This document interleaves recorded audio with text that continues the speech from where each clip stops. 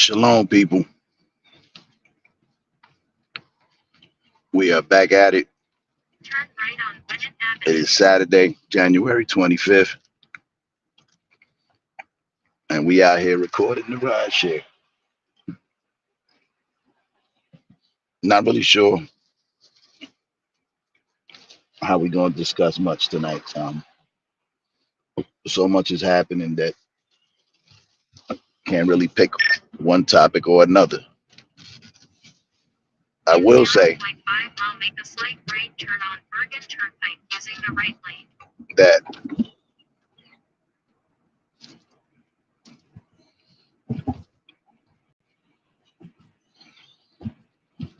America has never been more divided than it is right now, at least according to the narrative of the social media. My voice sounds terrible.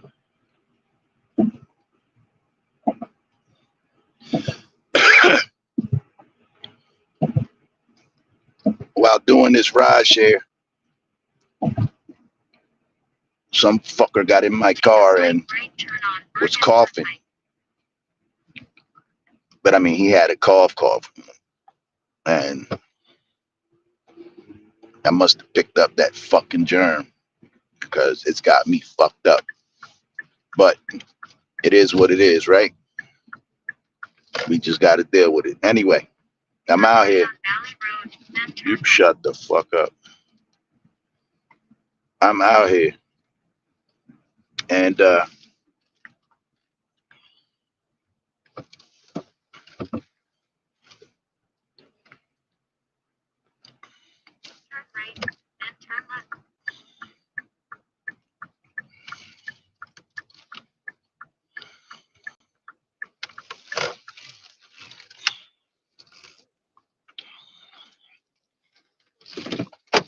eventually we're gonna have some shit to talk about.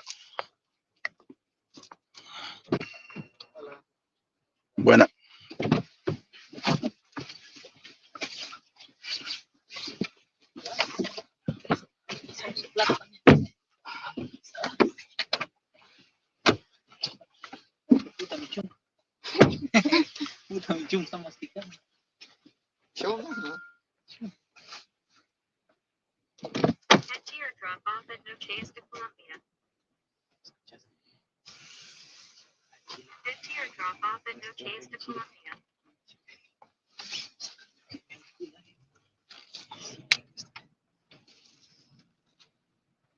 Please use your seatbelt for your safety.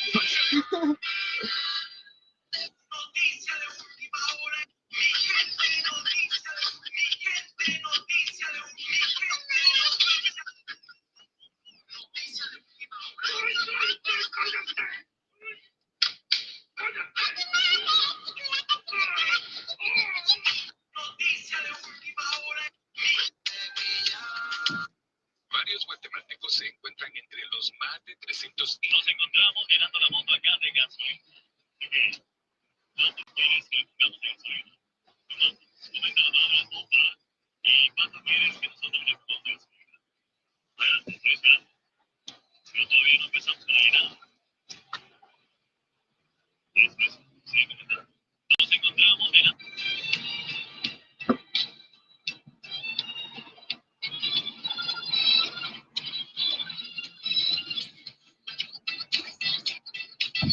Parece ser que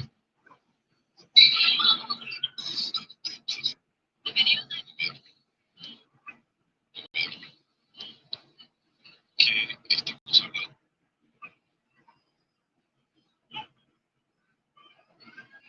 Nos va a llegar.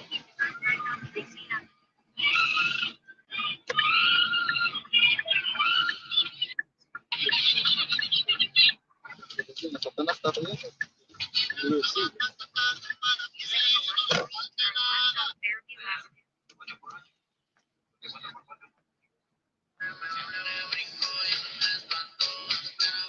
La gran puta. Así llegaron los verdaderos dueños de Estados Unidos. Perdón por la grosería, pero ahí me emociono.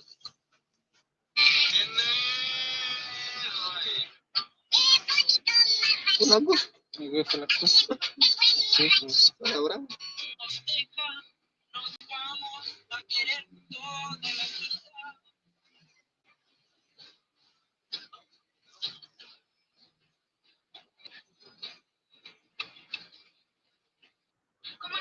Este mensaje va claro y directo para todos esos creadores de contenido e influencers hipócritas que apoyaron a Donald Trump. ¿Qué tú te quieres?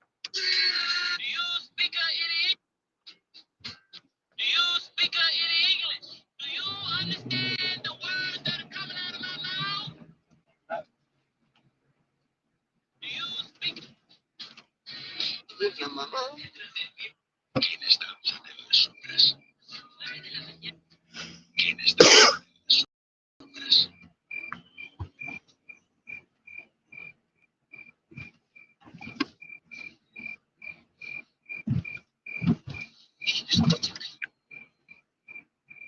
Todos sienten el teatro, aunque ninguno es un sensor. Escucha.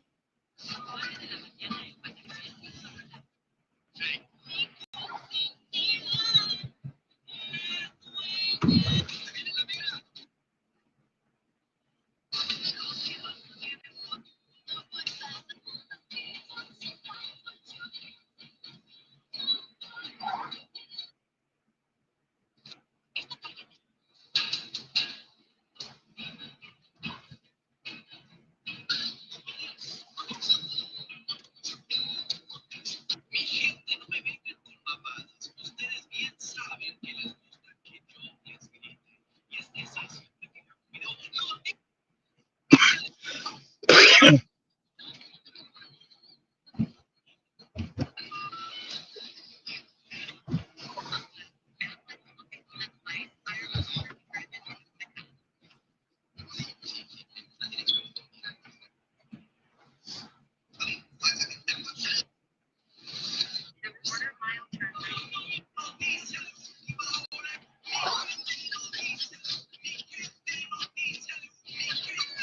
Yo cuando llegué al rancho con mi familia porque me deportaron.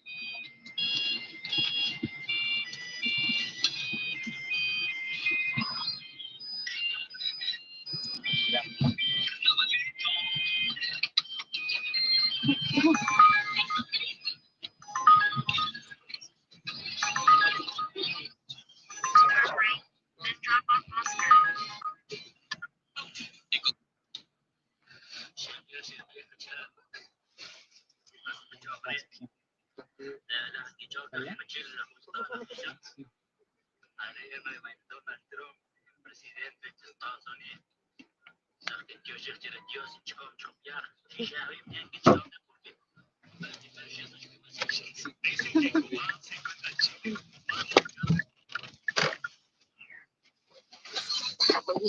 A la orden. Pasen buena noche. You're welcome.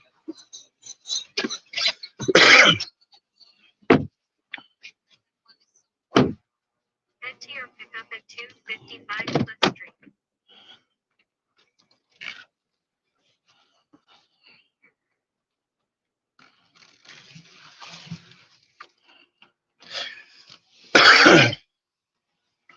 left on Bergenline Avenue, then proceed straight on Anderson Avenue.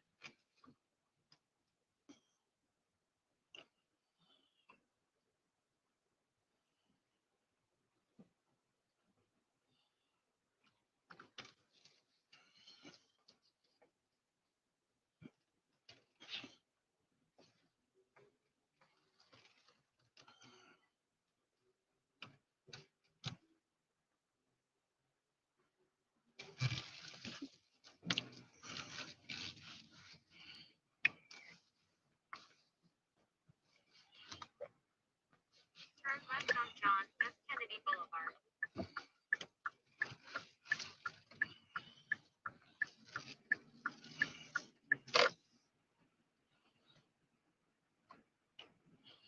Just ahead, make a slight right turn on 92nd Street using the right lane. New message from Ingrid. Palisades Park, New Jersey. Make a slight right turn on 92nd Street. All right, people. My apologies for the dead air. You know, par for the course, right? Like I said, there's a lot of shit happening, and I wouldn't even know where to begin. The reality, and I'm so fond of saying that, right?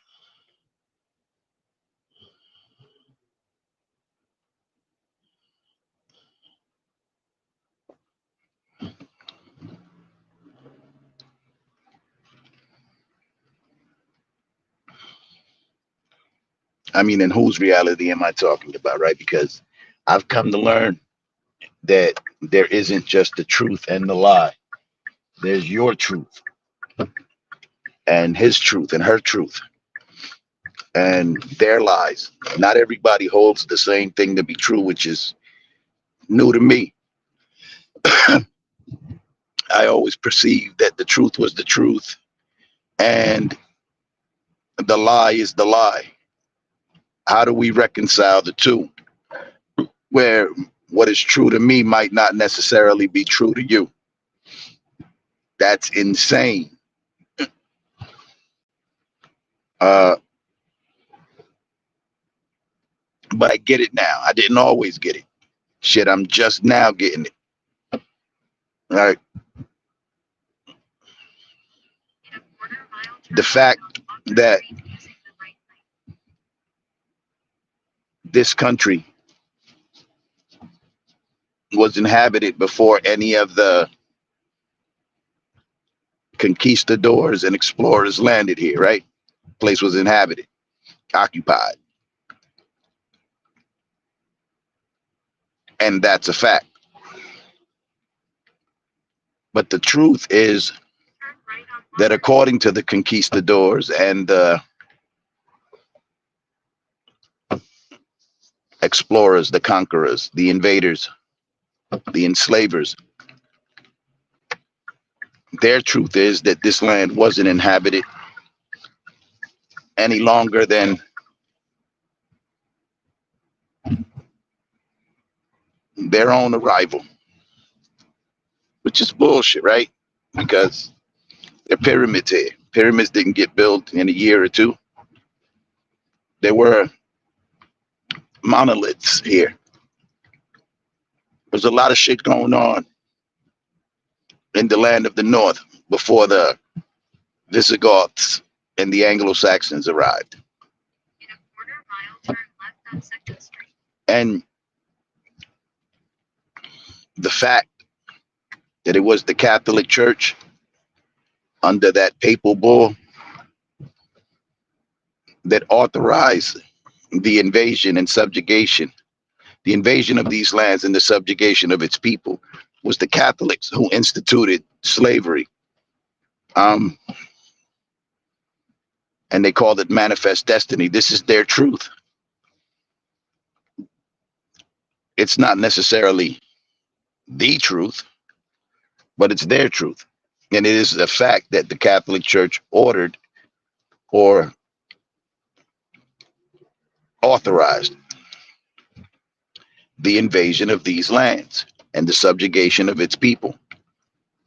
They authorized it. So I'm taken aback by how many Turn left on 2nd Street. Hispanic, Latino,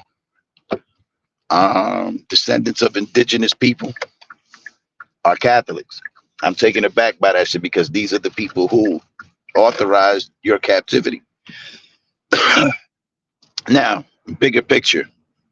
According to the curses in Deuteronomy, it was the Most High God of Abraham, Isaac, and Jacob that authorized your captivity, but he used them, and you people will die for this bullshit religion. And it's bullshit. It's not even a real religion. I mean, it's a real religion because religions are man-made, right? But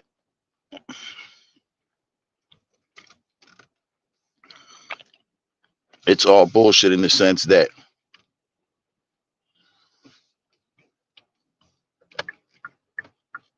it's idolatrous. It's anti-Christ. It's ungodly. There's nothing godly about Catholicism. That shit is not only rooted in paganism, but it's demonic. Now, how can I make that statement, right? Well, do your fucking research. I did. Just find out the roots. Go to it. Accept it. Anyway, I'm picking up. I get right back at you. Yes.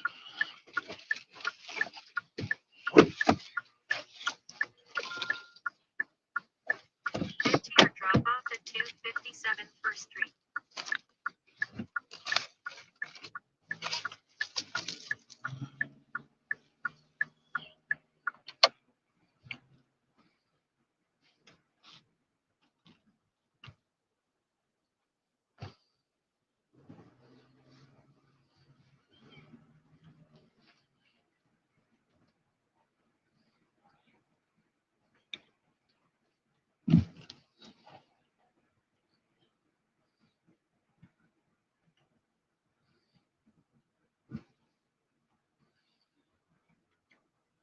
In a quarter mile, turn right on Bergen Boulevard.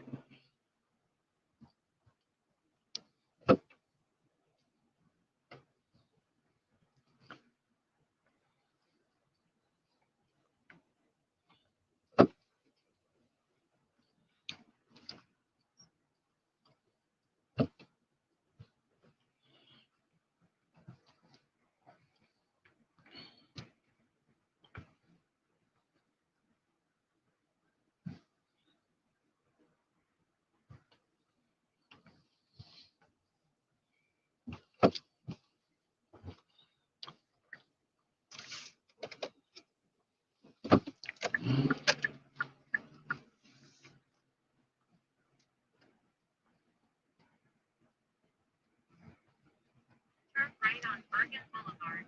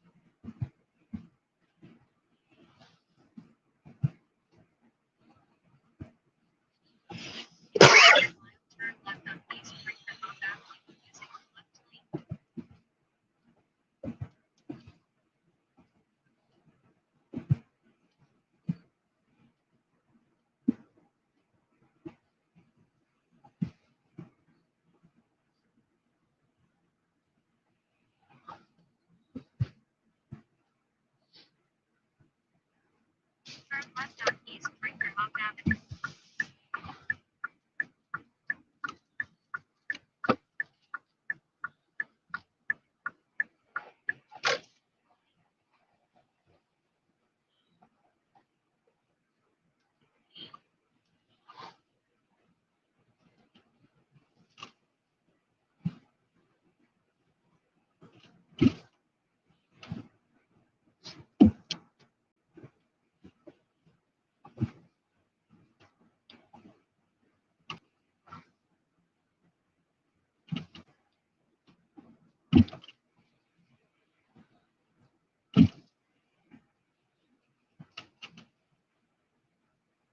In a quarter mile, turn right on First Street.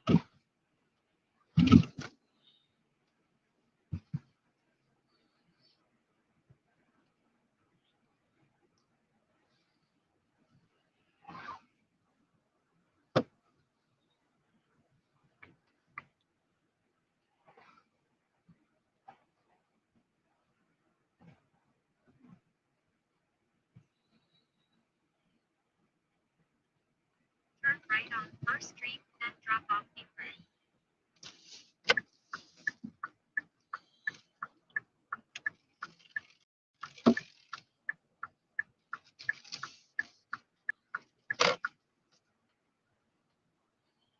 Drop off apron.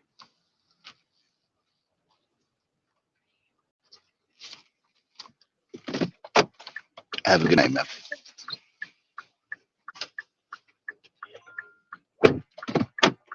Head to your pickup on Oakrest Avenue.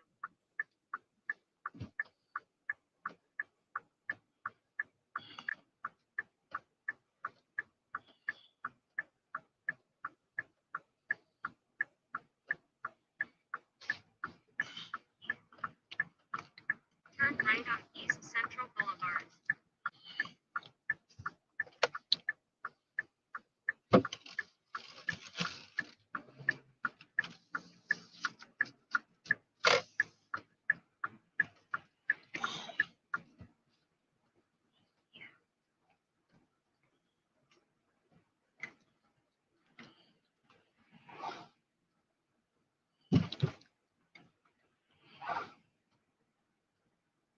Michael, New York Times, Wednesday, July the 20th, 1921.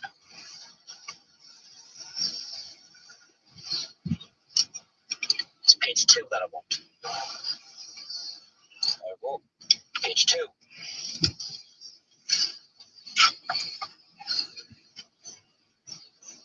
Page 2.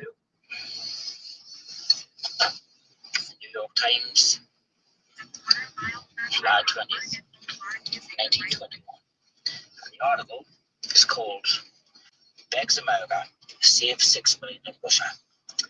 Massacre threatens all Jews as Soviet power wields, declares Kremlin, Romania for aid. Look at that. Russia's 6 million Jews are facing extermination by massacre. As the famine is spreading, the counter-revolutionary movement is gaining, and the Soviets' control is waning. Oh, this is one of the biggest articles a lot. This is 1921, 12 years before Adolf Hitler ever set foot in the government. Look at that.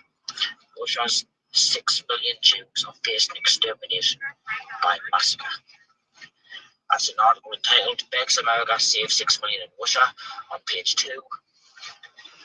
New York Times, Wednesday, July 20th, 1921.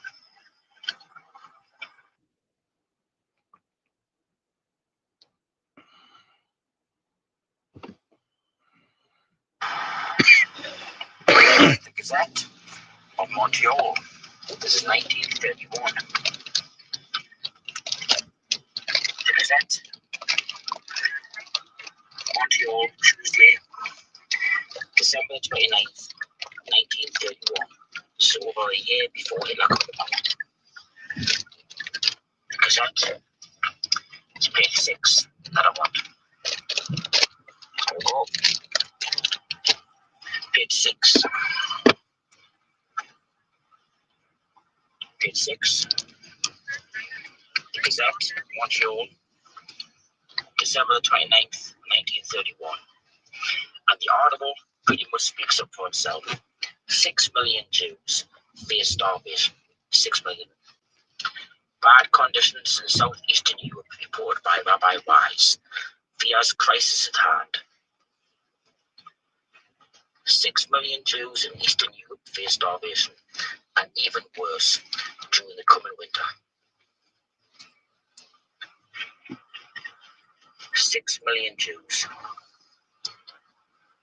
I'll give you a look at the rest of the article.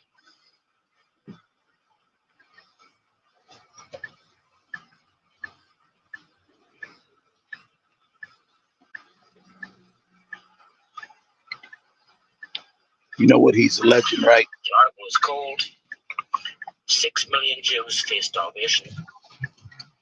The Gazette of Montreal. 1931. 1931. 1.5 years before Adolf Hitler ever set foot in the government. So he's basically saying that the 6 million Jews were already starving and Hitler had nothing to do with it. This is the next newspaper. This is New York Times again. There we go. New York Times. This is dated 1936, Sunday, May 31st, 1936. This does not say the 6 million Jews, but it does say Holocaust. New York Times. This is for educational purposes only, not for entertainment, for education. The fair use doctrine, for commentary and educational purposes. Check it out. What he's saying is that those 6 million Jews that perished because they were starving long before Hitler came in. And not long before, but long before. Did all of that Holocaust with the Germans, all that other shit. Anyway, just listen. It's page 14 that I want. There we go.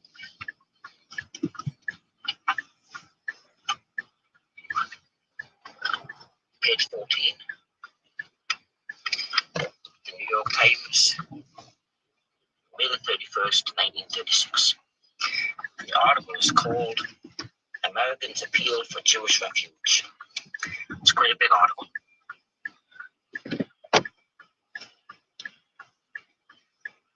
What's along here? Yeah. The petition expressed the opinion of enlightened Christian leadership in the United States favored a larger Jewish immigration into Palestine, stressed the intolerable sufferings of the millions of Jews in the European Holocaust. The European Holocaust in 1936, before the Second World War even started.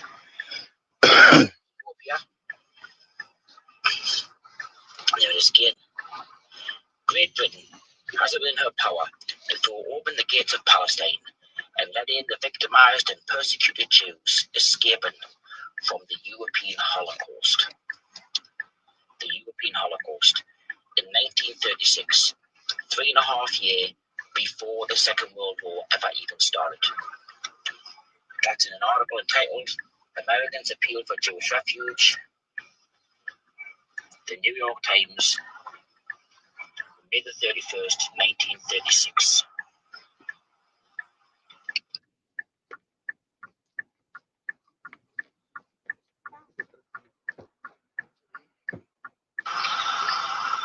Here's the next newspaper. This is New York Times again.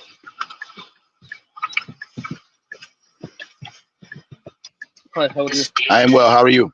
I'm good. February the 23rd, 1938. This is before the Second World War started. About a year and a half. The New York Times. 280 John. It's page 23 that I want. There you go.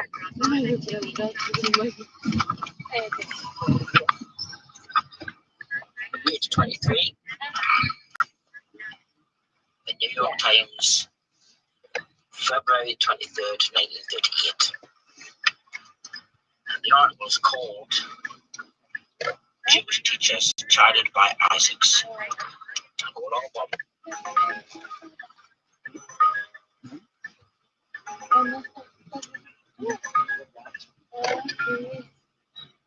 And it's Jewish tragedy pictured.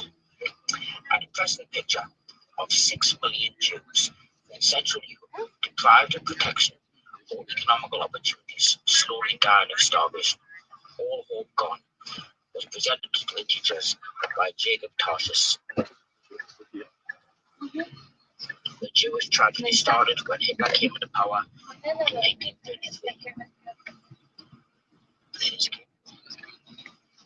6 million Jews in Central Europe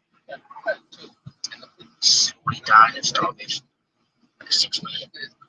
This in 1938. Jewish teachers chided by Isaacs. New York Times, February 23rd, 1938. A year and a half before the Second World War even started. Listo para hacer mis cosas. A jugar, los llevo. Me emborracho, me cachan así borracho.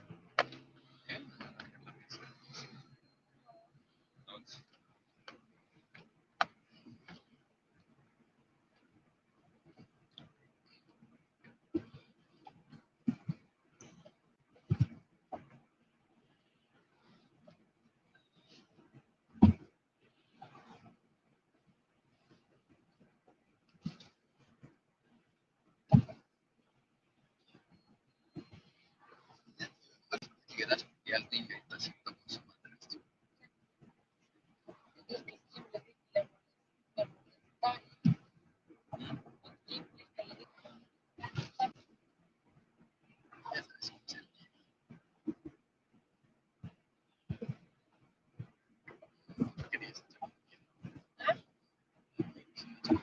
In a quarter-mile turn left on Walker Street using the left lane.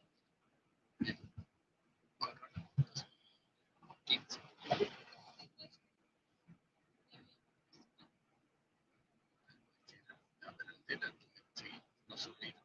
Decir, aquí, lo que cae, ¿no? Y ver lo que yo quiero, lo que ellos quieren. Turn left on Walker Street. Siempre este año ya salimos.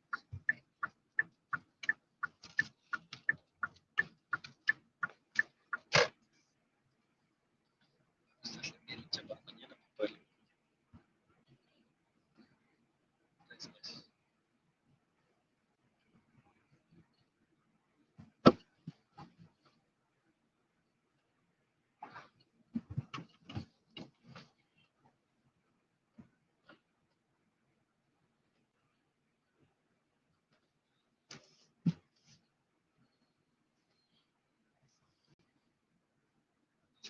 Michael, que no es simples.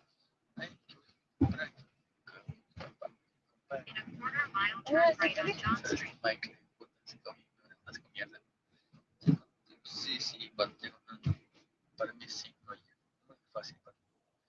Si Michael me cuenta que me hace así, 0 te van y 50, no puedes, porque no puedes. Aunque le digas que a él no le importa, te va a decir que no.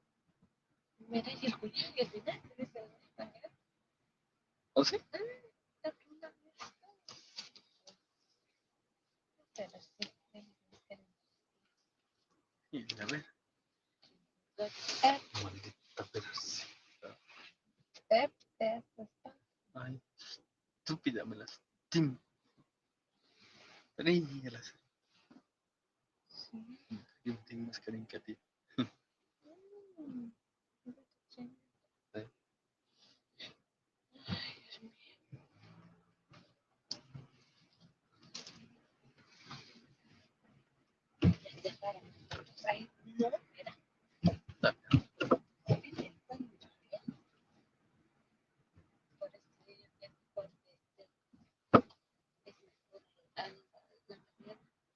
Hace pupusas ahí. Turn right on John Street and drop Drop off Marcos.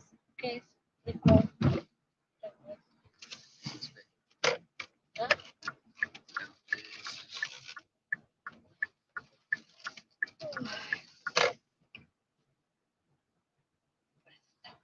Drop off Marcos. On your left, please.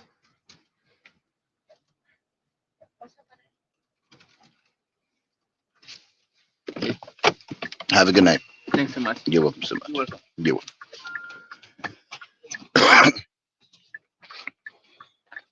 Enter your pickup on County Highway 27.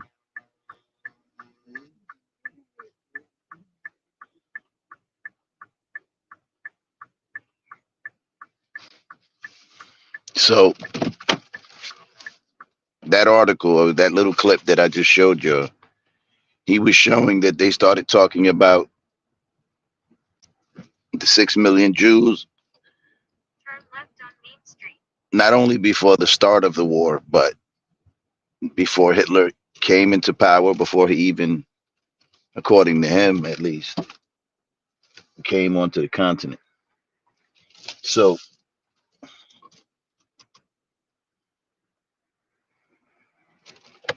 it sounds to me like propaganda at its best now. I'm showing that clip under the fair use doctrine, right? For educational purposes only. So YouTube can't really take it down with their anti-Semitic asses.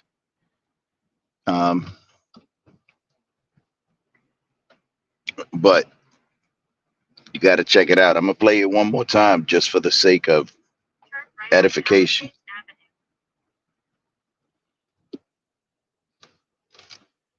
Avenue. This is 1921. I go.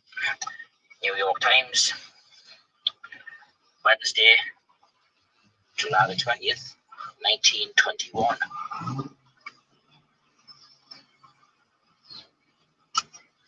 It's page 2 that I want. There we go. Page 2. Turn right on Walnut. Page 2. New York Times, July 20th, 1921. The article is called Begs America, Save 6 Million of Russia. Massacre threatens all Jews as Soviet power wanes, declares Kreinin, company affiliate. Look at that. Russia's 6 million Jews are facing extermination by massacre.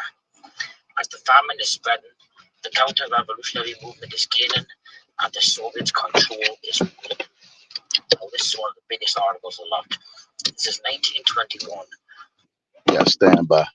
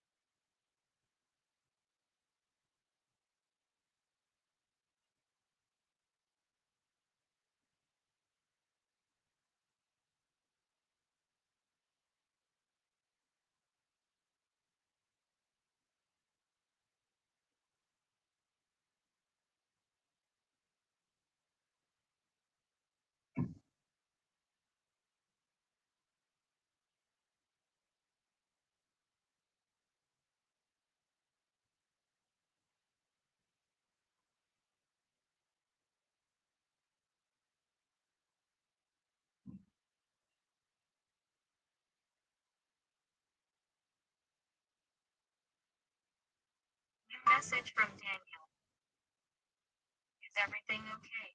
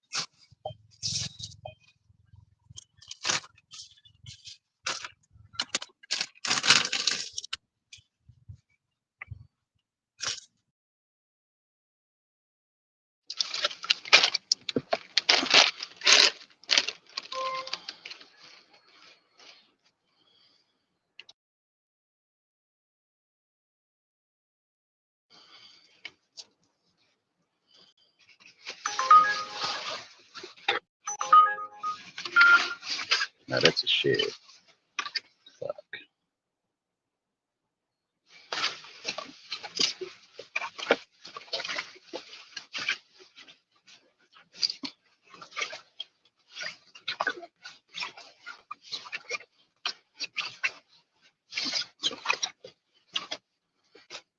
All right, my bad. Let's go back to it. I want y'all to listen. This is 1921. There you go. New York Times, Wednesday, July the 20th, 1921.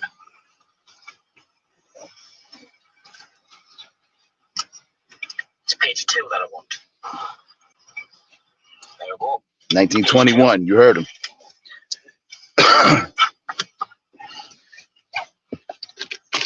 Page 2. New York Times, July 20th, 1921. And the article is called Begs America, Save 6 Million in Russia. Massacre threatens all Jews as Soviet power wanes, declares Krinin, coming here for aid. Look at that. Russia's 6 million Jews are facing extermination by massacre. As the famine is spreading, the counter-revolutionary movement is gaining, and the Soviets' control is waning. Well, this is one of the biggest articles unlocked. This is 1921, 12 years before Adolf Hitler ever set foot in the government. Look at that. Russia's 6 million Jews are facing extermination by massacre. That's an article entitled Begs America Save 6 Million in Russia on page 2 in the New York Times, Wednesday, July 20th, 1921.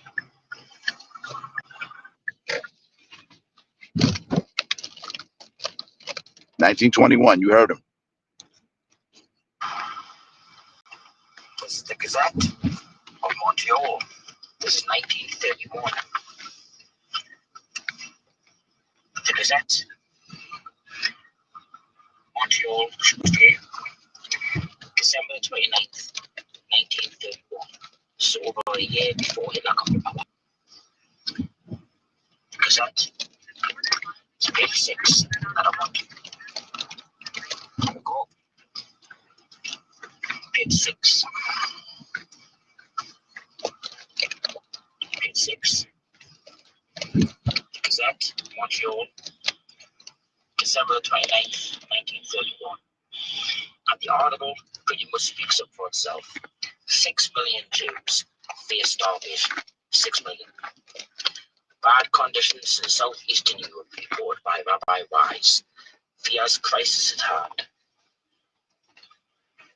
6 million Jews in Eastern Europe face starvation, and even worse during the coming winter. 6 million Jews. I'll give you a look at the rest of the article.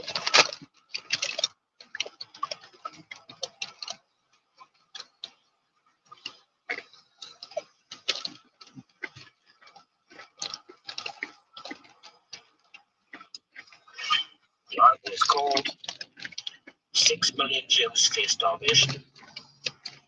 The Gazette of Montreal, December 29th, 1931. 1.5 years before Adolf Hitler ever set foot in the government.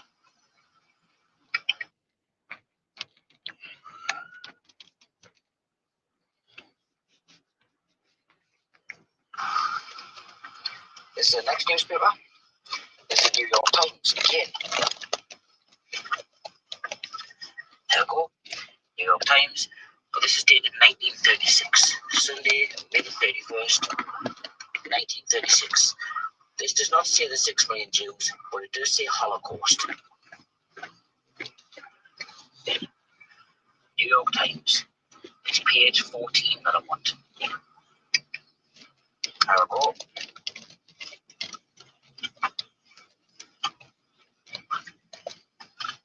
Page 14. New York Times. May the 31st, 1936. The article is called Americans Appeal for Jewish Refuge. It's quite a big article.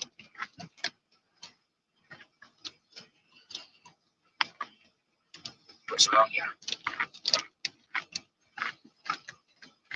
Yeah. The petition that expressed the opinion of enlightened Christian leadership in the United States favored a larger Jewish immigration to Palestine, stressed the intolerable sufferings of the millions of Jews in the European Holocaust. The European Holocaust in 1936, before the Second World War even started. Ethiopia. There it is again. Great Britain has it in her power to throw open the gates of Palestine and let the victimized and persecuted Jews escaping from the European Holocaust. The European Holocaust in 1936, 3.5 years before the Second World War ever even started. That's an article entitled Americans Appeal for Jewish Refuge. The New York Times, May the 31st, 1936.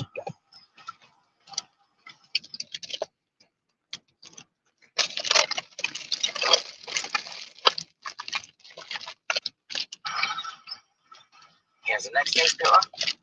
It's the New York Times again.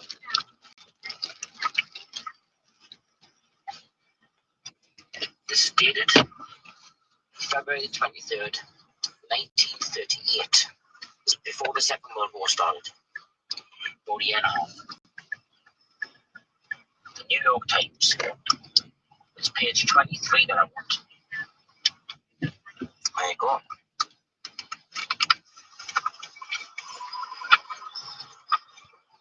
Page 23. The New York Times. February 23rd, 1938. The article is called Jewish Teachers, Charted by Isaacs. I'll go along above.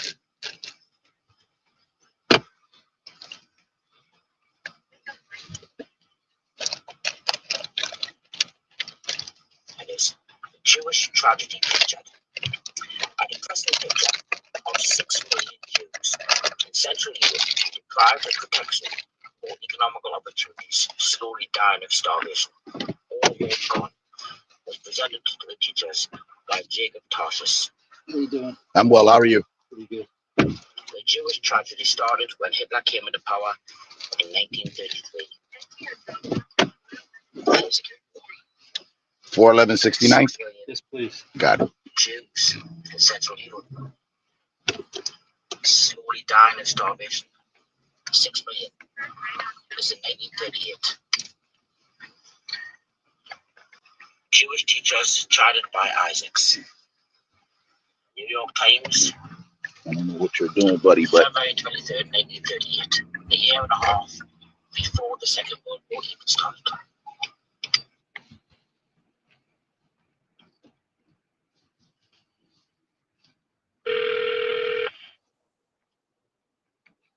Y'all see the new TikTok update?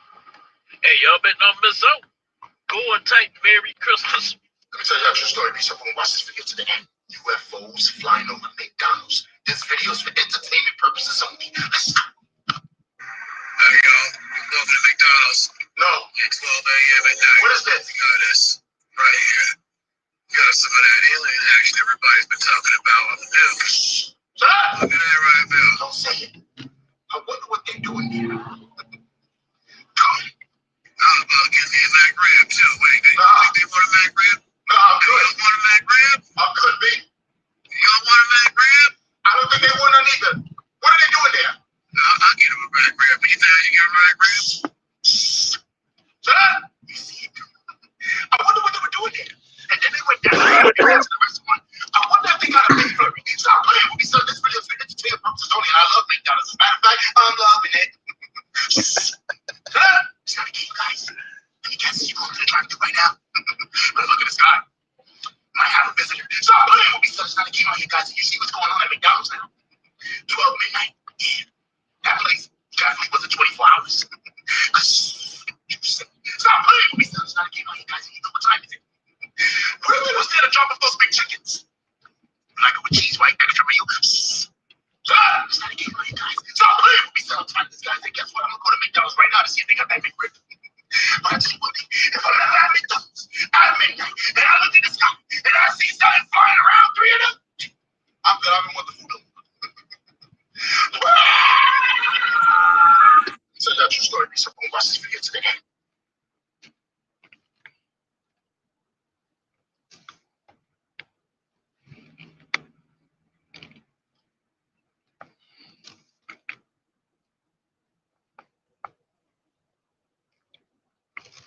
what are you doing?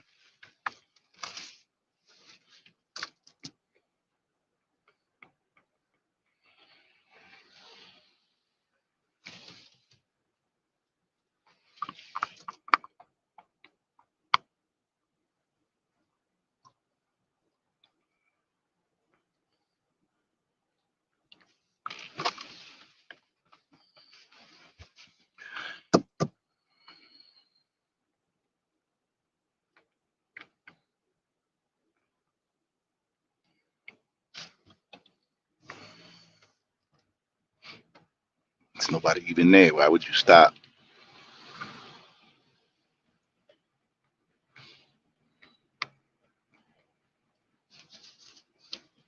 Why is nobody talking about this? But the 14th Amendment actually states all persons born or naturalized in the United States and subject to the jurisdiction thereof are citizens of the United States. The addition of the language and subject to the jurisdiction thereof is the key to understanding why birthright citizenship, as it is applied in modern times, is not justified by the 14th Amendment and not. is unconstitutional. It There is. is evidence to this as well. When you look at the congressional record at the debate of the 14th Amendment, you see that the authors of the 14th Amendment, specifically Senator Howard from Michigan, establishes the understanding of the term and subject to the jurisdiction thereof. In this congressional record, it says, this will not, of course, include persons born in the United States who are foreigners, aliens, who belong to the families of ambassadors or foreign ministers accredited to the government of the United States, subject to the jurisdiction thereof, by the intent of the drafters of the 14th Amendment. Language means that you don't get to come on a visitor's visa, you're not a foreigner, on our soil, dropping a baby, and calling it a under proper application of constitutional law principles. If you are confused about the term in the Constitution, you don't get to go to the courts and make it up. The first place you have to go is the intent of the drafters. The intent of the drafters is recorded in congressional law. Birthright citizenship is not an intention of the 14th Amendment. It is an invention of activist judges. The That's 14th right. Amendment That's right. actually states Matter of fact, let's hear that all again. persons born or naturalized in the United States and subject to the jurisdiction thereof are citizens of the United States. The addition of the language and subject to the jurisdiction thereof is the key to understanding why birthright citizenship, as it is applied in modern times, is not justified by the 14th Amendment and is unconstitutional. There is evidence to this as well. When you look at the congressional record at the debate of the 14th Amendment, you see that the authors of the 14th Amendment, specifically Senator Howard from Michigan, establishes the understanding of the term and subject to the jurisdiction thereof. In this congressional record, it says, this will not, of course, include persons born in the United States who are foreigners, aliens, who belong to the families of ambassadors or foreign ministers accredited to the government of the United States, subject to the jurisdiction thereof, by the intent of the drafters of the 14th Amendment. Language means that you don't get to come on a visitor's visa, you're not a foreigner, on our soil, dropping a baby, and calling it a man. Under proper application of constitutional law principles. If you are confused about the term within the Constitution, you don't get to go to the courts and make it up. The first place you have to go is the intent of the drafters. The intent of the drafters is recorded in congressional record. Birthright citizenship is not an intention of the 14th Amendment. It is an invention of activist judges. That's The right. So I just came across this profile. I'm mad I did not know about this profile. I'm gonna keep it real. And it's crazy how the algorithm out of every number of accounts I've ever made that I am now coming across. It gets to a point where why have I never heard of this guy who has 1.1 million followers? And I'm watching the story tomorrow, and I am compelled to watch the whole one. And it's this girl 2 years ago who stayed at Ismo's house, and now she's back, healthier, off drugs, and in this whole montage of this 10 to 20 minute video, you're watching the service this man gives out. So much to the fact that his service touched the heart of this woman. And now she wants to become a person of service as well. And it's clean. And I immediately followed you. I mean, it's just people like this guy, he can't even rap. Yeah, that boy started rapping about the whole United. Yeah, you ready me for the boyfriend package? What the fuck? Finally, something in Anaheim happens.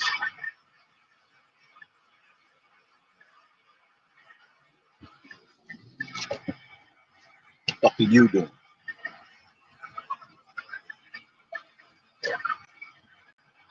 What the fuck is that?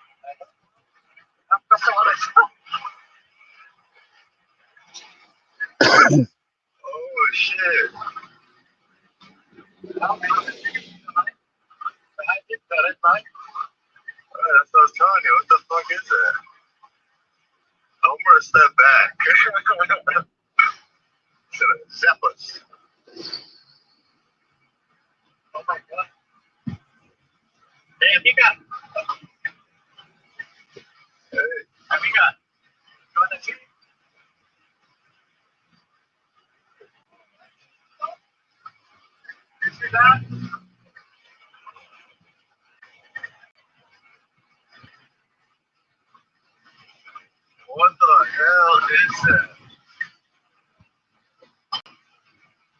Holy shit! What the fuck?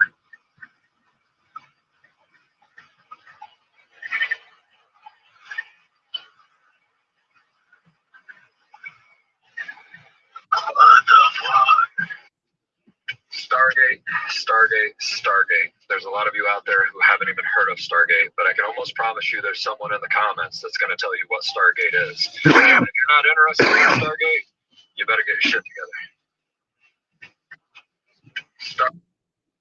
And pop goes. Did you know this episode will hit close to home if you're Gen X? It's about a product that will bring back good and not so good memories. The company that created it was founded in 1933, but 35 years later, Mogan David would begin producing something that would be a part of Gen X coming of age. Interestingly enough, while we were still kids in the 70s, Coca-Cola New York acquired Mogan David.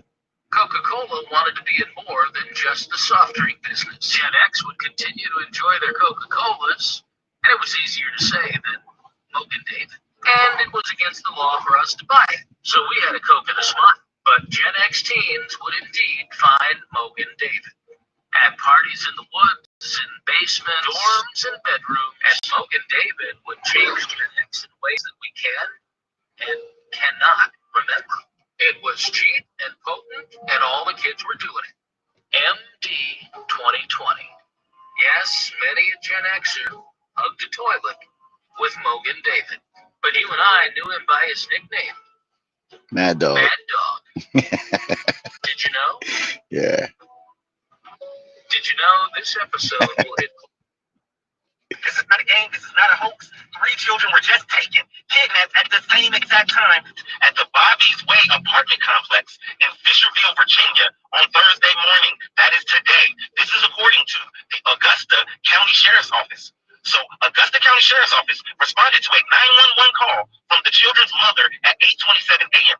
The 3 children were waiting for the bus when a black 4-door vehicle pulled up to the bus stop and took all 3 children at the same time. This is a parent's worst nightmare. All 3 babies were snatched at the same time this morning. We need to react TikTok. We need to spread this and get people looking. Jamarcus Lewis, these black teens, Jemiah Lewis, 8, Talia Lewis, 6. So we have a 10-year-old, an 8-year-old, and a 6-year-old. Both Jemiah and Talia were both wearing pink jackets, while Jamarcus was wearing a black and dark blue jacket with neon zippers, is what the Augusta County Sheriff's Office said. They were taken approximately at 7. The last time they were seen was approximately at 7:40 a.m. at the bus stop. So guys, this is what internet's for, what the satellites are for.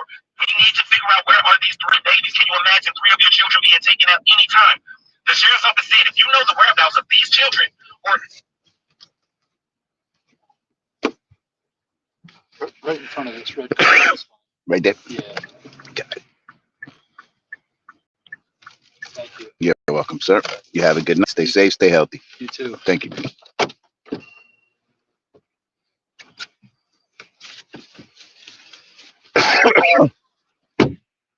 seeing a black vehicle in this vicinity picking up the 3 children, please call the Augusta County Sheriff's Office at 540-245-5333.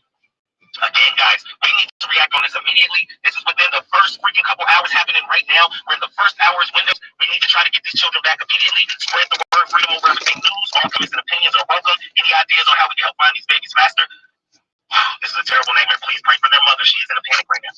Have a good day. It's the second time I got told by you guys today that I was possibly at the fair. You guys must be really getting pissed off at me. I know where you were going with. I know where you're going with that, dude. I know. Me telling somebody their rights and everything, though, is not considered fair. That would never fly in the court of law. I just told you you're able to film. I know, but you were 100% fine to talk. Okay, I was talking about the one moment when we were all standing there. Okay, and then you proceeded to step forward into what we were doing. He wasn't under arrest. He was free to go. I can do that. Yeah, he's free to go. Yeah, he's not even detained. If he was detained, I could see you tell me to step back and interfering, but I wasn't. But he's not. If he's not detained, you can't tell me to step back. No one's flexing any right. Oh, you did though. You flexed your badge. You flexed your badge. So, I asked you to step back. That's all I did. I know. Okay. Yeah. That's it.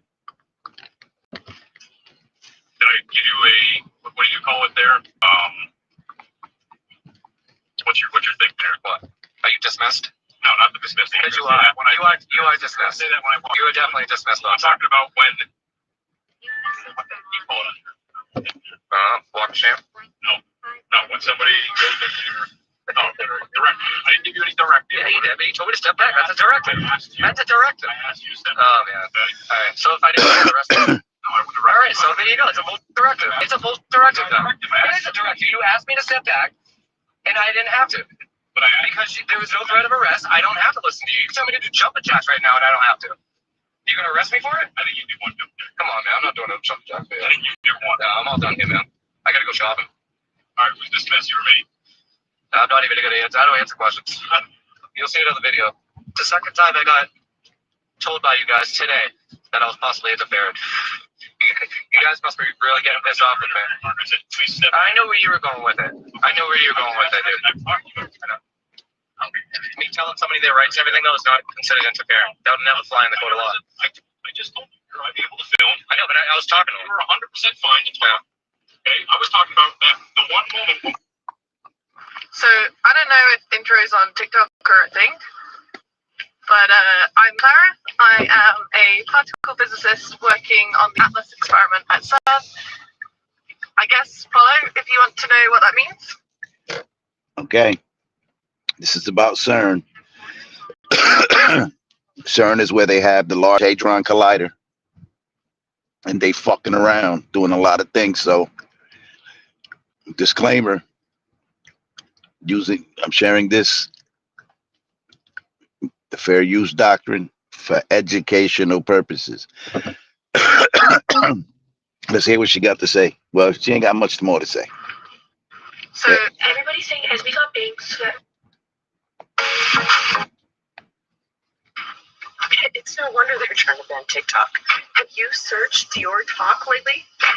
People just know too much on this app. People are finding out way too much. And Dior Talk is taking it to a whole nother level. So get up in that search bar, search Dior bags. You'll see what I'm talking about. It's no Foodaholics, check out this place called Craft Burger. I just came from shooting with the team and saw this place randomly. They have 5 locations. I looked in the back and saw them making their almost famous chicken. I'm gonna come back. Nope. My bad, people. Where's your pistol at on my side? Okay. So put your hands on top of the vehicle, boy.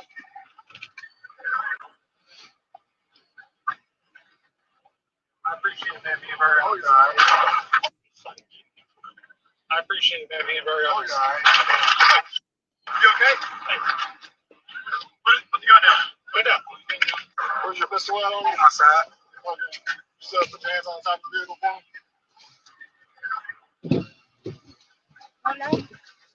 Hola. I appreciate it, man, being very honest. I appreciate it, man, being very honest. You okay? Hey. Put the gun down. Put it down. Where's your pistol at on my side? Okay. So put your hands on top of the vehicle, boy. I appreciate it, man, being very honest. No, I appreciate it, man, no, being very no, honest. no. You okay? Hey. Dale, échate y es. Put the gun down. Put it down. Where's your pistol at on my side? Okay. So put your hands on. We got a best damn player in the game. These other motherfuckers ain't nearly the same.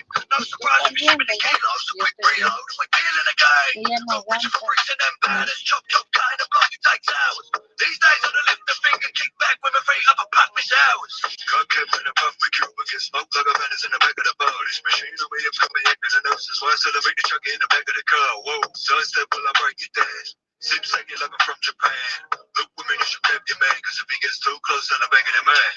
We got the best damn beer in the game. So you're telling me this guy flew over the ice wall with a jet he'd stolen from the research facility he worked for, and not only found this dark continent with zero sunlight, but encountered an anatomically derivative species of humans. And because he allegedly streamed it live, you just take it as irrefutable evidence that it's true. Not at all. Look, after I went down this rabbit hole, I realized that I just had to go ahead and see it for myself. And I mean, look, say what you want, but John Hemington was never seen again, okay?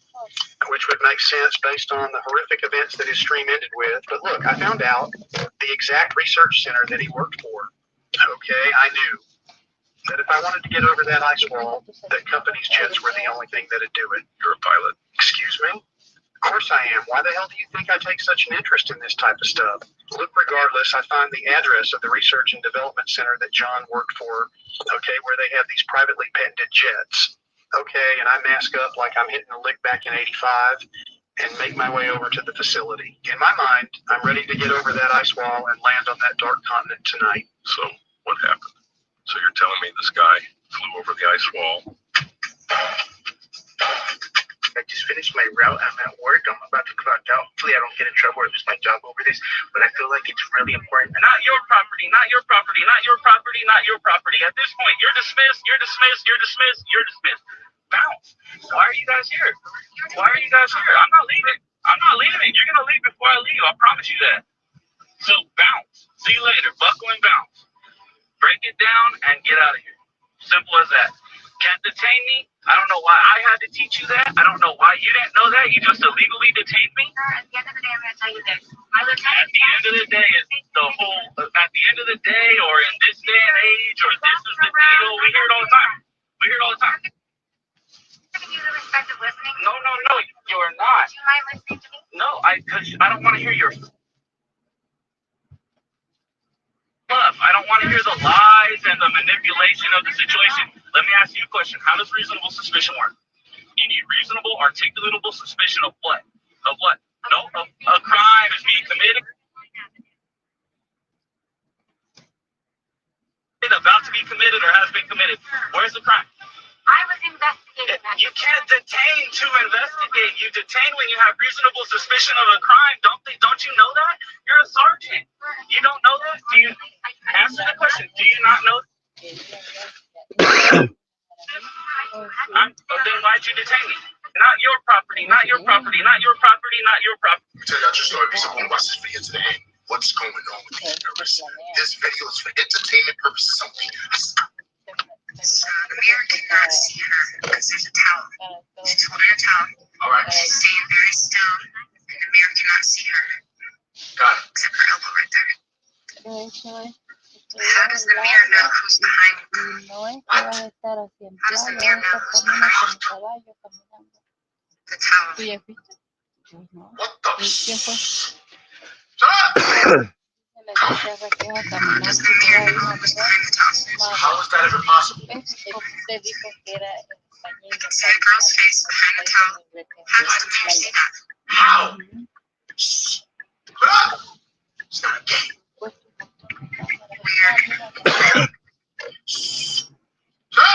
What's going on here, guys? So you're telling me if I put a towel over my mirror and somebody's next to me, they'll still be able to see who's behind that towel? Stop playing with me, son. This video is for entertainment purposes. I don't know what the hell they talking about. I don't even know if that's true. I'm about to try it out myself. What these mirrors? Stop playing with me, son. I can't even say it, guys. I'm not going to say it. Check your mirrors out. Check it. And I've seen multiple videos before where people.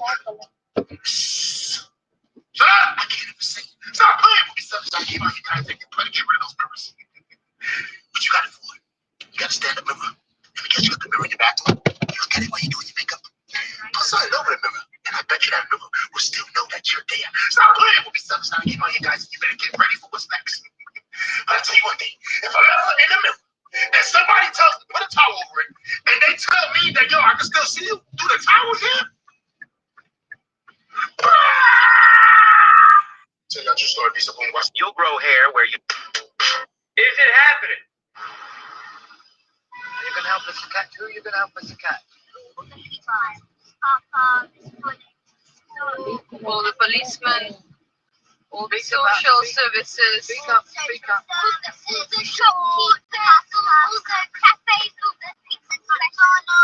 did you mention just now? Who, cat, what? Cat. Who's cat? What is cat? But he says, call you and your sister doing teacher shit. Yeah. Then he asked me, who taught you to do this? who done this? And then we were, but then we told him it was a dad, and then,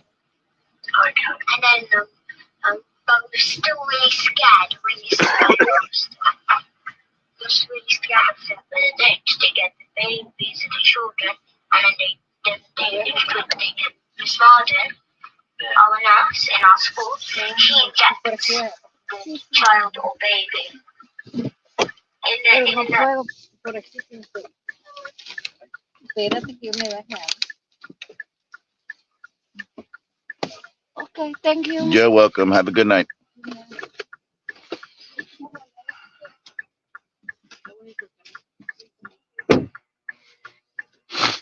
This shit is crazy. Listen to these little devils. And because I saw her doing it. How did you see her doing it? Because I saw her in the staff room. She was getting this. So she got this injection, and she didn't. So the baby was there, just sitting on the table. I was just laughing there, and after she just injected her, and I was just like, it's a feeling to make that shit. Yes, and the skulls of the babies, the skulls. Yeah. Yes, they get the skulls, and they make holes. They make a hole with a driller. So they make a hole in, and they tie string around, and then they put it all around the body, but they're naked, and they got this tattoo on the private with like little piercings. Okay. Not like earrings, but like little gold piercings around their private, and they all dance around with skulls on in the church there. Okay. So they, Like my children, 8 and 9.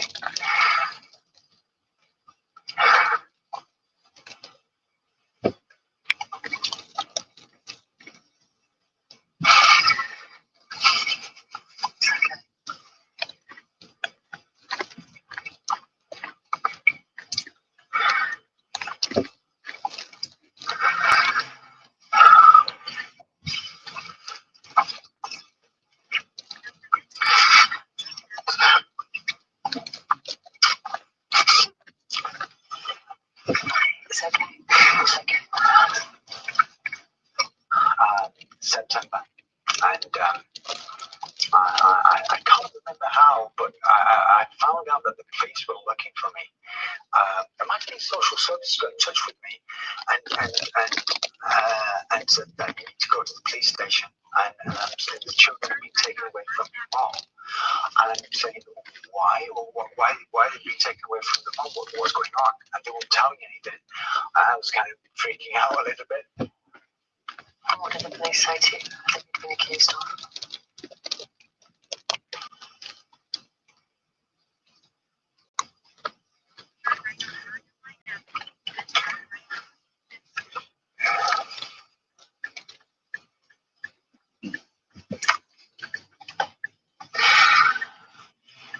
They said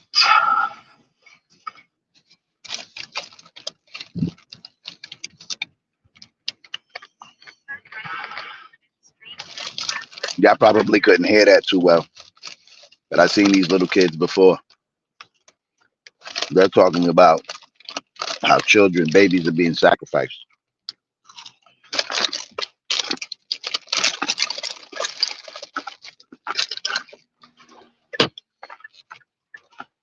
And I don't know if anyone believed them or not, but this shit is crazy. Just remember, the truth is much stranger than fiction. It's easier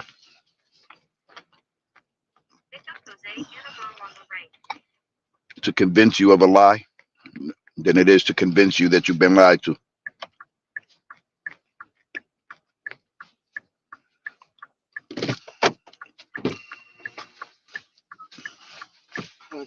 Hello, how are you?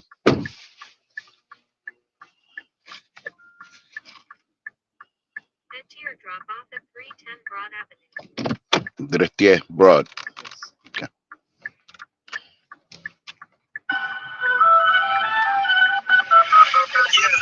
They want to know how to get like me. Dreams so big that I cannot sleep. But predatory species of humans beyond the ice wall. You're telling me Richard Constantine conquered the lands distance within the ice wall because he was running from what was on the outside. Look, I told you, outside the ice wall, in the outer lands, there are hundreds of other continents, countries, land masses. The ancestral lands are where our conquerors came from, but the land of Panthea is who they were running from. Panthea?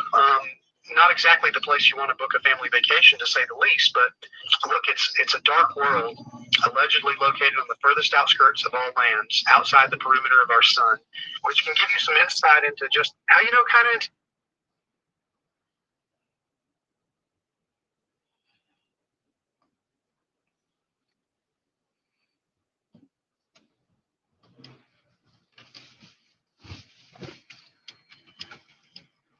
intimidating these people actually are. We're talking about a group of humans with profound genetic differentiations based on their environment. Their retinas are entirely geared toward nocturnal vision. They have zero sunlight. They've evolved into borderline psychic levels of environmental awareness, okay? If one of these things wanted to hunt you and your family down, you'd never even see it coming. So what happened? Why were the ancestral families running from the predatory species of humans beyond the ice wall? You're telling me?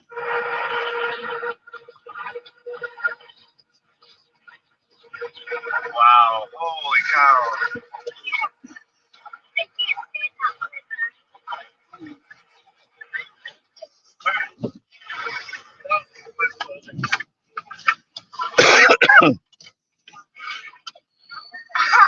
Girl, back up. Holy crap. Guys, middle room now.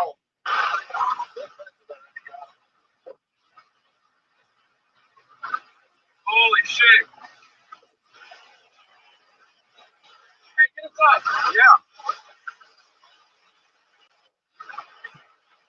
Holy shit.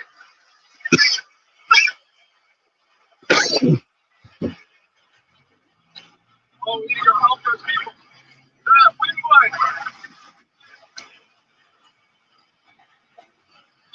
Holy fuck.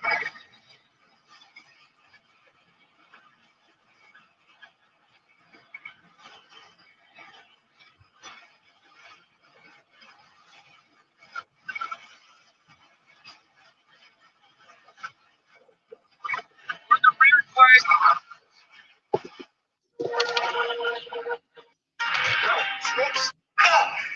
Y'all see Bull on your all that? Hi.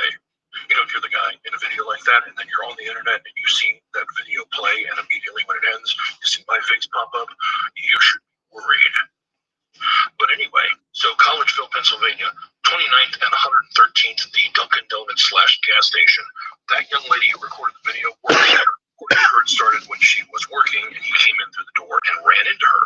He was in a hurry and bumped into her, and she said, "Hey, you ran into me," and his response was to start hurling racial slurs at her. But not just that, he also followed that up with, "I will hang you outside of this store," the white man said to the young black woman. That prompted her to start recording, and when she did, you saw what happened. He walked up and punched her in the back of the head, resulting in her going to the hospital and finding out she had a concussion. So, Collegeville, Pennsylvania. Who is this? Because some police officers would very much like to have a conversation.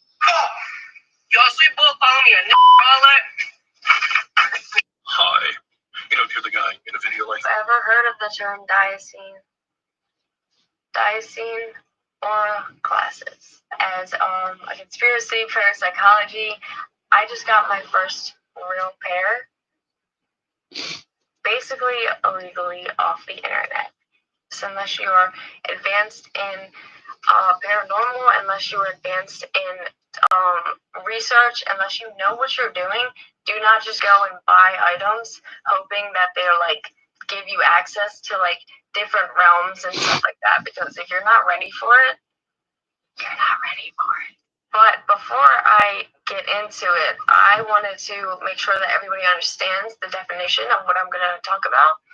And I'm going to put it up here just so you guys can get a little bit of background using them in the World War II.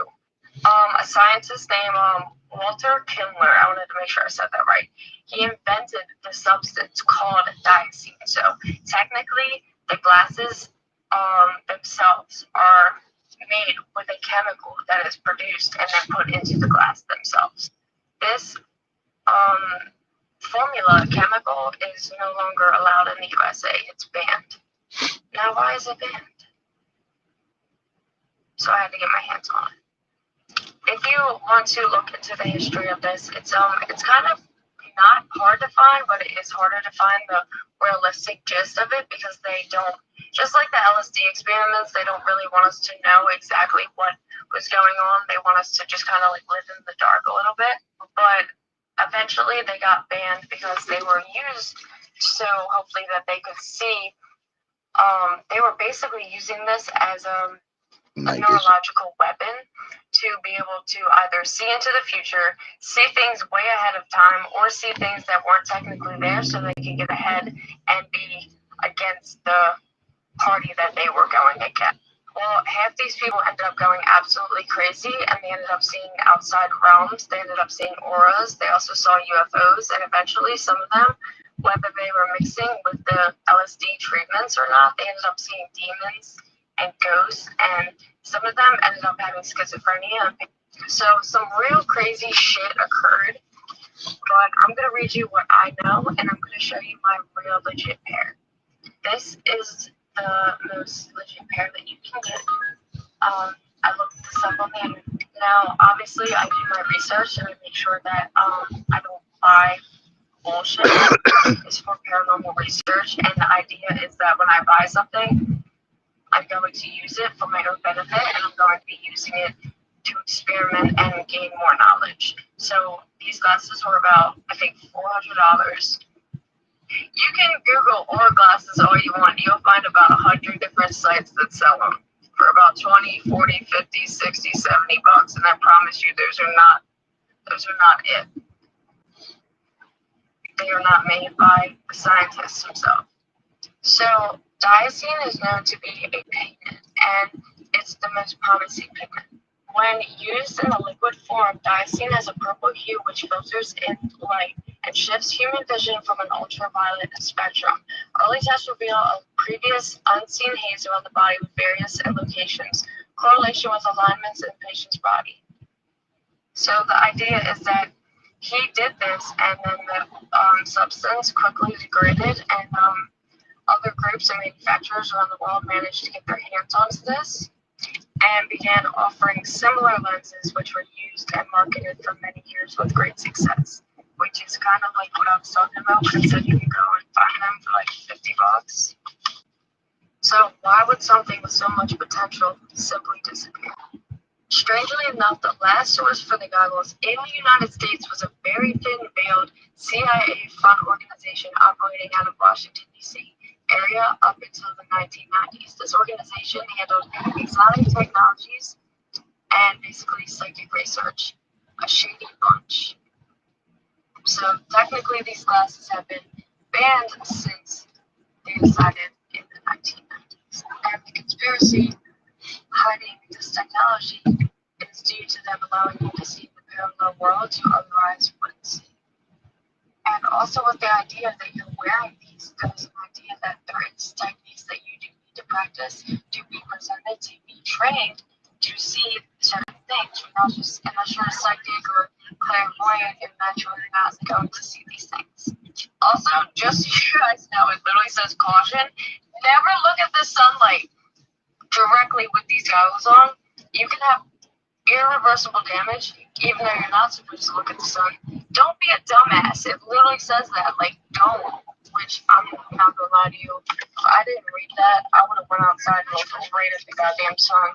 Just being in geomagnetic, energetic areas, it can have a real effect on these, and the environment is extending it to hands depending on who you are. And it says happy experimenting. It was supposed to have a range of 5,000 miles. Bird wanted a 5-person crew to be able to explore Antarctica for days without ever having to leave the vehicle. The snow cruiser was 56 feet long, 19 feet wide, and 16 feet tall. Smooth 10-foot-tall balloon tires were custom built to handle Antarctica's choppy ice and wide crevasses. The pair diesel engines powered 4 diesel-electric drivetrains, generating an intimidating 4-wheel drive machine. They ran a combined 300 horsepower and a maximum speed of 30 miles per hour.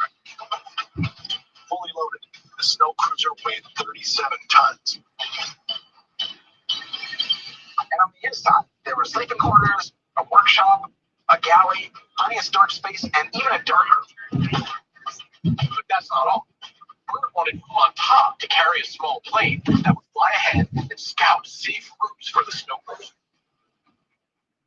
The snow cruiser cost $150,000, almost $3 million today. The price and the innovation of the design propelled the snow cruiser to instant fame. After narrowly escaping a crash upon arrival, the snow cruiser struggles to live up to its reputation. This thing weighed 37 tons. It was supposed to have a range.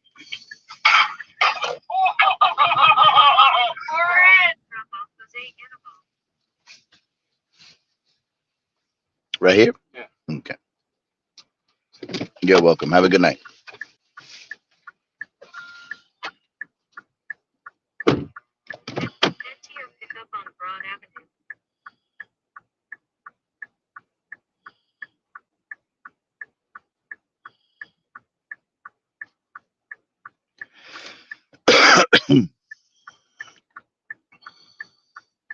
All right, let's see what this is. Oh my goodness. There's stuff in there. Look, there's stuff in there. Okay. All right, give me a They're second. just covered in concrete. Man.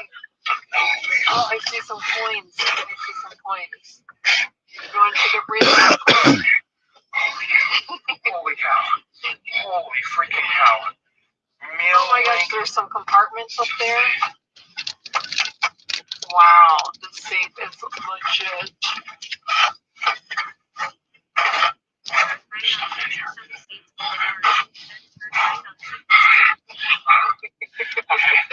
Okay, let's geez, I don't know. Look at all that concrete. Okay, let's move that. Do you think? Alright, there's stuff everywhere in here. Yeah, there is. We have to go through all this. Okay. What are those?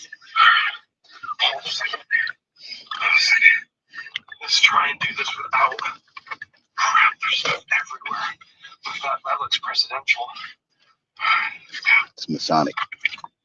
Sweet. Oh, wow. What are those? That was one of the 2000.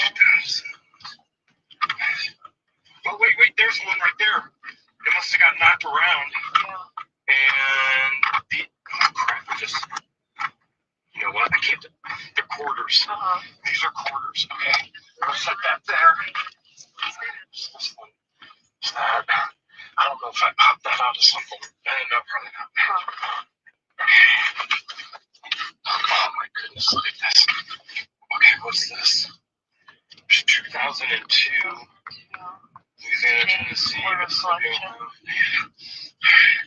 it's got like a. It's like a hologram effect.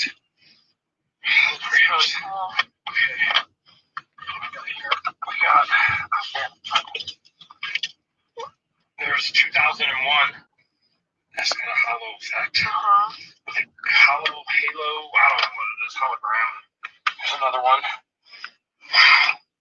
Check that out. Check that out. A 3-cent piece is down there. 2-cent piece.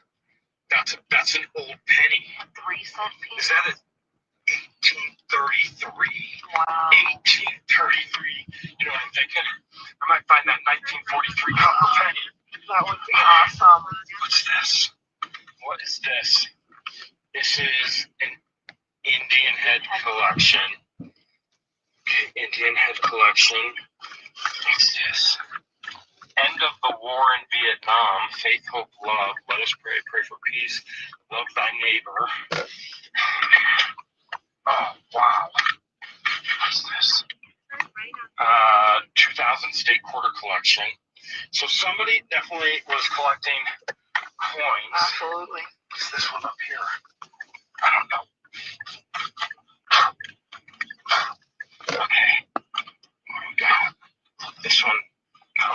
around 2. Check that out. Oh, wow. Man. Look at that. The colored ones. Colored. I've never seen those before. That's really cool. Wow. Okay. Alright. I don't want to mess these up, but we might have messed them up already. Banging. What's this? Okay. There's more. Check that out. Hello, how are you? Good, how are you? I'm well, thank you. It has their entire coin collection. Holy cow. 505 North Ave? Yeah. All right.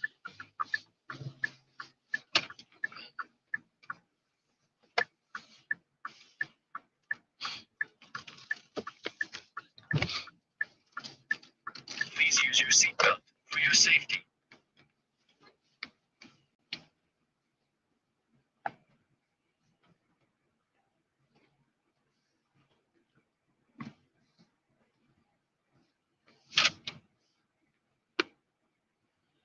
In a quarter-mile turn left on 6th Street.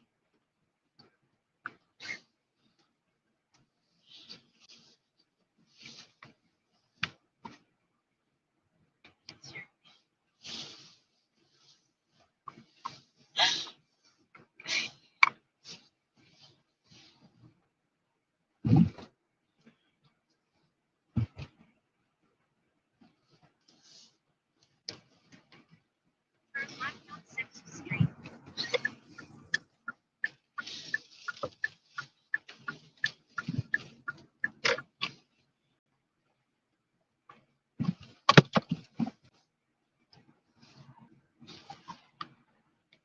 In a quarter-mile, keep left toward US Highway 1 North using the left lane.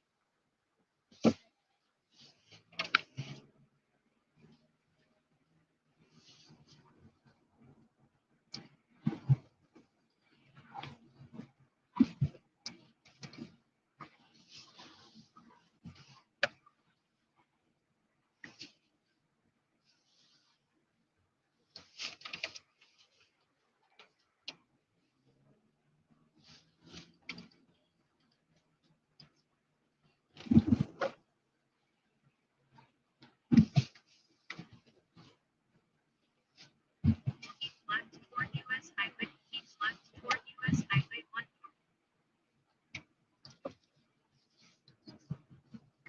In 0.5 mile, turn right on North Avenue.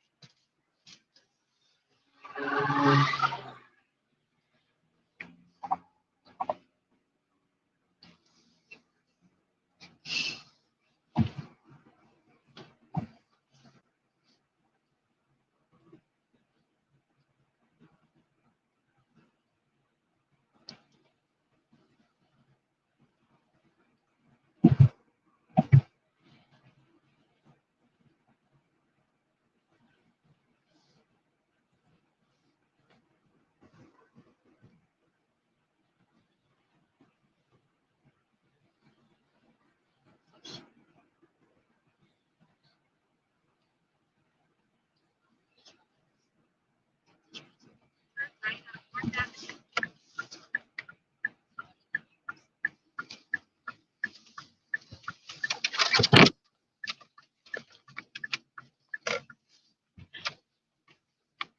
Feel like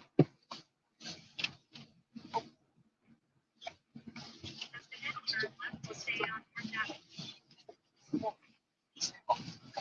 I was about to drive back to the place. Turn left to stay on North Avenue, then arrive at your destination.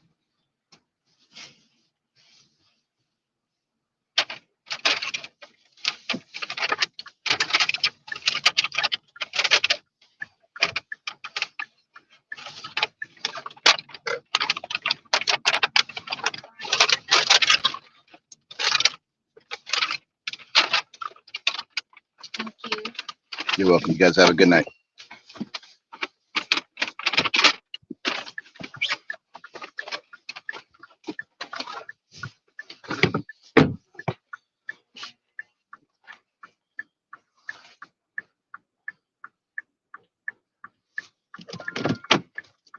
Head to your drop-off at 166 Lakeview Avenue.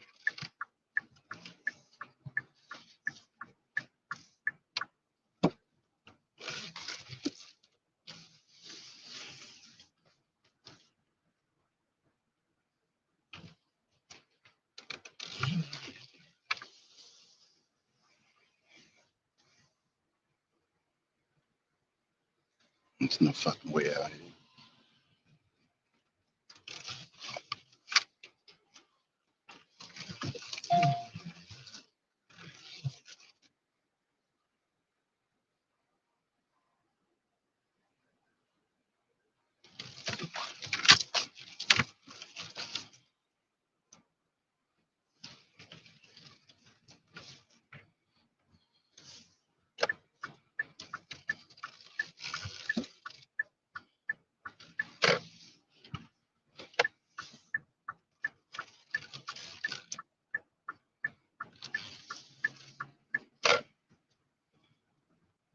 Turn left to stay on North Avenue, then turn left on John Street.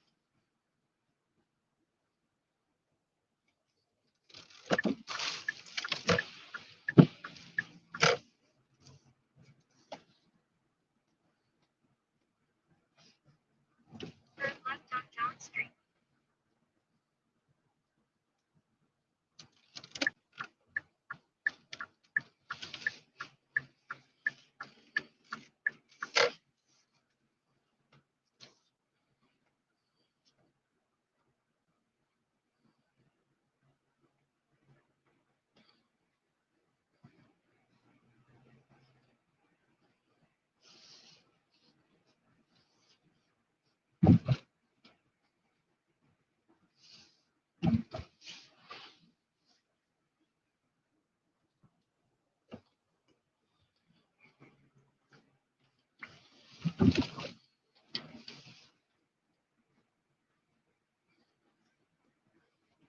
Turn left on Main Street.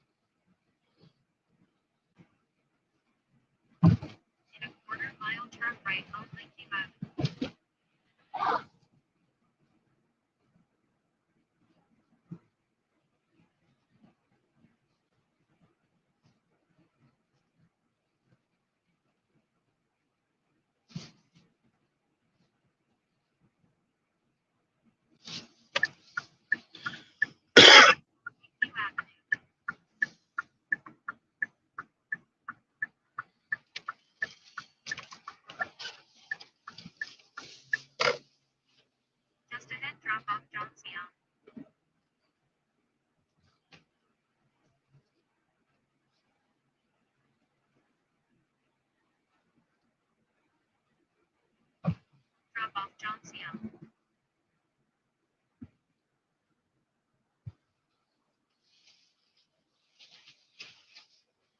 Good right here? Yeah, right. He's fine. Thank you. You're welcome. Have a good night. You too. Thank you.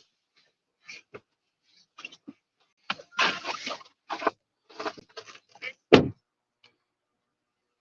to your pickup near Sophia on County Highway 501. Jim. Hey, how you doing? One day somebody asked me, why do you believe in the globe? I said, because we have video. And they said, okay. Besides the video, if there were no video, why do you believe in it? Because I said, I don't know. Because that's what everyone believes. What, you think everyone is lying? Then they said, okay, fine, I get that. How fast is the Earth moving? And I said, I don't know. How fast is it spinning around the equator? I have no idea. How fast is it going around the sun? No idea. What is the pole star called? I said, I don't know. They said, when was it discovered? I have no idea. They kept asking me questions I didn't know. And that pissed me off. Then I started really thinking, well, why do I believe something that I don't know anything about? I provided a list of questions that I believe. If you believe in the spinning globe so much, you should be able to answer these questions. How fast are we spinning at the equator? How fast are we rotating around the sun? How fast are we going through the galaxy? What's the name of the pole star? What is the brightest star in the sky? Who discovered the pole star? When was the pole star discovered? What is Isis? What is geocentric? What is heliocentric? What is a lunar month? How many days are in a lunar month? How many moon cycles are there in a year? When is the winter solstice and the summer solstice? When is the spring equinox and the fall equinox? What is an equinox? What is the circumference of the Earth and the circumference of the Moon? How far away is the Moon? Do you understand exactly what's moving? Is the Earth moving? Is the Sun moving? Is the Moon moving? Are the planets moving? Are the stars moving? Explain. Do you know the movements of all these things? When was Paramount Pictures first using their globe image as an introduction? When was the first time we ever knew the Earth was a globe? When did we actually have a photo of it? When was NASA invented? When did Aristophanes discover that the Earth was a sphere? When did he do that? And what did the experiment actually prove? Because it doesn't at all prove we're on a sphere. What is the name of NASA's first manned missions to space? What is the Earth's curvature per mile? What is the name of the dog star? What three stars make up the summer triangle? How far away is an average horizon if you were to look out at the beach? How is a rainbow actually formed? Now I'm asking, what does science say for all these? Not what Flat Earth says. If you can't answer what science's explanation is for these questions, you should go back and learn. Because when you learn the answers to these questions, you will have more questions. And I'm not done, I still have more questions. Why does NASA's flight document titled Derivation and Definition of a Linear Aircraft Model say that the Earth is flat and non-rotating? How did the ancient cultures use the sky to travel? How does a compass work? What does the word airplane mean? If you can start to answer these questions, you will then start to have more questions. And the likelihood of you believing we're spinning on a ball is going to become much less. I'll tell you, I don't know anything. I'm a flat earther because I know now that 99.9% of what I was told and what's in the books at school is not adding up, in my opinion. But again, this is my opinion, and I just think that you should be able to answer these questions. So I hope that you go out and learn. I have plenty of videos answering all of them as well on all my platforms. I love you all, and of course, this is, again, for entertainment purpose. One day somebody asked, okay, so it's okay for him, my neighbor, right? I've been here for 7 months. I put my trash in this trash bin. We all do, all of the people here. This is where we put our trash bin. He doesn't have a singular trash barrel, okay? This man pulled a gun out on me because I put my trash in here, and these people are acting like it's okay, and there's no crime being committed here. Trying to figure out the side of our investigation right now. I just want you to be accountable because this is going all over the internet. I want you to know that. That's good. I have 200,000 followers, man, so you're gonna be famous after this. They're not for me. It don't look like you're here for me. It looks like you're here for the Caucasian people like y'all normally do. You act as if this was me pulling a gun out on him for any reason. You would have locked me up already. So we already know what y'all do here. You're here to subjugate my people. Those days are over. Why you calling it? Well, I mean, because I thought you could do the right thing. You're supposed to be doing the right thing. Won't you do the right thing? Don't tell me what to do. Go do the right thing. Go do the right thing, man. Now you're ready to arrest me now, right? You're ready to make up a reason to arrest me now. That's what you're trying. That's what you're like trying to do now. You want to try to tell me to do something. I'm watching what you're doing, sir. I'm watching what y'all are doing. I want to see how you take care of this situation from this man pulling a gun. You guys are acting like that's really normal and that's okay to do. Well, I'm telling you. I'm sure y'all don't go around handcuffing people. Sure you do. I know. If it was me, I'd be in handcuffs and detained and everything else right now. So, I mean, because that's the truth. It's the truth. It's the truth. No, that's what you do. That's what y'all do. It's not fabricating. You're not fabricating. Okay, so y'all don't kill 3 people a day in the Americas. Is that what you're saying? Get out of here, dude. Stop, cut that out. Hey, now you're getting into something else. This man pulled a gun out on me. Over trash, put trash over here, then pulled a gun out on me. Nobody's not doing nothing. You're not doing nothing. You're not gonna do nothing either, right? I'm gonna go.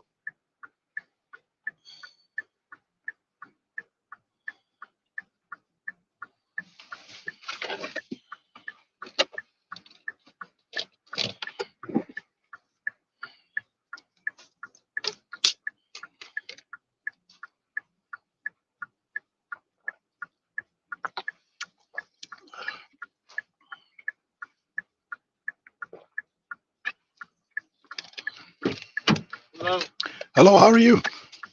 How's it going? Not too bad. How you? Not bad. Appreciate the ride. Appreciate you taking the ride. Head to your drop off at Fairlawn Athletic Club. That's correct? Yes, sir.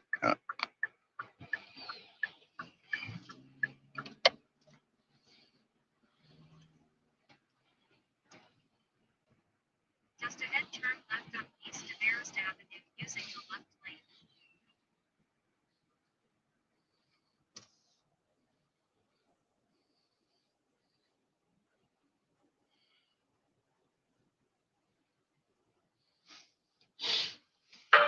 Jaleel White's friction with his co-stars halts the Family Matters reboot, but not for the reasons you think.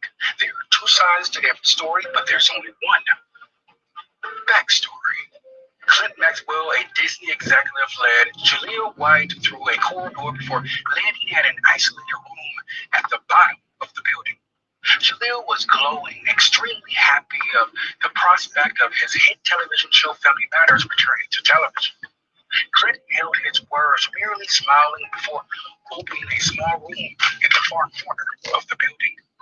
Waiting inside was Jaleel's TV co-star, Jo Marie Payton.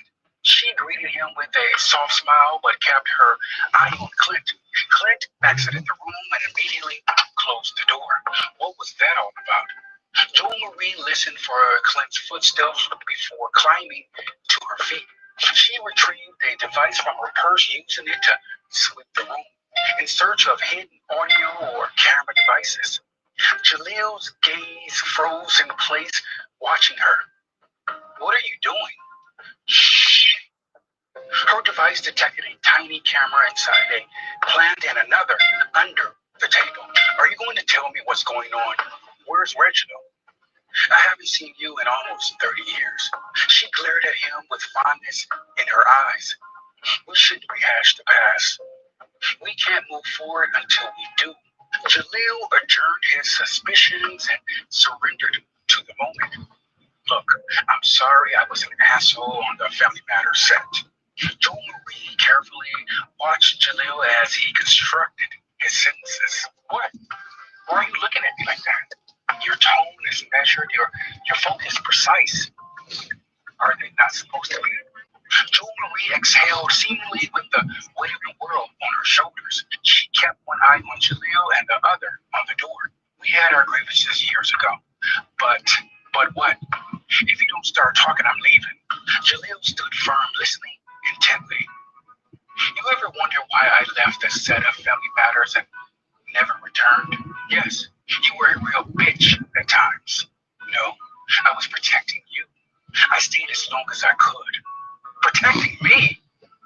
Yeah, there's a lot you don't know. Are you familiar with James Almost? Jaleel bathed in excitement. You could sense his mind strolling down memory lane. Good times, that is my show. James is the reason I became an actor. Sadness quickly found a comfortable home on her face. What about the show? What's happening? Now that show was everything. Fresh Prince, Martin. I loved all of those shows. What are you getting at? They all have one thing in common. Her voice lowered like she was telling a story around a campfire. Do you think that actresses left these shows voluntarily? Esther, Mabel, Janet, Tisha, myself? I'm still not understanding. Jo Marie was swept away by her memories. I took a meeting with Disney President Eisner in the 90s for a new show. He had a list of numbers on his desk. Pages and pages of numbers. Can I trust you, Jo Marie? Yes, of course, sir. These numbers are special. They represent every star that has ever acted, sung, or danced in our industry. His secretary called him to her desk and he left and I snooped. What else did you find? The studios worked with a tech company in Simi Valley. They were doing something to actors. Wouldn't I know if something was done to me? For insurance purposes, you are required to get an extensive neural examination. I presume that's where it all starts. Jaleel's eyes held steady, unwavering, and unblinking. James, Martin, Bernie, Will, and you had adverse reactions to whatever they did to you. This could be speculation. Janet, Tisha, Esther, and myself tried to help. We knew something was wrong with y'all. What do you Or watch? different. Martin Lawrence waving a weapon in traffic at the It's height of his success. like a creator documentary Scientology. Bernie just dies on all of a sudden. Jamie's abrupt illness. They're on doing black something. sitcoms. Steve Harvey's doing okay. Jaleel, that is not Steve Harvey. Shit. Where's that on? Someone found This on TikTok. they let us go. Tisha had proof, so she got to stay. Jaleel's head tilted to the floor. Sorrow flooded his eyes. I had a nervous breakdown 5 years ago. I know. May I see your arm? She grazed his arm with her fingertips. 6791. You have a number. Whoa. How'd they get there? I never noticed that. The door burst open. Clint stood in the doorway with two other executives with You were one of the expressionless last people with TikTok, right? Huh? So you were one of the last people with TikTok on your phone. Yeah. That's it. Somebody offered me $1,000 for my phone. Shut up. Yeah. For real? Yeah. Because they can't download it. $1,000? $1,000 for this piece of shit. You didn't give it to him? Hell no. Bro. Well, I guess that's sick though. They got it. Yeah, they don't. I don't know why they're not letting people download. Yeah, I was one of the people that was like, I'll just delete it. I don't really use it, but I deleted it. And you can't download it again? Yeah, no. I mean, I haven't tried. I don't know why.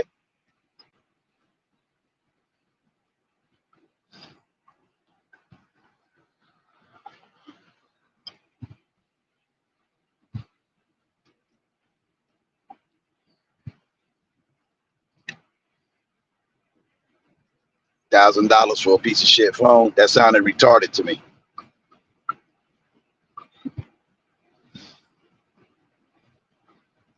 You go wild these days. Yeah. But that's beyond wild. That's insane. Unless they're making money of it.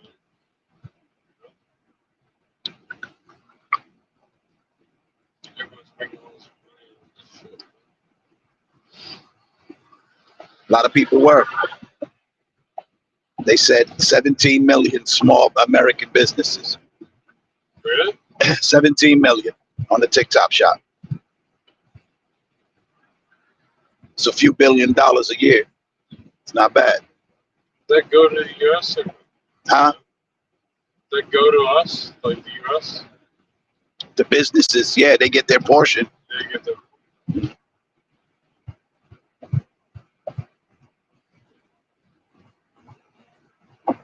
yeah, but he did some wild shit. Who's that? That Biden, right? Didn't he do that? Yeah, banning TikTok. He did Yeah, that shit. some security. Yeah. It wasn't going to stick. Everybody knew it wasn't going to stick. But he just did all this last minute shit. Yeah. It's order out of chaos. Yeah, trying, man. I believe that everything that happened during this past administration Yes, sir. was to make sure that Donald Trump gets back in.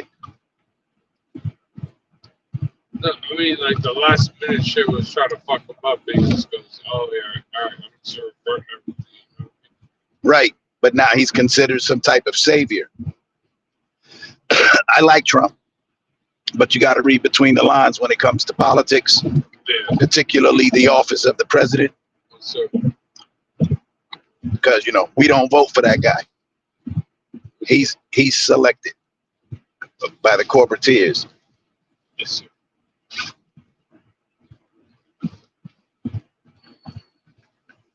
Nah,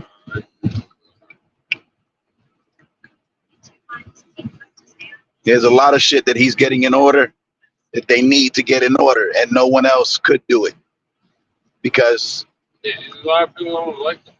I don't get it. You know what? It's just the border having right, sucks to their families.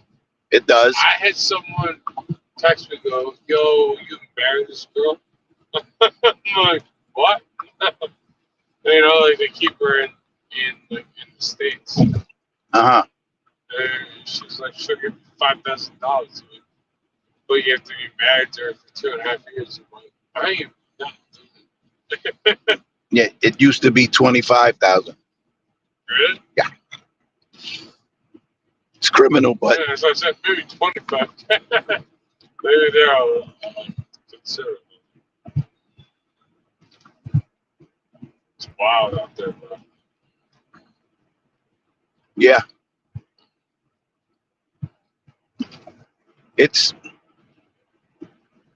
It's odd. It's bizarre because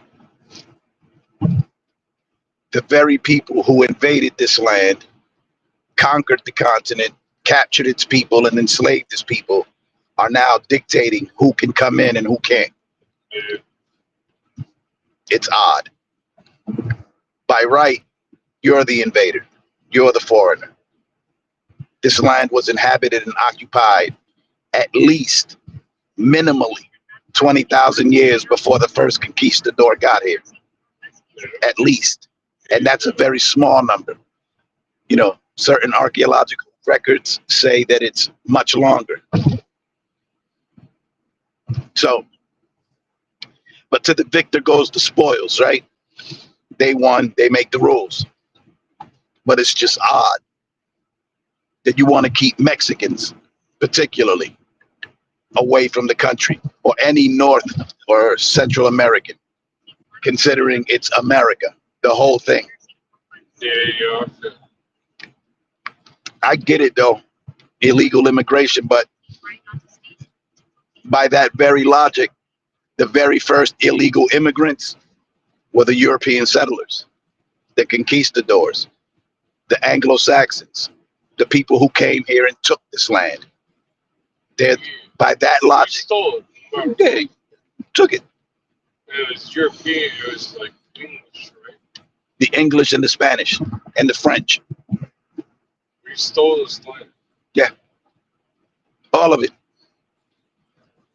But it's something to be said about Europeans, right? You know how the consensus in America is that black and brown people are thieves. Okay. They steal cars, steal jewelry, they steal food. Europeans, they steal whole fucking nations. They steal people. Yeah, that's a good argument. They steal people. You go in and you take a people and enslave them. So who's the greater thief? Like people ask me what my nationality is. From Ireland, I'm like, my people are raped by fucking The English. yeah, the English and fucking Scottish. It's like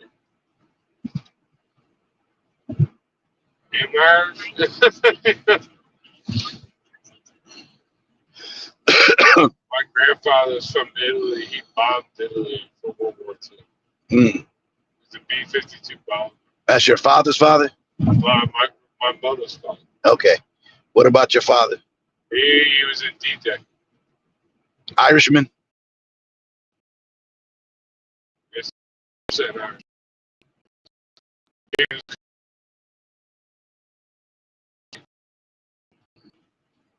get there, but like he's you know, he's like what you want in Irish. You know? See, here's a little trivia. I mean, a little history for you.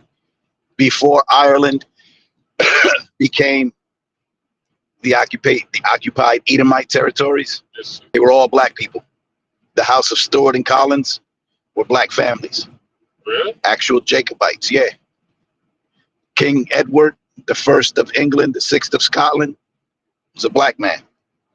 Really? An actual Jacobite. Yeah, they were the Israelites, the 12 tribes of Israel, the chosen people. They controlled all of Europe, all of it.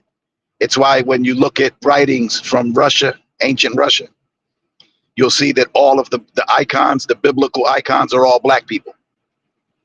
They only became white during the Renaissance. Iconoclasm, where they took all of their faces and painted them white. For real? Yeah. Yeah. It's why still today, the Irish say I'm black and I'm proud, even though they white as hell, ginger-like, but they say that I'm black and I'm proud because they understand the ancient history of their land. It's gonna die. That history will die, I think, within this next generation. Yeah, they hid it. They whitened the face of King James to hide his identity. The House of Windsor, which is Elizabeth and Charles and Edward and Harry and all of them, that's not the House of Windsor. They are not. Yeah, they're not the House of Windsor. First of all, Windsor is a castle, not a surname. And it belonged to Jacobites. It belonged to the descendants of Jacob. All the castles, all the land was taken. There are volumes and volumes and volumes of books and scrolls written about all of this. It was just hidden and kept from our education. That's only for the elite people to know. Like the House of Windsor, the House of Stuart, the House of Collins. House of Collins is from Ireland, the House of Stuart is from Scotland, and the House of Windsor was from England. For real, dude? Yeah. You gotta do is look it up. You want to go down a rabbit hole? I want to go around the block. Oh shit! Yes, sir. I appreciate you taking the rap, brother. Right here's good. Yeah, right here, man. I mean, take it easy, guys. All right, be good, brother. Be easy, bro. Yes, sir.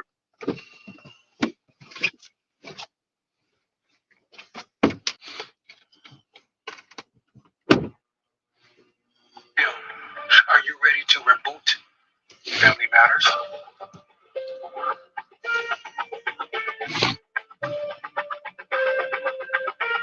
Oh, let's play Cash Eruption on DraftKings.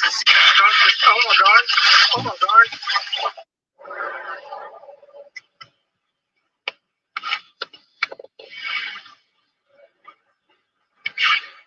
I hope you can hear this. It sounds like gorillas fighting in the tree. They're breaking limbs bigger around than me.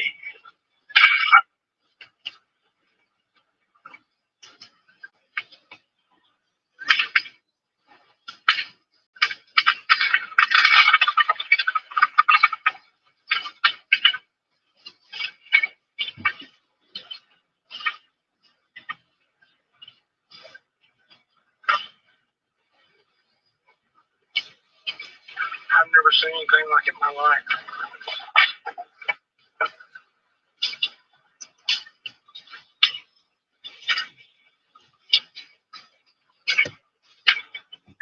This is the second time I've come over here. And the first time when I got up under them trying to figure out what it was, they started breaking limbs off and throwing them at me. And I still cannot figure out what it is. Look, they're ruining this freaking place.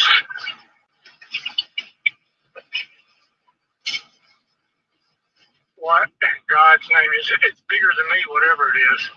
Because it's breaking limbs off that it would take me 2 minutes to saw.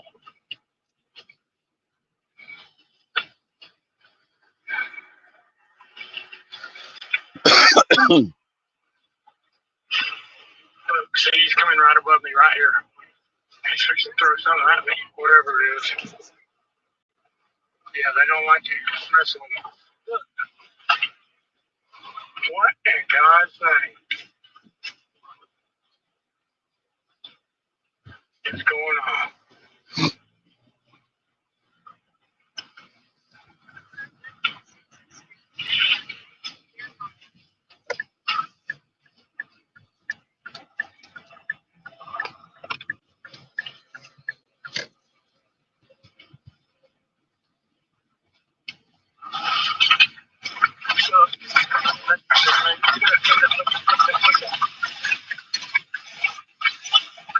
What in Jesus' name just doing this?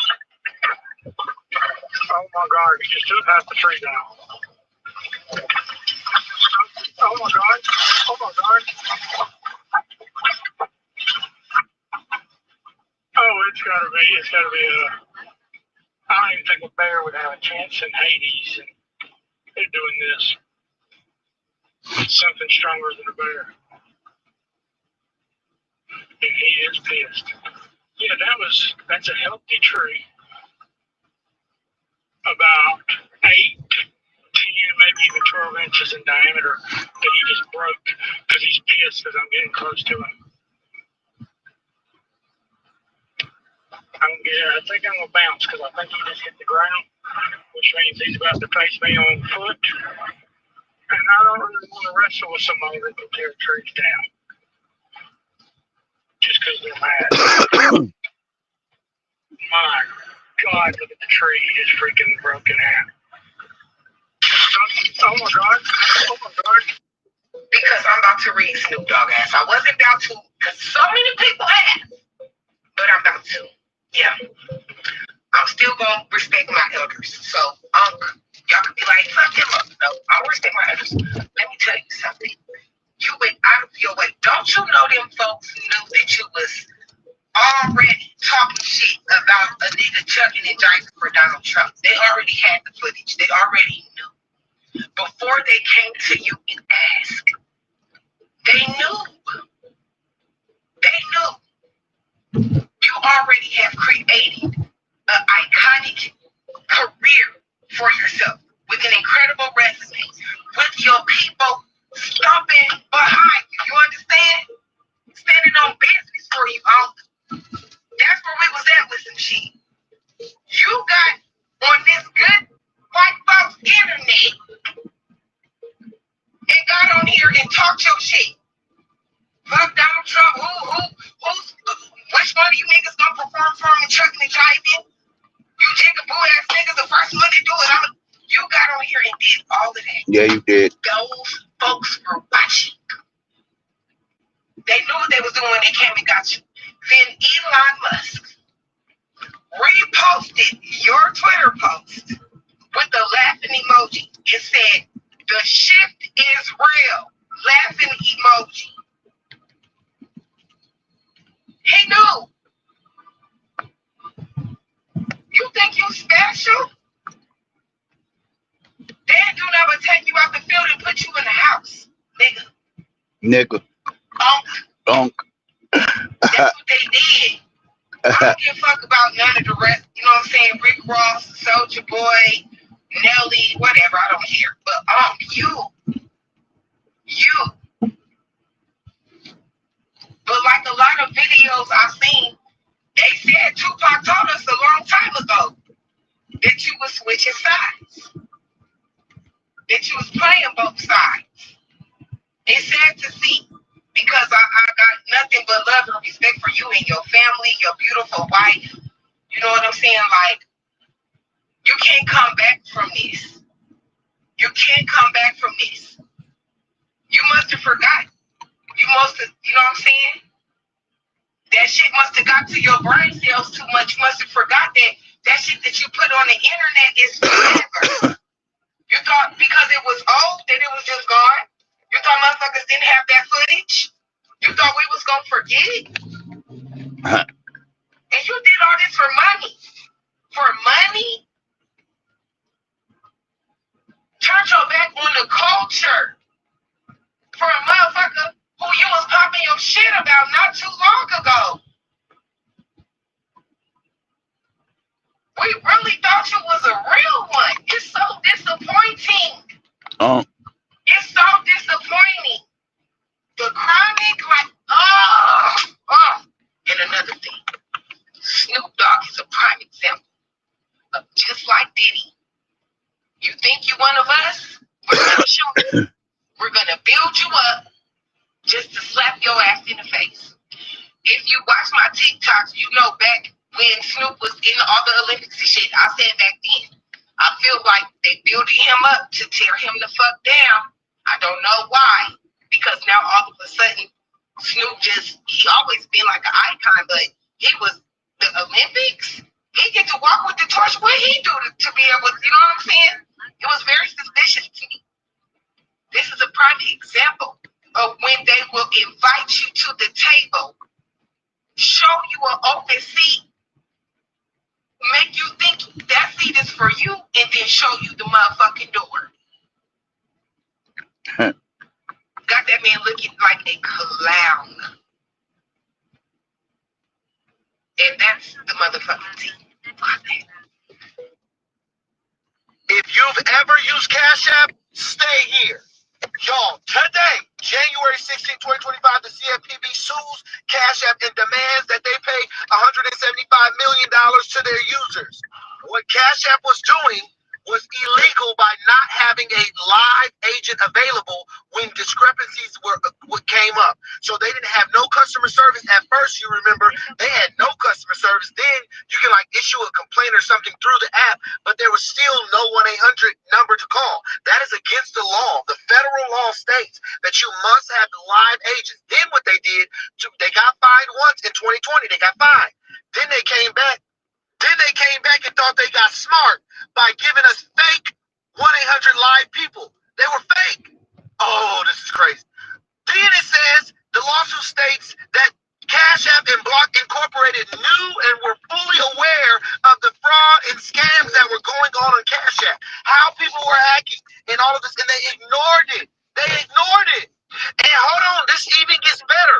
The little janky company that they knowingly use to get the 1-800 live person, they had to ask you your personal information to find your account. And what that company did was steal our information. It was a huge data breach where they stole all of our information when we called and speak to anybody with Cash App. So the people that need to file a claim is if you've ever sent money on Cash App, ever had a problem on Cash App, or if you've ever called them and gave them your information, no telling who got that information.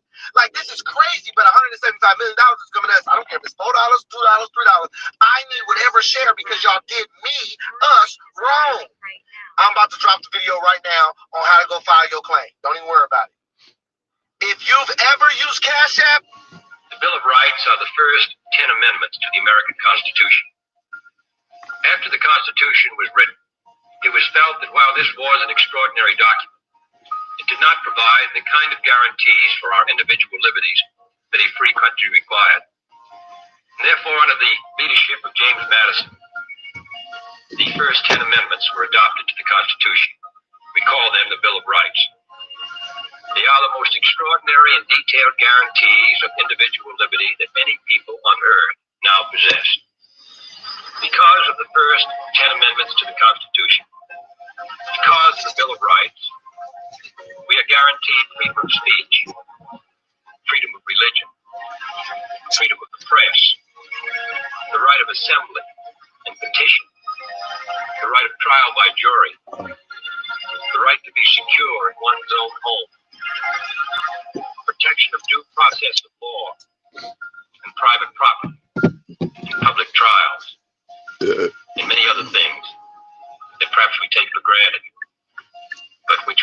guaranteed in the United States Constitution. That's right. Even though the parchment of the Constitution of the United States, the Bill of Rights, is old and fading in the Archives building here in Washington, nevertheless, this document, the Bill of Rights, has meaning in all of our lives every day. We owe a good deal to it.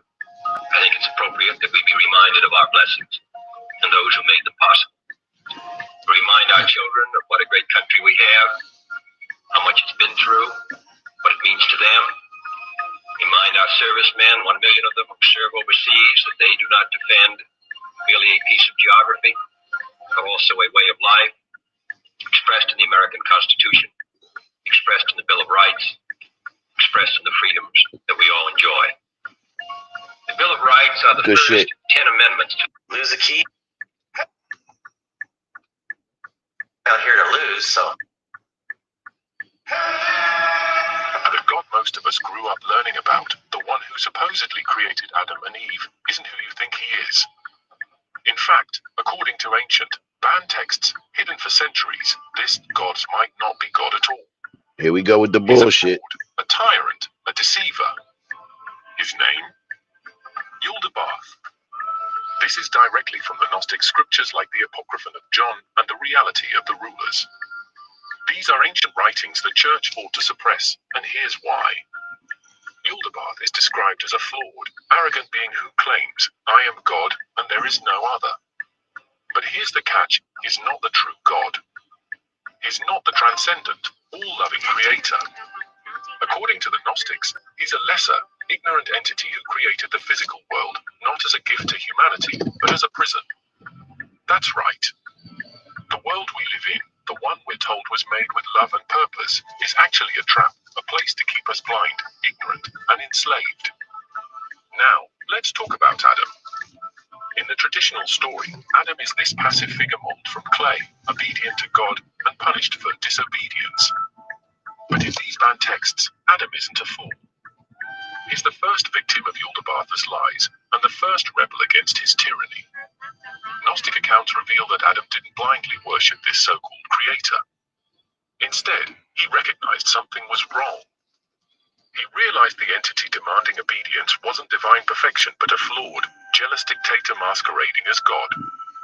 Here's where it gets even more fascinating. Adam wasn't alone in this revelation. Okay.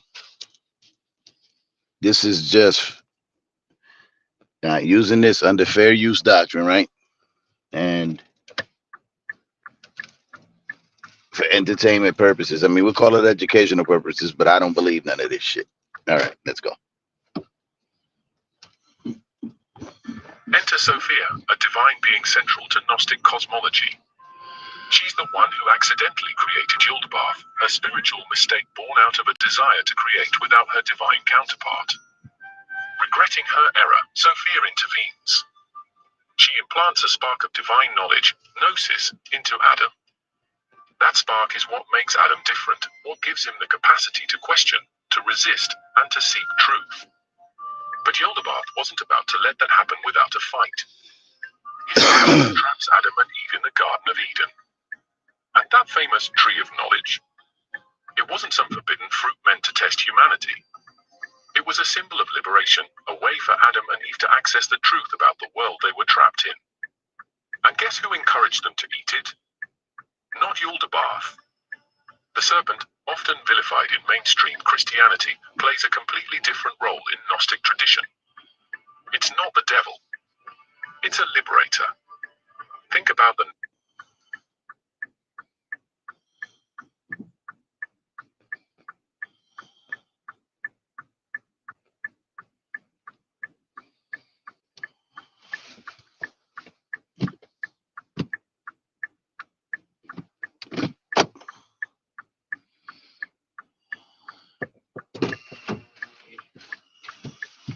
Bradley.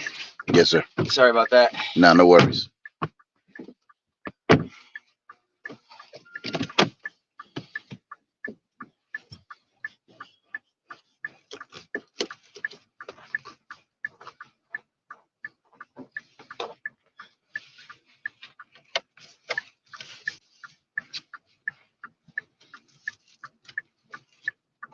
narrative shift here. The serpent wasn't trying to lead humanity into sin.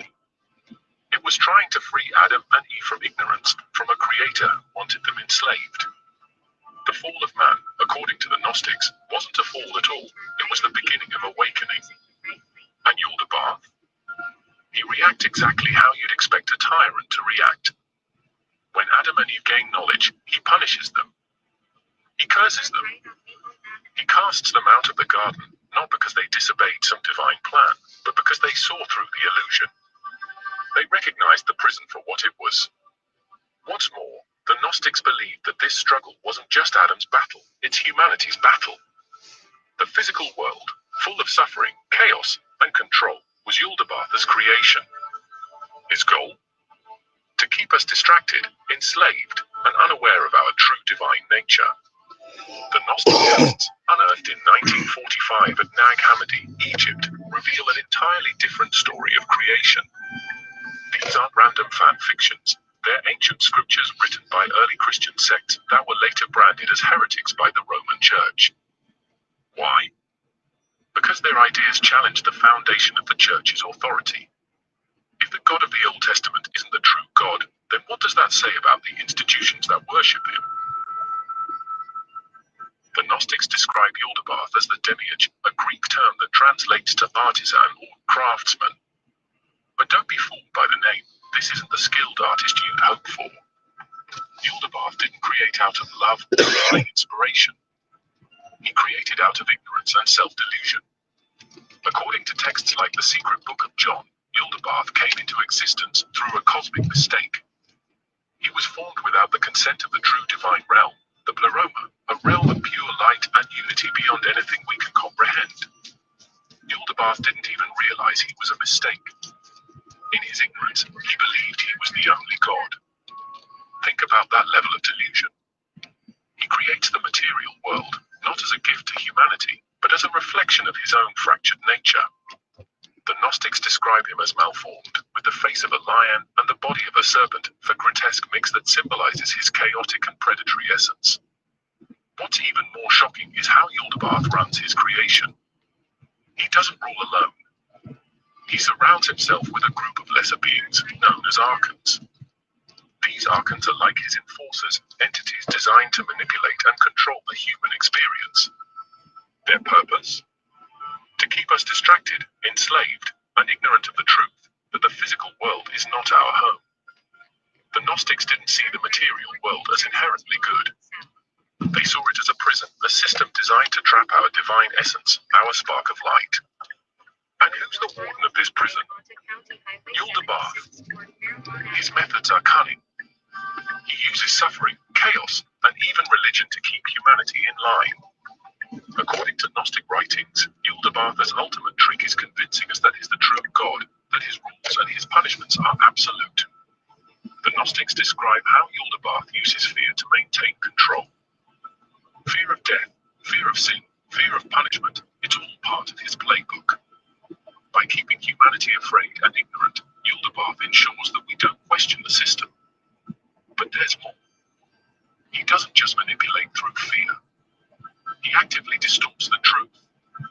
The Gnostics believed that Yaldabaoth created false systems of knowledge, what we might call dogmas or ideologies, that keep humanity chasing illusions instead of seeking the deeper, spiritual truths of the divine realm.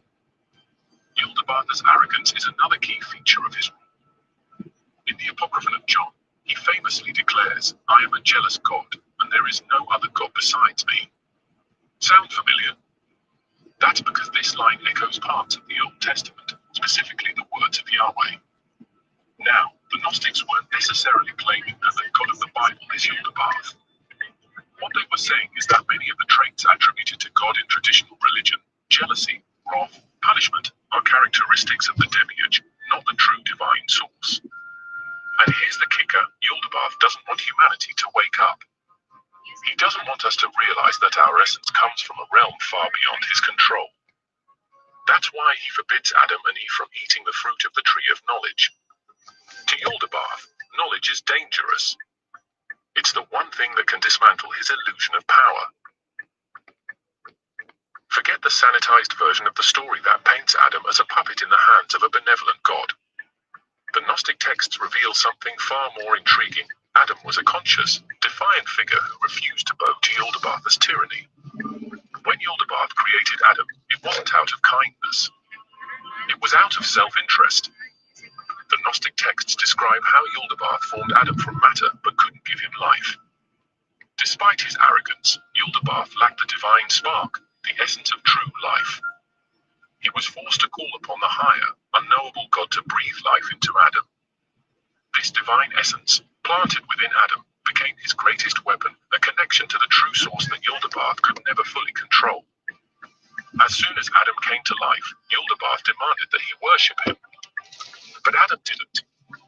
According to texts like the Hypostasis of the Archons, Adam remained silent, refusing to acknowledge Yaldabaoth as God. Think about what that represents, the first human, fully aware of it. This is perfect. Thank you. You're welcome, guys. Have a good night. Thank you. Head to your pickup at 1715 Broadway.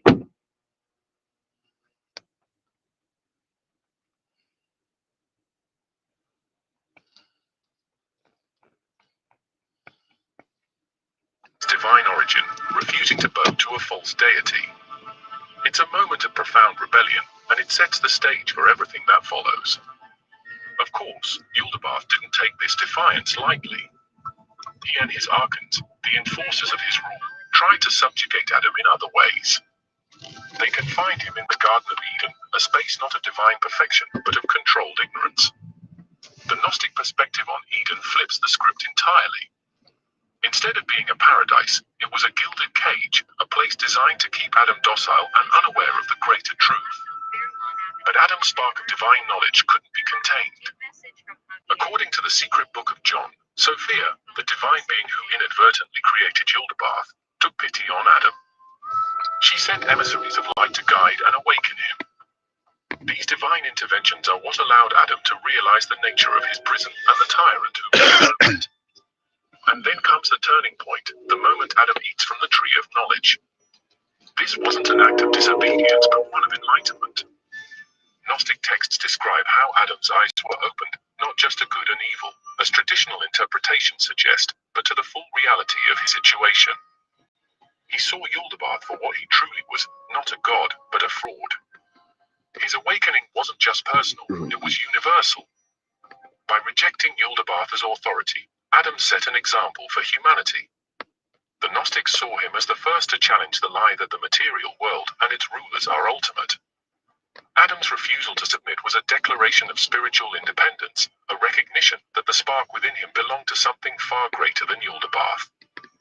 Yaldabaoth's response to Adam's awakening was predictably tyrannical. He cast Adam out of the garden, cursed him with labor and suffering, and made his life as difficult as possible. But here's the key, these weren't punishments for disobedience. They were acts of desperation by a ruler losing his grip. Yaldabaoth's actions reveal his fear of Adam's knowledge, his awareness that humanity, once enlightened, could escape his control. This shit here is crazy.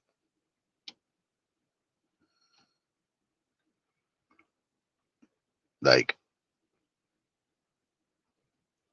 this is an entirely different take on the creation story. It's nuts. I don't believe it. So this is for entertainment purposes only. Check it out. Let's go back to it. Let's step back for a moment and look at the bigger picture. Yaldabaoth, as described in the Gnostic texts, isn't a unique figure. In fact, the characteristics attributed to him, the arrogance, jealousy, and a desire to dominate, mirror traits of gods found in other ancient mythologies. Take Zeus from Greek mythology. At first glance, he might seem like a noble god, the ruler of Mount Olympus. But dig deeper into the myths, and you'll see a darker side. Zeus is a god who asserts his power through force, deception, and manipulation. He overthrows his own father to seize control of the cosmos. Sound familiar? Just like Yaldabaoth, Zeus relies on domination to maintain his authority, often punishing those who dare to challenge him. Prometheus, for instance, defies Zeus by giving fire to humanity, empowers humans, and symbolizes knowledge. Zeus's response? He chains Prometheus to a rock and subjects him to eternal torment. The parallels to Yaldabaoth punishing Adam and Eve for gaining knowledge are hard to ignore. Then there's Enlil, a god from Mesopotamian mythology. Enlil is often portrayed as a harsh, authoritarian figure. In the story of the Great Flood, Enlil decides to wipe out humanity because their noise and chaos disturb him. This isn't the action of a benevolent creator, it's the act of a god who sees humans as an inconvenience, as something to be controlled or destroyed when they no longer serve his purpose. Compare this to Yaldabaoth's behavior in the Garden of Eden. Both gods are intolerant of humanity stepping outside the bounds of their imposed order. Even in Norse mythology, we see echoes of this archetype. Odin, while celebrated as wise and all-knowing, is not without his flaws. He's a manipulative figure who sacrifices others for his own gain and maintains control through fear and secrecy. The Gnostics would likely recognize a bit of Yaldabaoth in Odin's calculated pursuit of power and knowledge, often at the expense of those he governs. What's fascinating is how these myths share a recurring theme, a central figure of authority who uses their power not to uplift humanity, but to suppress and dominate them. It's almost as if these stories are trying to tell us something about the nature of power itself, how it corrupts, isolates, and demands submission. But here's where Yaldabaoth stands apart. Unlike Zeus or Enlil, Yaldabaoth is not a divine being in the traditional sense. He's a counterfeit god, created through an error, disconnected from the true source of divine wisdom. This makes his rule even more unstable, his actions more desperate. He's not governing out of inherent superiority, but out of fear, a fear that humanity might one day see through his illusion and realize that he's not the ultimate power in the universe. What's also interesting is the way these myths and their tyrannical gods often have challengers, figures who push back against the oppression. Prometheus, Loki, and even humanity itself in the Mesopotamian flood stories all represent rebellion against unjust authority. In Gnosticism, this role falls to Adam, Eve, and the serpent.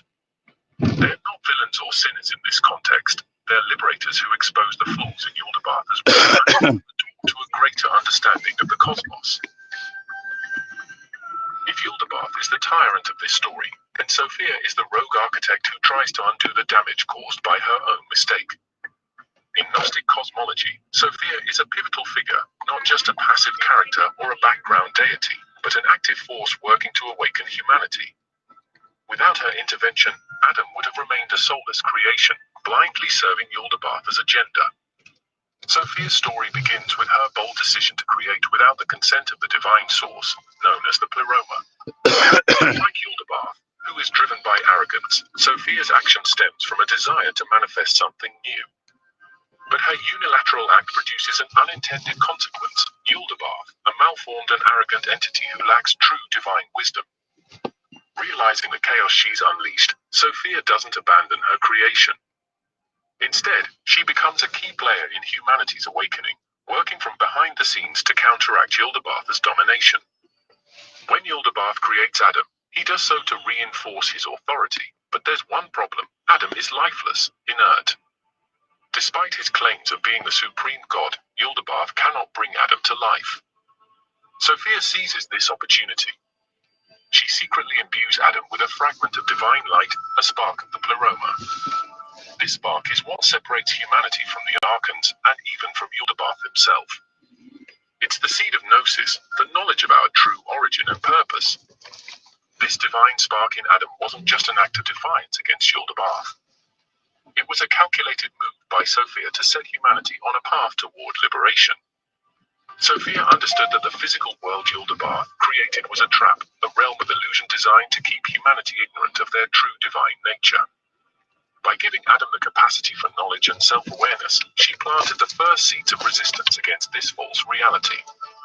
But Yaldabaoth wasn't oblivious. He knew something had changed in Adam. That's why he tried to control Adam's environment, confining him to the Garden of Eden. From Yaldabaoth's perspective, Eden wasn't a paradise, but a containment zone, a place where Adam could be kept ignorant of his divine spark. What Yaldabaoth didn't anticipate was Sophia's persistence. Sophia didn't just stop at giving Adam the spark. She sent emissaries, beings of light and wisdom, to guide Adam and ensure he would one day realize the truth about his existence. These guides were part of Sophia's larger strategy to counter Yaldabaoth's control, ensuring that humanity would have access to the tools needed to break free. The role of the serpent in the Eden narrative is directly tied to Sophia's intervention. In Gnostic tradition, the serpent isn't a symbol of evil or temptation, but a messenger of Sophia. It was through the serpent that Sophia delivered the knowledge of good and evil to Adam and Eve. This wasn't a betrayal of humanity, as the traditional narrative would have us believe. It was an act of liberation, giving Adam and Eve the ability to see through the lies and manipulation of Yaldabaoth. What's fascinating about Sophia's role is how it redefines the concept of salvation. In traditional religious frameworks, salvation often comes from obedience to divine authority. In the Gnostic narrative, salvation comes from rebellion, from the recognition of truth and the rejection of falsehood. Sophia's gift to humanity isn't about enforcing rules or demanding worship. It's about empowering humanity to recognize their divine origins and break free from the oppressive systems imposed by Yaldabaoth and his archons. In traditional religious frameworks, in mainstream interpretations of Genesis, the tree of knowledge is painted as a test of obedience, a forbidden fruit that led to humanity's downfall.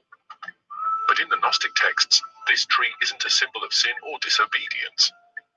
It's a key to liberation, a gateway to understanding the truth that Yaldabaoth worked so hard to keep hidden. Here's the deal. Yaldabaoth never wanted Adam and Eve to eat from the tree of knowledge, because knowledge is power. Bueno, lo más bien, gracias a Dios. ¿Cómo está?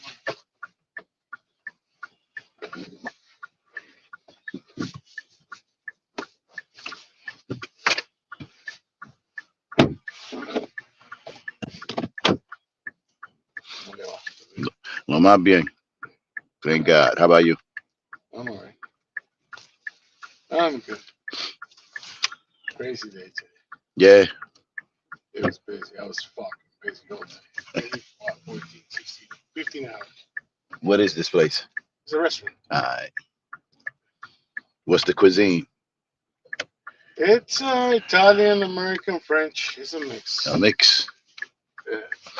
Like everything. You know, it's like Yeah, pretty much. continental cuisine is what I call it.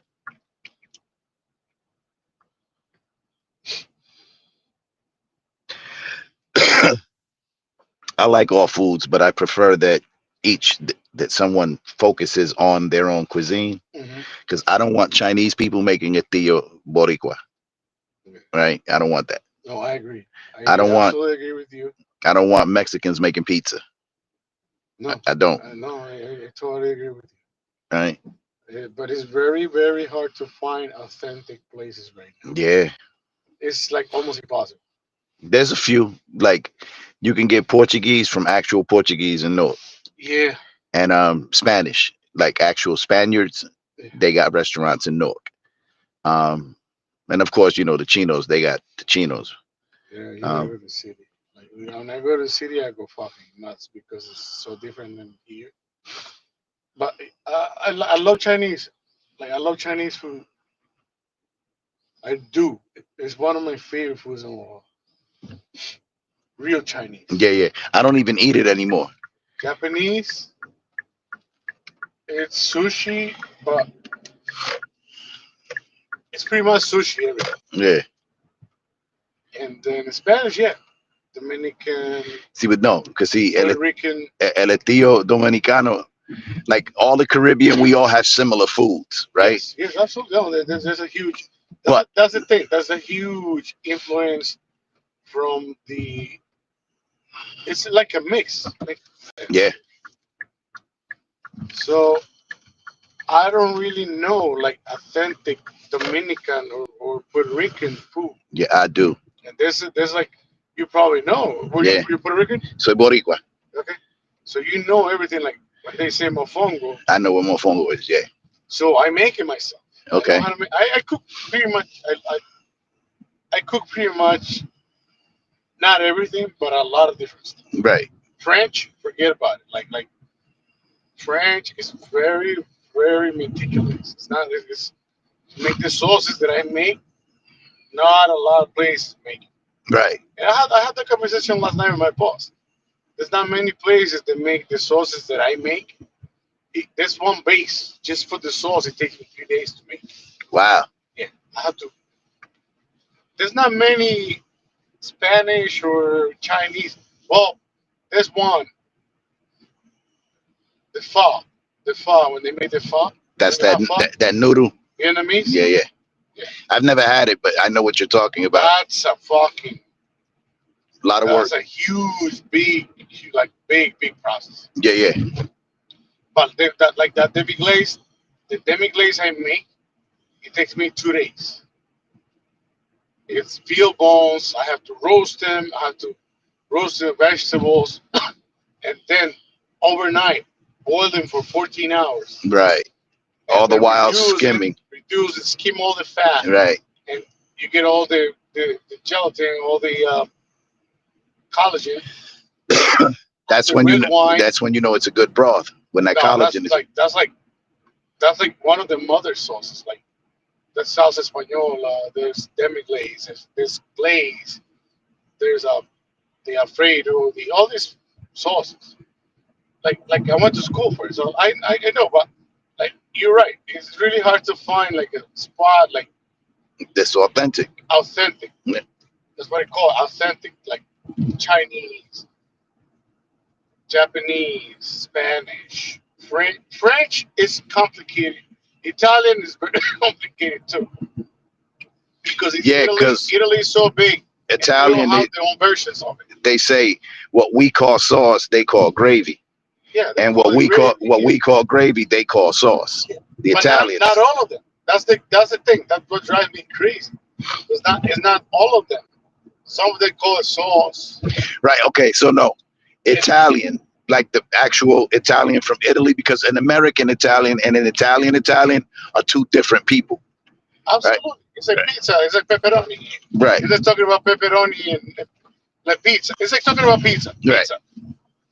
So it's different. I've had some foods, but I've had to change the way I eat because I don't eat.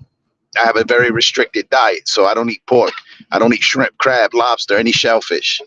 And when let's say you eat Chinese or Japanese, they cook with a lot of sauces that have shellfish in them. Yes. Right. So I can't eat the food anymore. Now I have to learn to make it myself in order to eat what I call Chinese cuisine. But it's not, when you look at it, when you really consider it, what I'm eating is not Chinese cuisine because I'm making it. Right. So I could follow their recipe all day, but it's not authentic Chinese food because I'm not a Chinaman. And like they say, I had a few friends. Like there's one thing I love is dim sum. Yeah. Dim sum, I'm fucking nuts.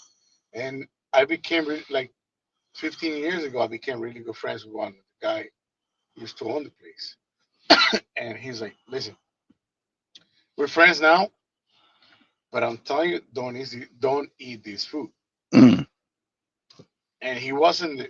It's like 3 people. I became like, because I was a big fan of like Chinese food, and people they're like, no, don't eat. This is not good. This is not Chinese. This is American. Same thing with Italian. Italian, I know how to make a lot. I know a lot of that culture. So my Italian recipes are like, like I said, I always tell everybody, I change it up a little bit, I kick it up a notch. But you're right, it's just it's different. Yeah. And you cannot be like, no, it's because of this. No. First of all, the product they use over there is different. Yeah, than here, absolutely. The tomatoes, the vegetables. Yeah. Everything they use, the flour. It's made, that's semolina. It's absolutely different. Right. You don't get sick off it. No. Here you get sick off that mess.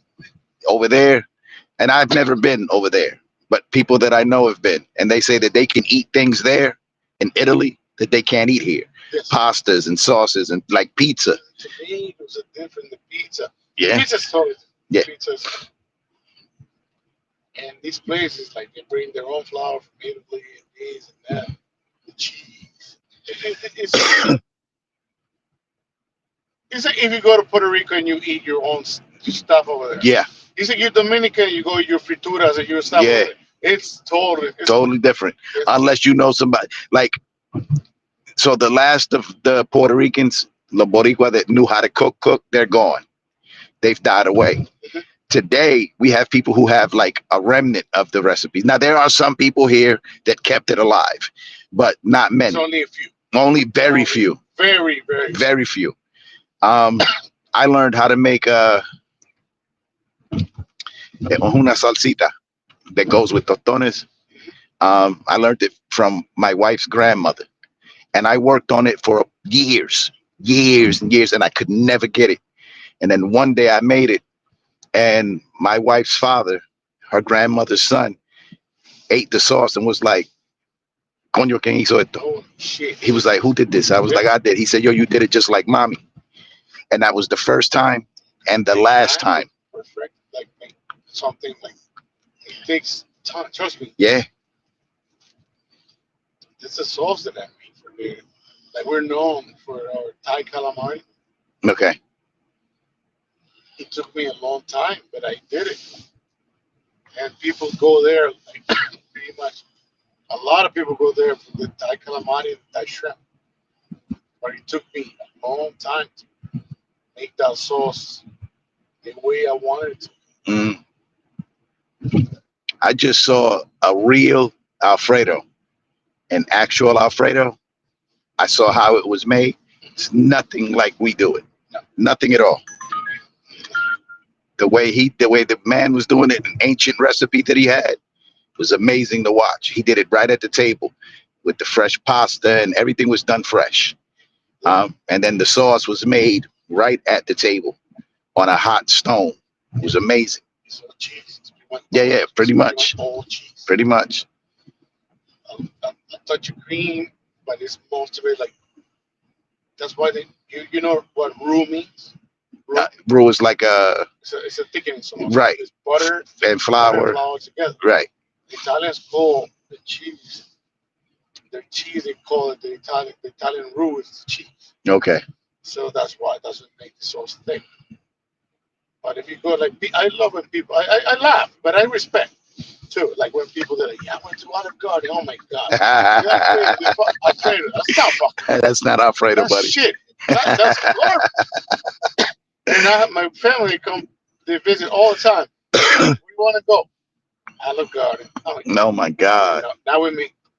And they respect that because they know I'm a chef. Right. And I'm like, listen, I'm gonna sound like I'm fucking asshole, but I am not going there. And my sister, I'll take you there on another day. My sister, she's the best. So I'm like, no, I don't go there. I'll go there for the breadsticks and the salad. That's it. Right. That's it. That's all that's good there. Good. It's fucking Yeah, it's all that's good there. So, what others did I put on there? Right here? Yeah. 48 Monroe. Can you go? You have another call? Not yet. Can you Let's please- see. Hold on. Can you go straight? I want to go have another beer. I'll give you some extra cash, right? Okay. Yeah, I do have another ride, but I guess we'll. If you don't mind. If you don't mind. No, it's fine. What's gonna happen now is, depending on how far we're going, Uber might call you. Okay. Because If I'm not it's stopping. a long wait, they will call me. Well, what they'll know, because I'm not stopping, right? So they're gonna ask, well, what the hell am I doing? Are you okay? They're gonna make sure that you're okay, that I haven't done anything crazy, or that you haven't done anything crazy. All right. Because they're gonna check that. Yeah, we're close. It's like literally 1 minute from me. Okay. But like I said, it's crazy to find authentic food anymore. Not even Chinese.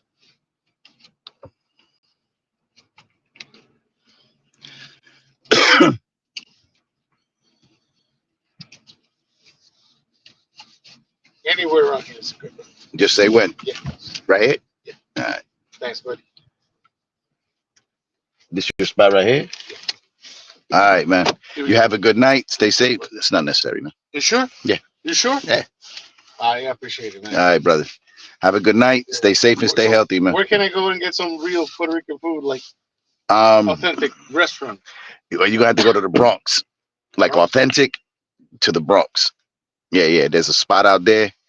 I don't remember the name of it, but you go to the Bronx and you just ask. All right. Authentic Puerto Rican, they're gonna point you to that one guy. Because I really want to try.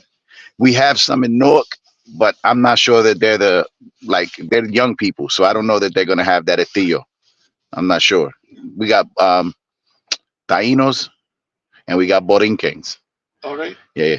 Thank you, brother. You're welcome, I brother. appreciate it, man. Have a good night, man. You too.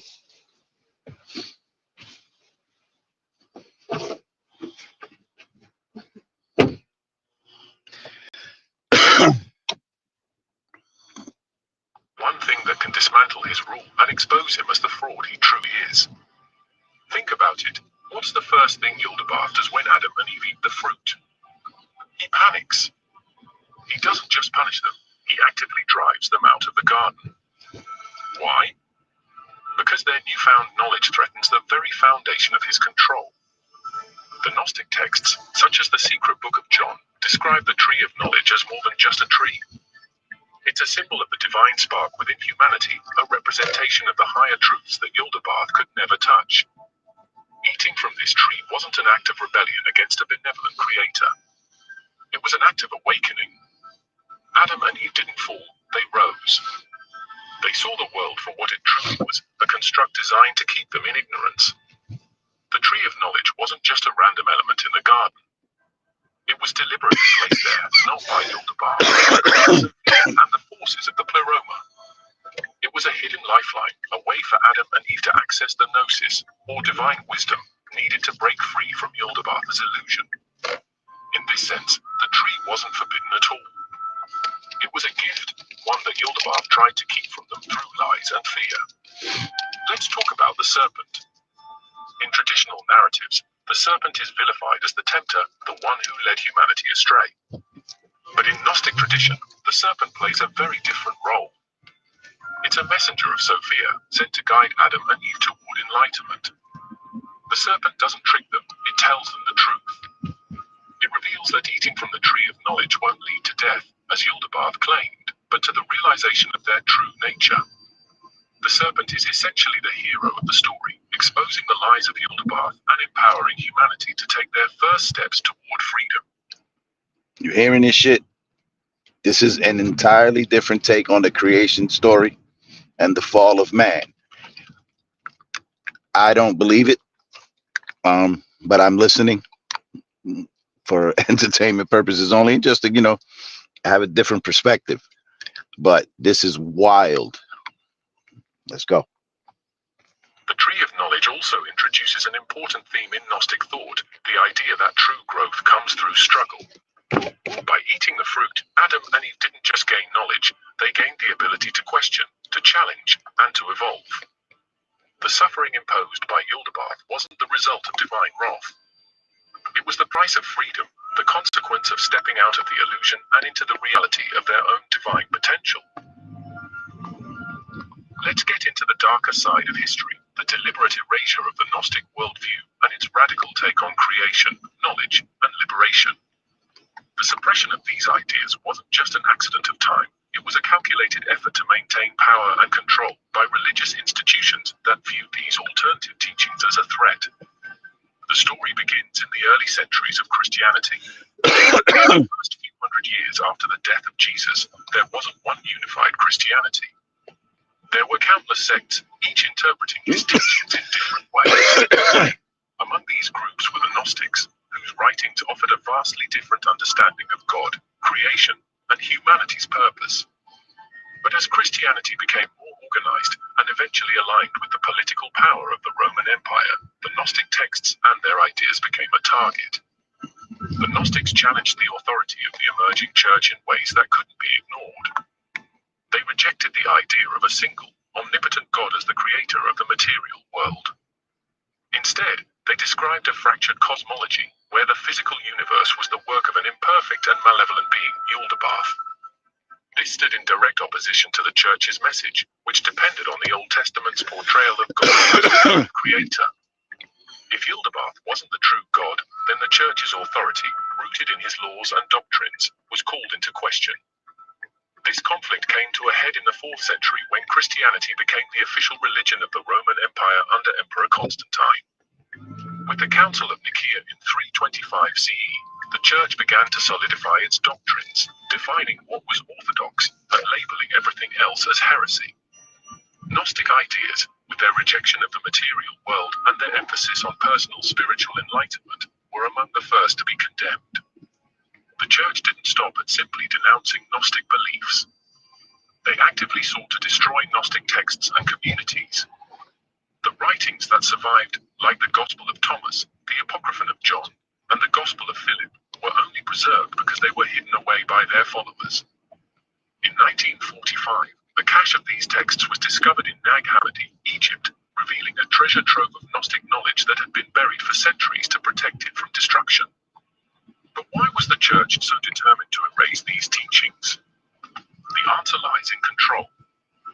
Gnosticism emphasized personal spiritual awakening, gnosis, or direct knowledge of the divine, over obedience to external authorities. It taught that salvation didn't come from following rules or rituals, but from recognizing the divine spark within yourself. This idea directly undermined the hierarchical structure of the Church, which positioned itself as the sole mediator between humanity and God. If people could access the divine directly, the Church's role and its power became unnecessary. The suppression wasn't just intellectual. Gnostic communities were persecuted, their leaders were executed, and their writings were burned. The Church labeled them as heretics, demonized their teachings, and rewrote history to portray them as fringe lunatics. But the reality was far more nuanced. The Gnostics were... We'll get back to it as soon as I drop these people off. They're different looking.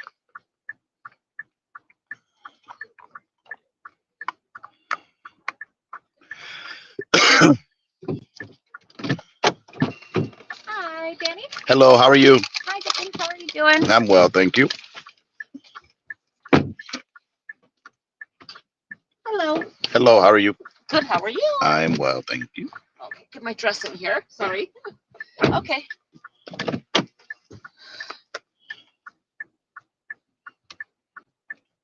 The executive in? Yes. Okay. Fairfield.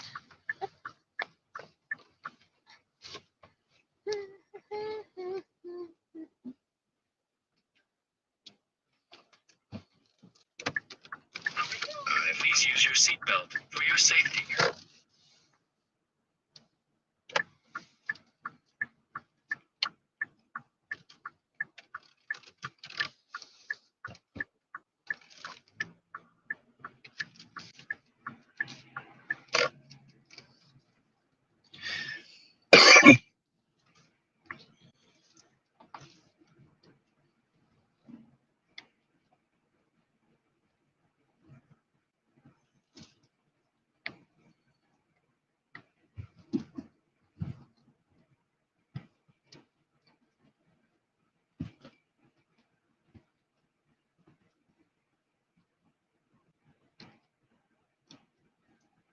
O, będziemy spać. Ojejku.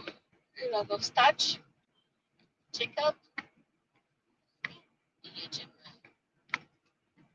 I'm not gonna go for it because I don't think I'm gonna be out. No. If anything, like I said, we can go after we check out, go to the restaurant and just sit there. You know. That's all. Kinkę. Oblałaś się, czy co? Nie. Czy? Że wiesz co, jak tak zamiatałam chyba cały parkiet. Yeah. Maybe there's no. What? Ja normalnie mam samą sukienkę. Oh yeah. Oh, Jesus.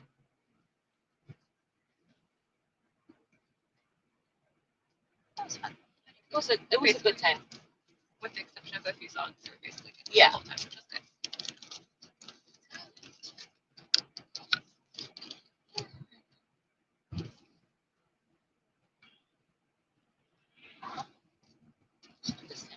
So bad with like shit.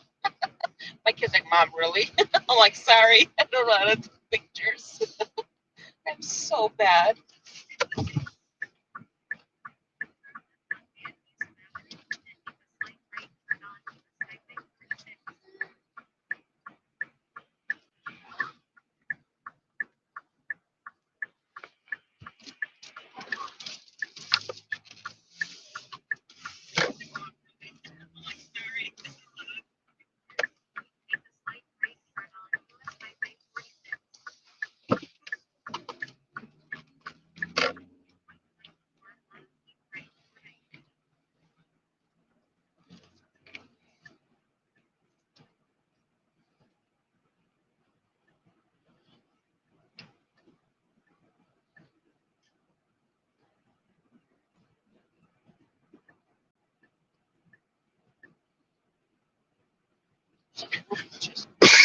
not Ashik, Apple, and just like,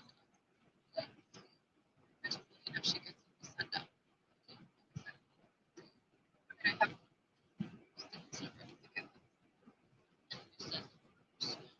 if they send it to you just in case, like I said,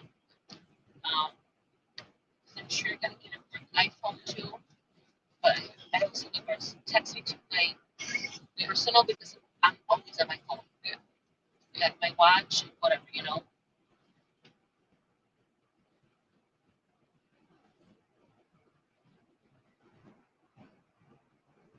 Even kids were gone because they went to the bathroom. Oh, they're gone. So either someone threw it away or she came back for us to eat what else came there was opposite.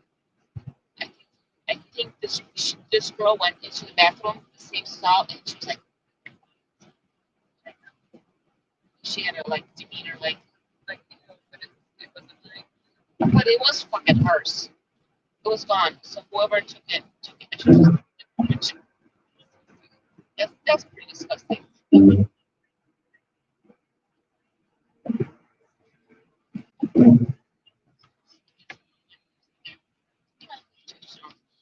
Okay, so my Lord tomorrow. Tomorrow is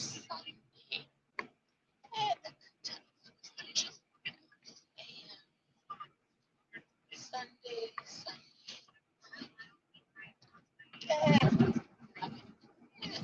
If I snooze, I snooze. Safe. 10 a.m. Sunday. Tot nas siebie. Popierdalamy. No nie? Co to jest gadać? No bo rozgrycie. Dobrze. Zajebane.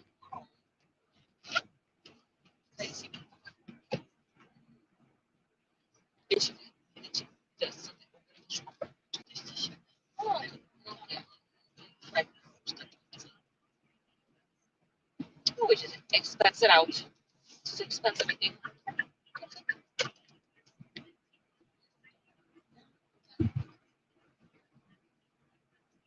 A pombo w taką smażoną? Especially if it's short. Yeah. He's coming to ours with his wife too. That's what he said at happy hour. And Irena was not with her husband either. Weird. I know, weird. It's weird. It's very weird to me. Like, okay, I don't have a partner or husband, okay, so I can do myself, but if you have a husband, whatever, akurat jeżeli mąż zachorował i ma gorączkę, nie przyszła z nim, to się zamknął i ręka. Dobra. Juju. Especially since he's coming with his wife and at happy hour. It's like, I'm gonna be the Christmas party, like, failed couple, ale bez żoną. As if whatever to it comes with.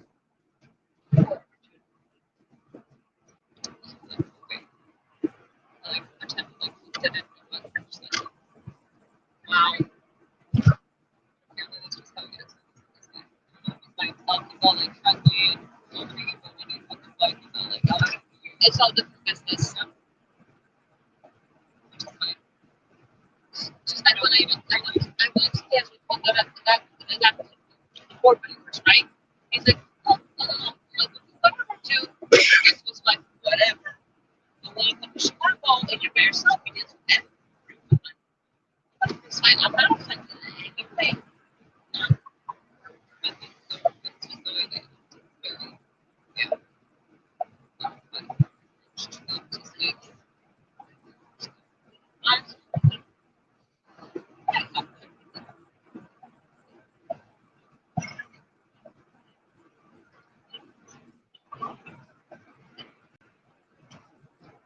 I like this right here. Think of it and put it to perspective.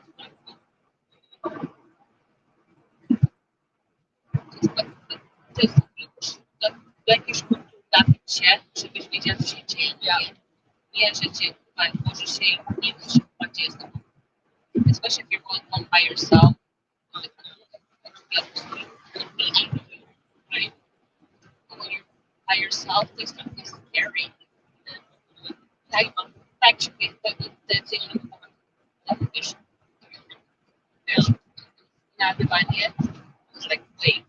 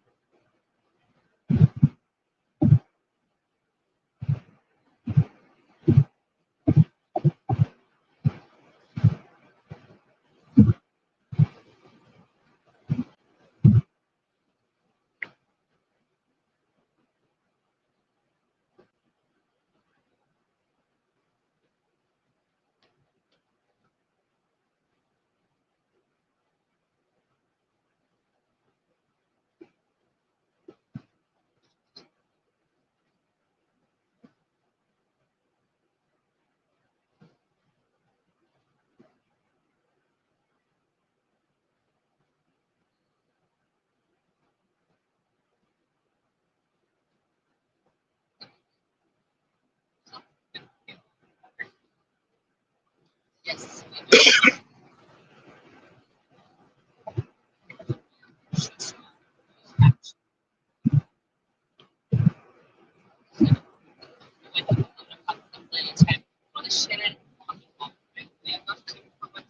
know. Exactly. Exactly. I'm like stuff. And I think I'm just gonna push this. Nothing's changed. Yeah. I'm gonna have a pair of slacks and on top, and my dress that I wear today, I'll wear next week. If my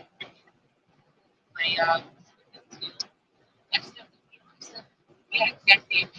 What I you know, what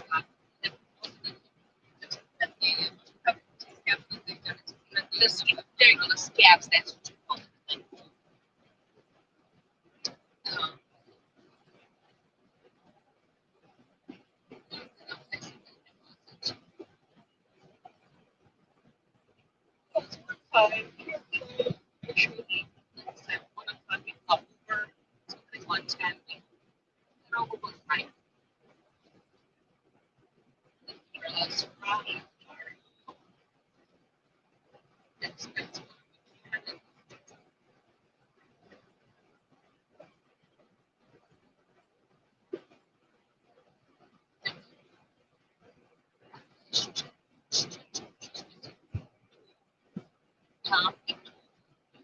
Got it.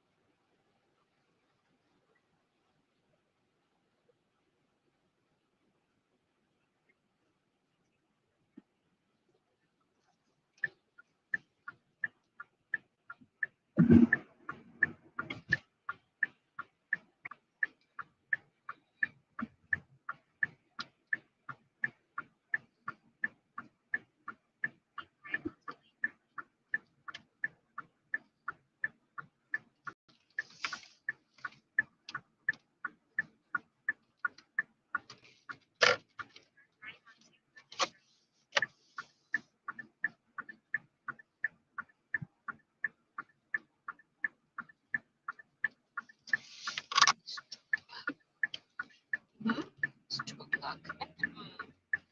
It's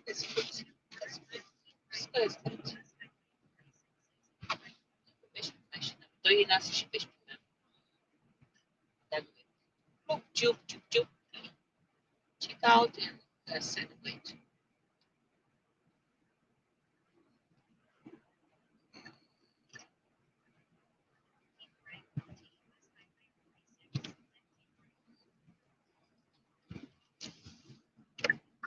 In a way, wearing heels like this today is like so different in our feet than wearing the like heels I had yesterday. Tá? This never knew check out this one here. This one is Huasca. I don't know how to explain. No, yes, I can explain. No, jest szpilka, nie? Like my feet didn't even hurt. Tak, no. Nie jest taka szpilka, no nie?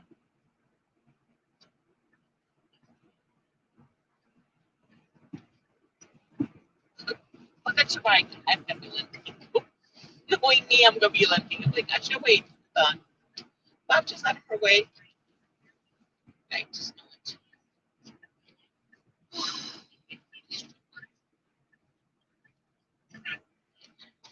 Outside tomorrow, and then just put on my little butterfly shoes. Cares.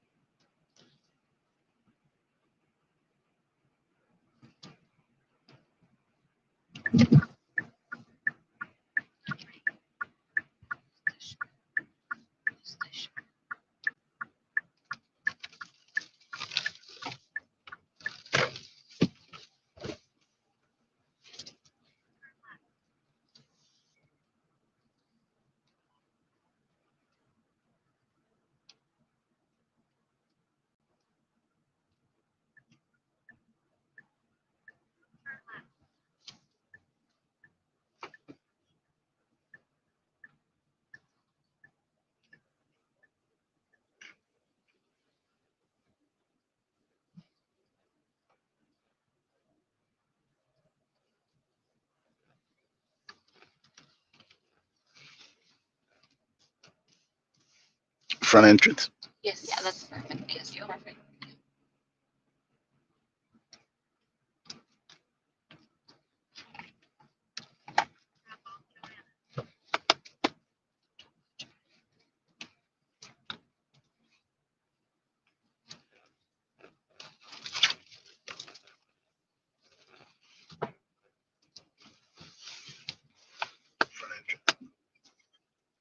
Ladies, have a good night. Thank you so much. You too. Good night. Thank you.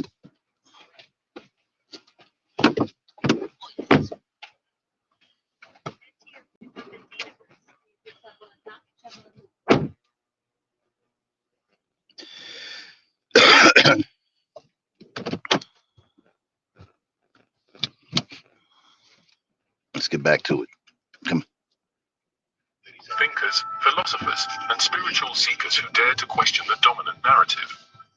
This erasure wasn't limited to the Gnostics. Other groups with similar beliefs, like the Cathars in medieval Europe, met similar fates. The Cathars, who shared many Gnostic ideas about the material world being a trap, were declared heretics by the Catholic Church and wiped out in a bloody crusade. Their books and teachings were destroyed, and their communities were obliterated. The pattern is clear. Whenever a belief system challenged the Church's authority, it was met with suppression and violence. What's truly remarkable is how much of the Gnostic tradition managed to survive despite these efforts. The Nag Hammadi texts, along with scattered references in the writings of early church fathers who opposed them, give us a glimpse into a world of thought that was almost lost forever. These texts reveal a spiritual framework that values questioning, seeking, and discovering over blind faith and obedience. Let's talk about the endgame, Yaldabaoth's downfall, and what the Gnostics believed about humanity's ultimate destiny. The story doesn't end with Adam and Eve being cast out of Eden, with the suppression of Gnostic teachings. According to these ancient texts, the narrative stretches far beyond, into a cosmic struggle for liberation.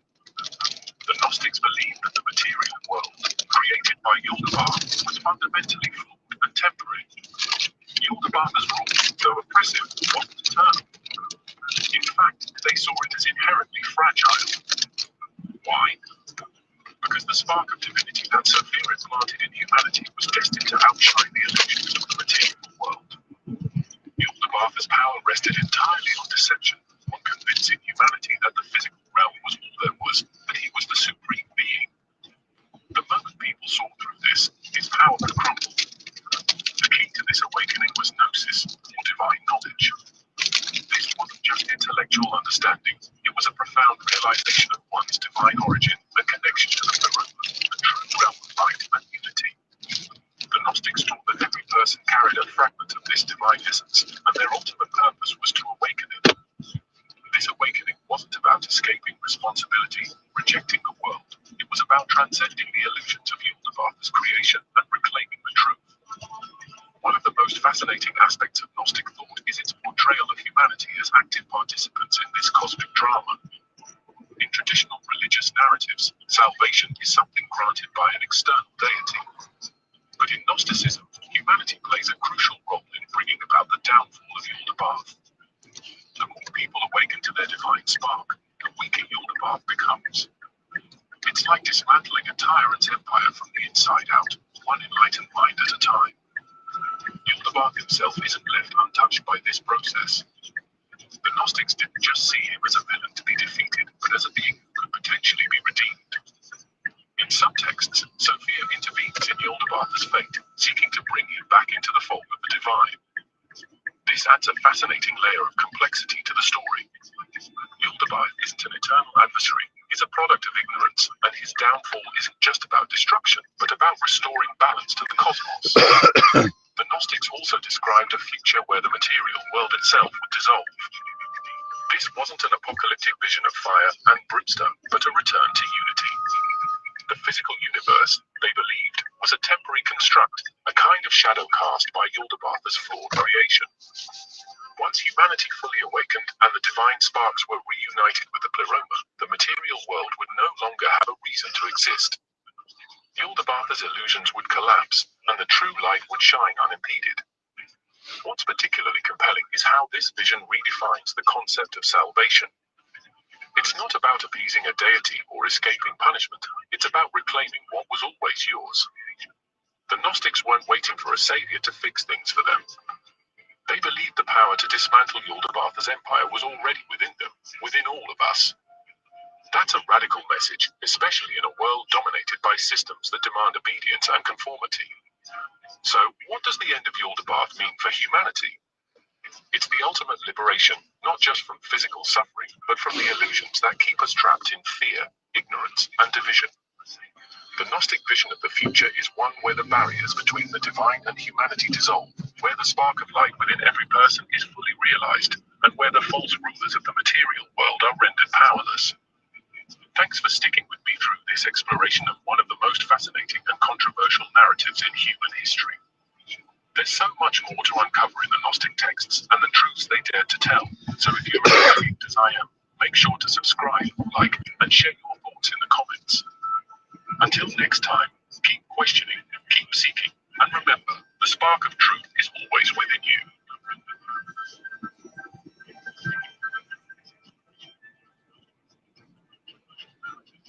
That was wild.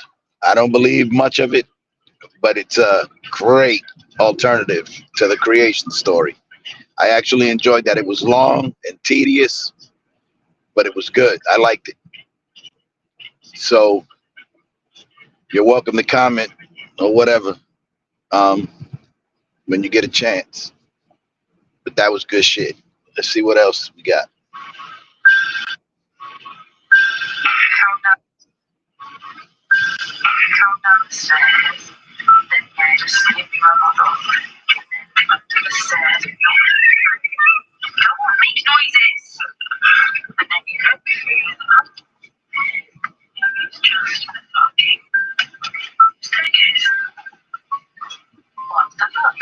For context purposes, this lady walked into a 200-year-old house, okay?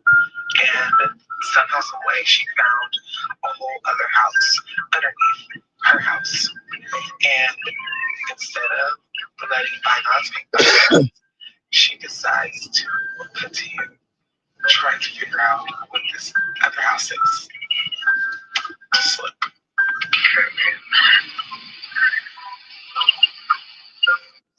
Mind you, this extra house underneath her house is not on any of the floor plans. It's not on the deed, and that's very suspicious because why wouldn't you put that on there? Why? Because everybody knows the more square footage, the more amenities, the more money you can get for a house. So sis decides that she's going to continue to go down the rabbit hole.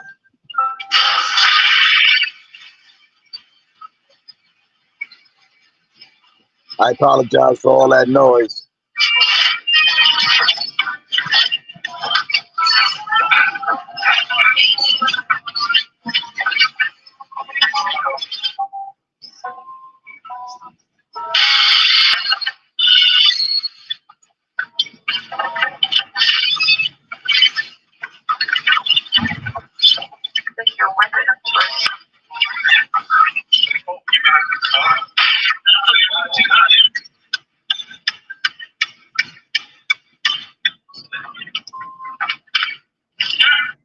So she gets into this room, right?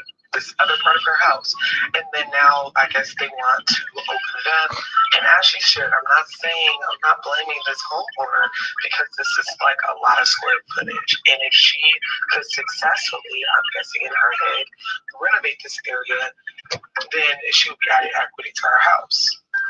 The problem is that this was sealed for a reason and never was supposed to even be reopened.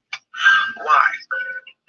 Additionally, they finally found the entrance and it had like wood or cement over the door. And then underneath it, it is blocked off again.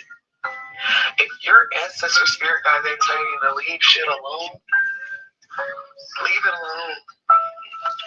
Because none of this is making sense, but it makes all the sense in the world. Are meant to be shut off from the world for a reason. Everything isn't a fucking DIY project. Because what are you trying to keep in with a double sealed door? There's only one thing that I can think of. But I'm going to be following this creator's journey and making sure that I am there to bear the witness of her fucking around and finding out. Because this is what it is. Like I said, no hate to her, but maybe if I would have found a whole other part of the house, I would have just sealed it back closed. Nah, I would have done exactly what she did. I would have did exactly what she did and kept searching, more square footage. Who knows what's down there now? Yeah, you know, you're gonna fuck around and find out, especially if a door is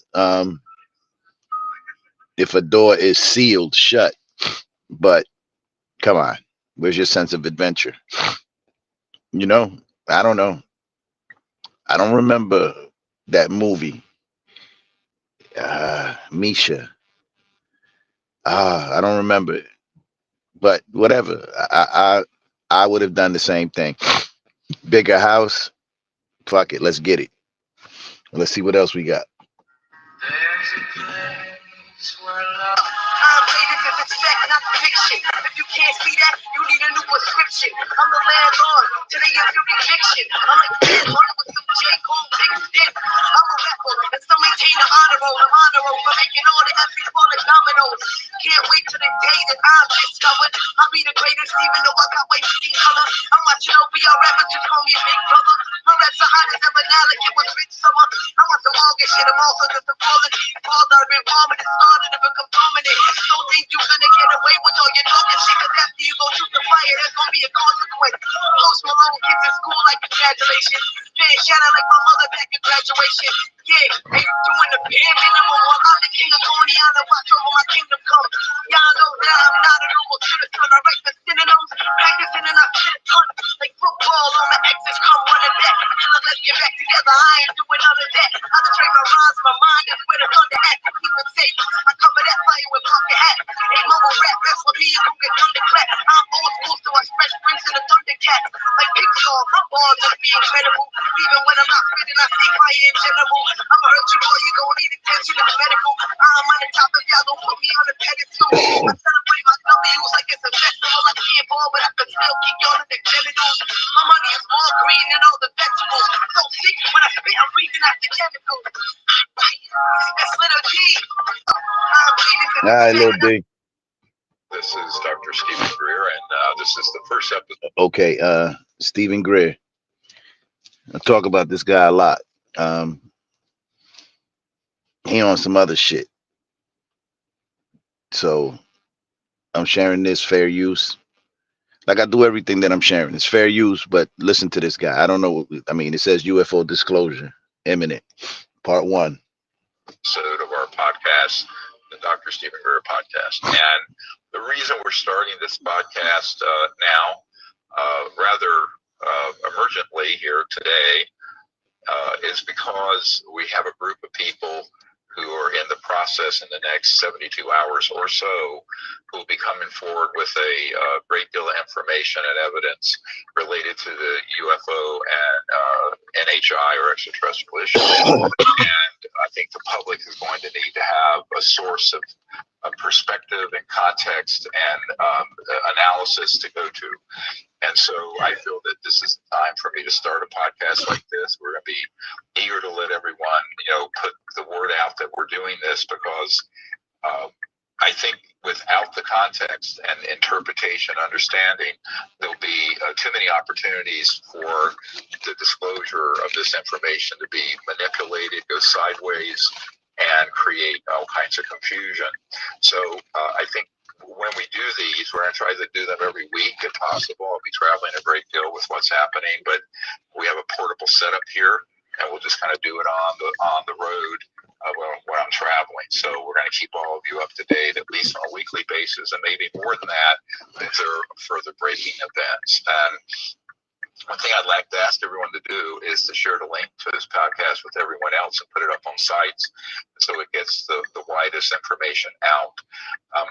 One of the things that we've been doing just leading up to this, for those of you who are new to the Disclosure Project, I just want to introduce what we've been doing for the last 34 years.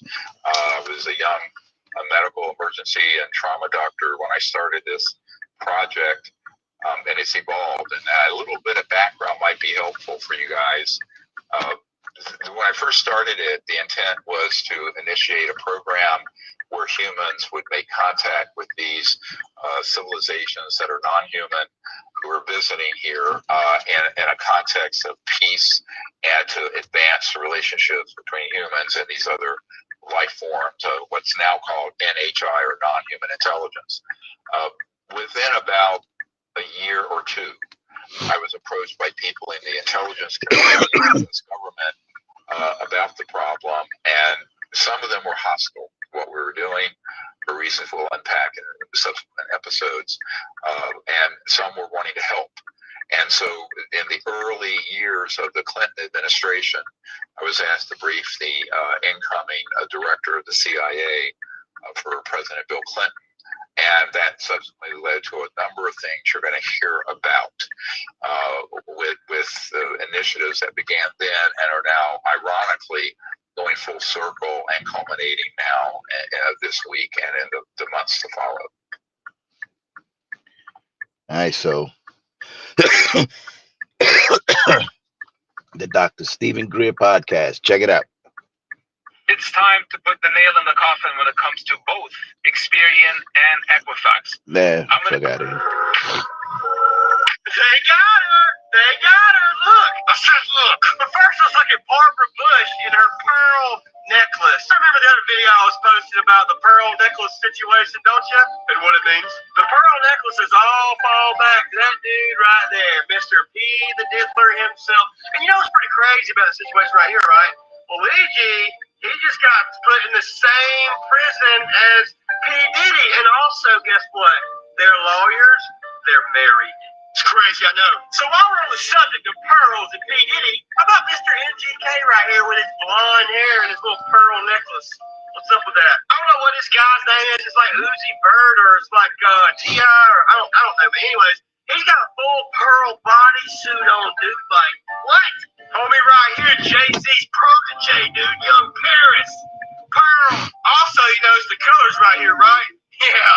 I just can't believe Dave Bautista, man. He looks like this now. It blows my mind. But anyway, so about the pearl necklace, follow for part 2, all right? This is about to get crazy, y'all. They got her. They got her. Look. I said look. But first, let's look at Barbara Bush in her pearl necklace. I remember the other video I was posting about the pearl necklace situation, don't you?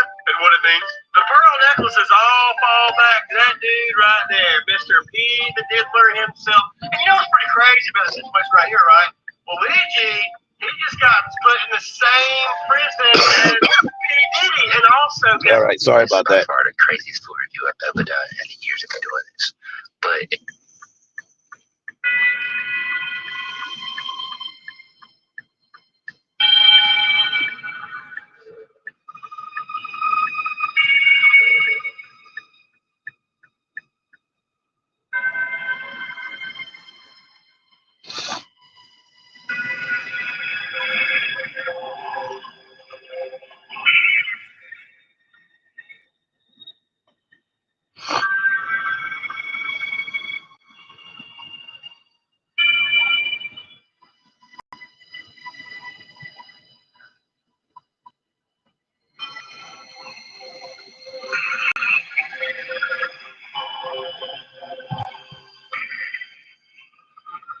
I don't know what the fuck's going on there. Clearly they're exhuming a body, or a coffin at least.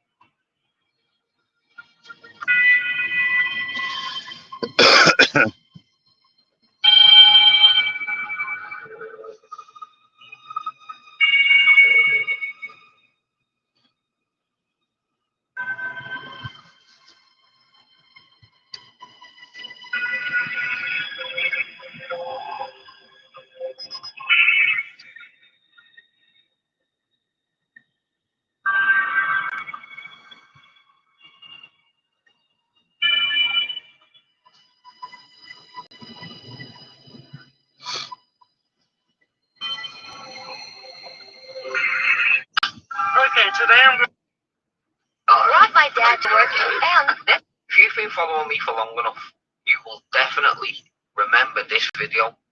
If you haven't been following me for long enough, this video is absolutely mind-blowing. Go and watch it. Anyway, here is a part 2 to this video. But before we get into that, let's talk about this hydrochloric acid. Hydrochloric acid is a strong corrosive acid that is household applications. It's also a component of in humans and other animals. Right. So now that we know it's in the human body and it's a corrosive acid, let's go on to watch it. cheeseburger. Still warm. It hasn't been eaten. Okay, so we're gonna leave our burger to digest for a while in the acid. back later and see what's happened. Hypochloric acid is found in everybody's stomach. 3.5 hours. So we're going to see what happens to a tasty McDonald's cheeseburger after 3.5 hours of concentrated hydrochloric acid.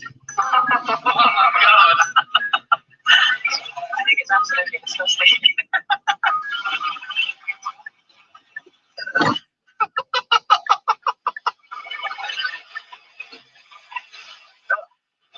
So, I mean, the fats aren't really going to dissolve very well because in your stomach, there's lots of bile acids and thing in your actual body to do digestion.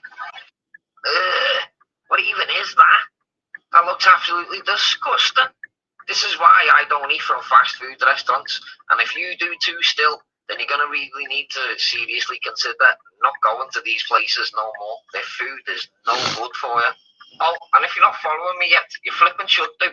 Go onto my page as well. Click my notification. All right, buddy.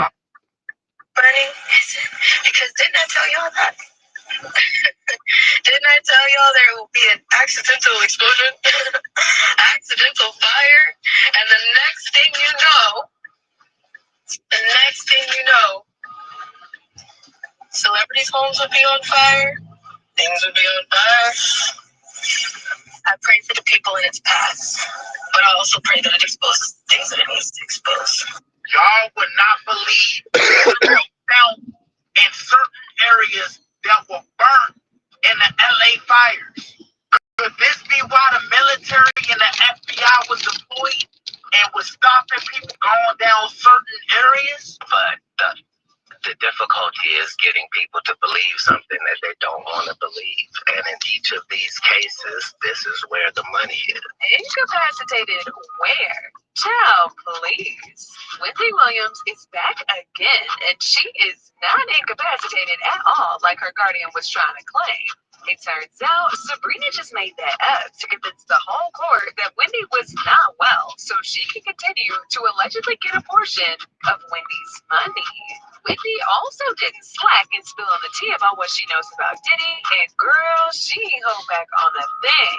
Not only did she confirm the rumors about Diddy getting her fired from Hot 97 when she exposed him for being DL, but she also gave us some tea about the things that Diddy has done so that nobody knows about it, and how the recent California wildfires, which conveniently burned down the houses of a lot of celebrities, was tied to it. Look at it, situations like this, as I look at the patterns of who got wiped out and how.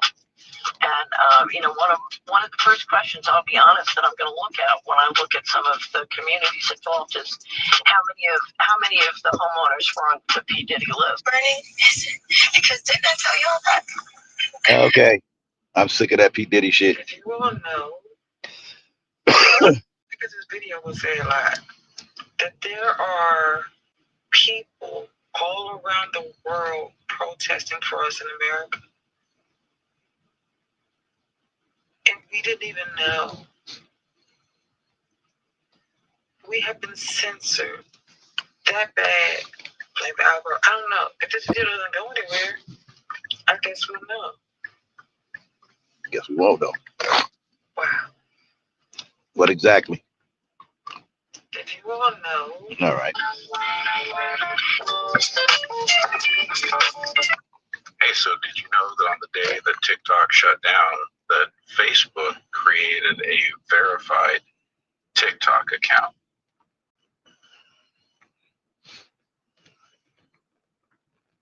By the way, did you know that if there are any accounts on TikTok that you would like to block, that you can just go to that account and then you click on that little arrow, like the share arrow. You click on that one, and then it comes up and gives you the option to block that account.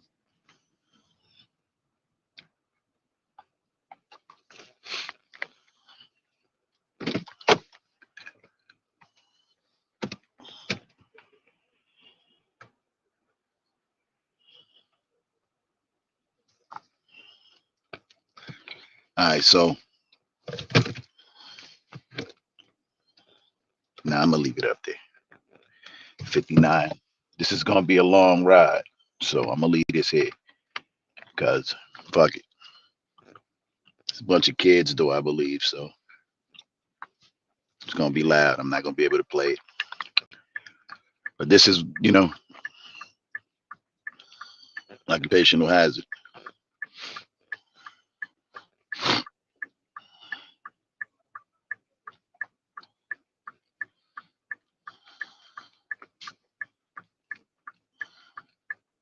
No, I'm not gonna leave it up.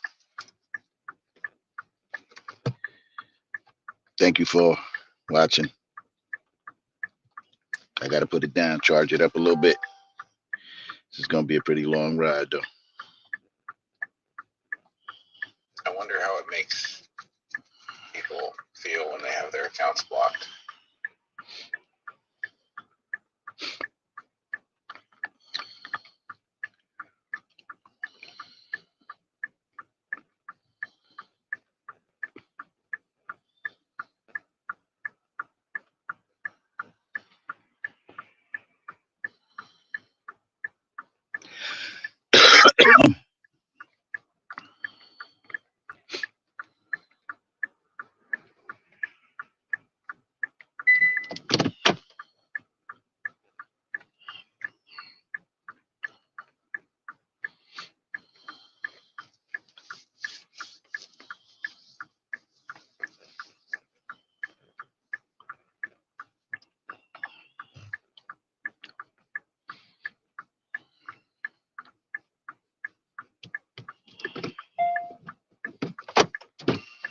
Hi.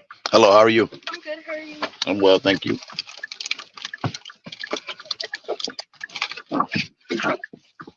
Hi.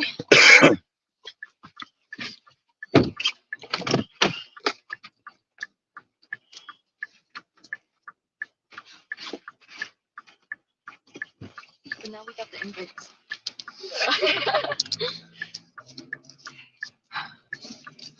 What's the keys? I give them to you. No, I have. No, these are mine. I give them to you. Please use your seatbelt for your safety.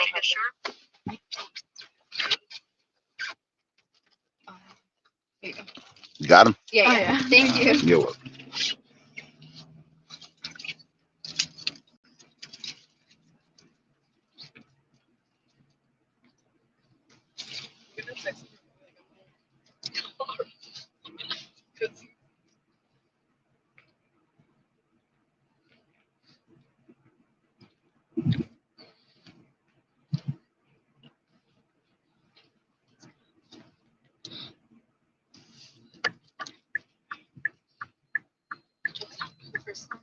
Oh.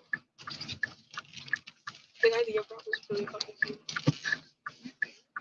Yeah, I think. I'm his working. I know, actually.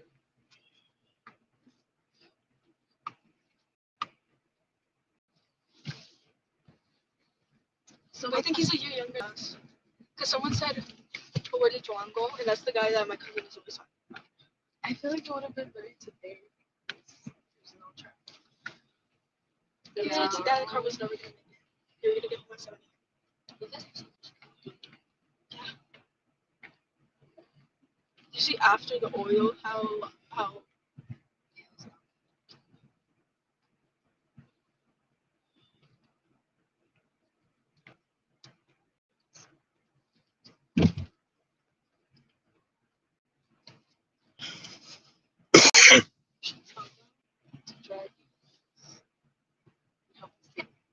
oh, when you go get it.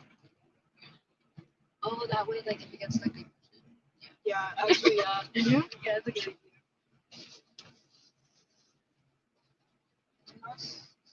I could try to do this.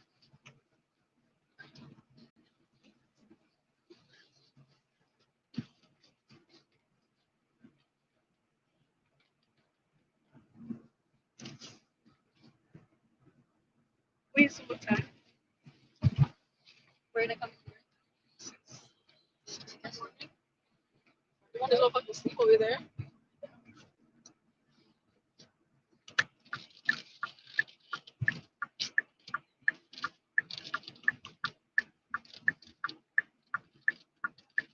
Oh, right now he's at the guy's place. Like, was over? Oh my god, it's on here. They're already over there? No. So how was that? How much was there? 46.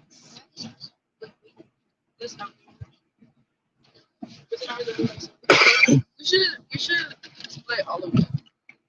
Even with theirs? Yeah. Wouldn't it be cheaper? No. It's for paying double. Yeah. How many are we? 6. Yeah. It'll be 23 each. Yeah, but then we have to pay this one. So only they're gonna pay theirs? Yeah.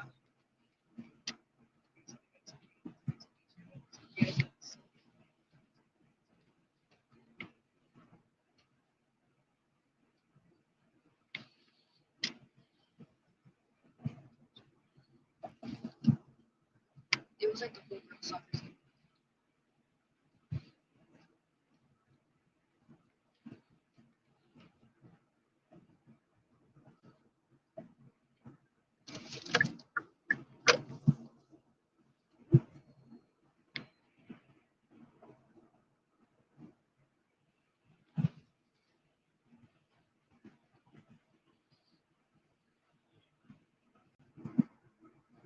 She wrote down.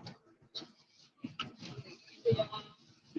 But she wrote down the other guy's information too. I'm assuming she thought they didn't know. Yeah, that's why she said, oh,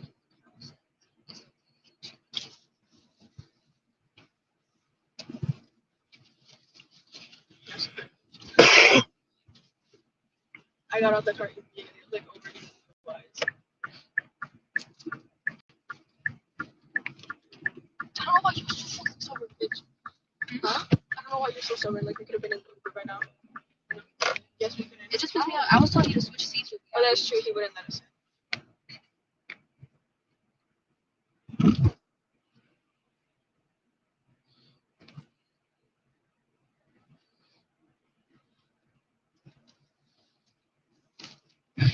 So we're gonna go back at 6. Please. How do you want to do it? You want to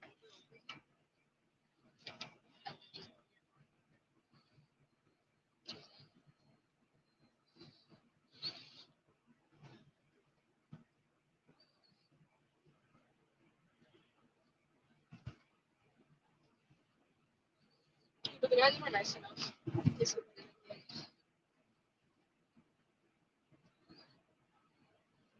I really great.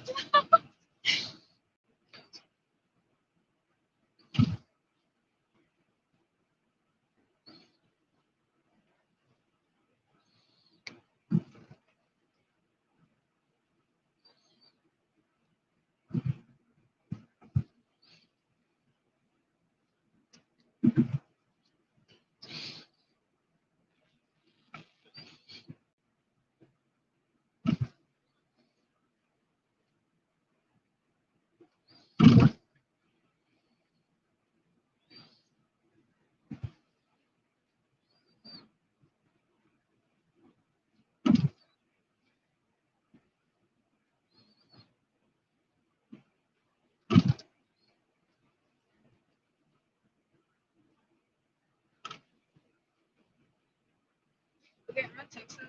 Okay. Tomorrow, can I go see? Yeah.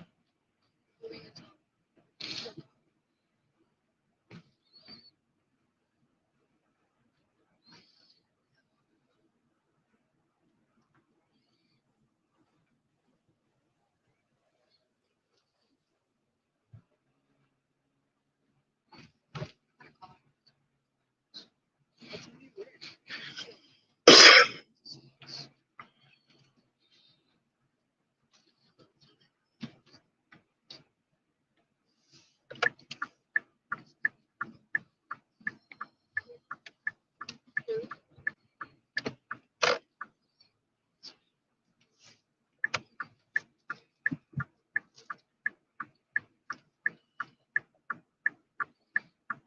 Oh, that cup was really nice. Is it not done here? It just broke.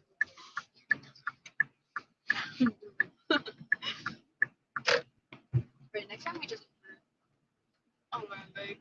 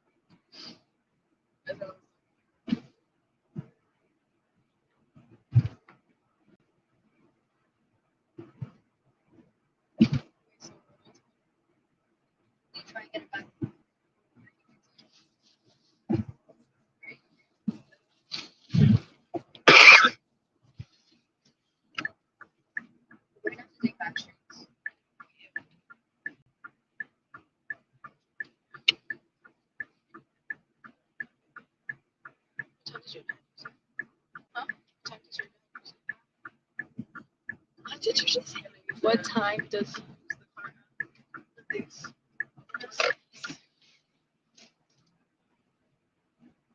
I was actually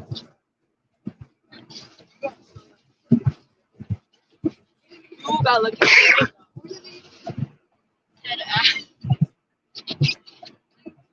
I saw her pull up and she didn't put her lights on. I'm like, wait, is that a cop car? And somebody was no, as soon as I saw the spray bottle, Jacob he ran as soon as he saw it. I didn't even see him. He looked scared as fuck and ran inside. I know. What's happening? We're talking. We like looking back.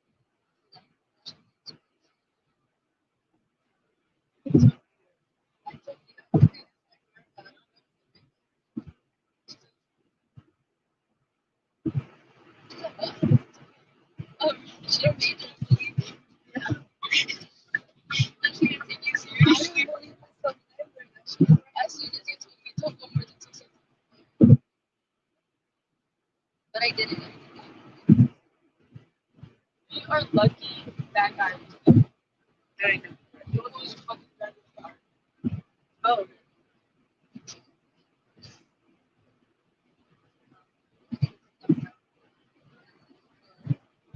He drove it halfway there.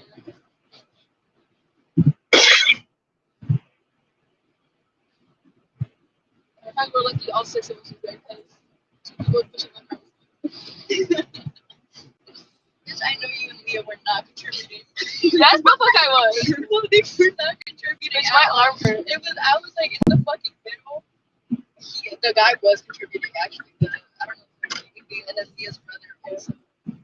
But I saw Leah and Nancy to the side, like they're like this, like trying to. I was pushing. I was pushing without.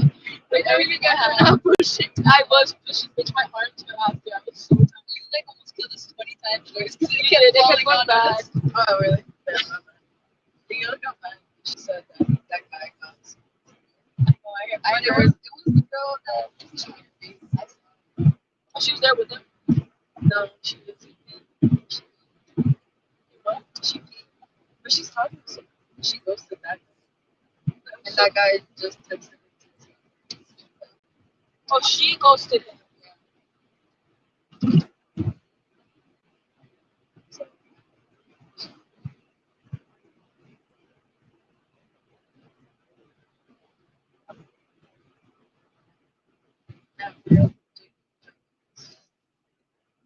You don't wake up. You didn't like go to that shit. You still had it inside, right? Yeah. She don't live in that house. You said she got her but she lived in that house. I did it good.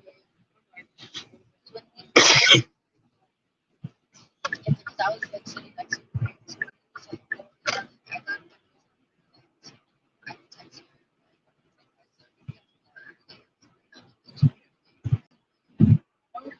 Yeah, she did. I keep on my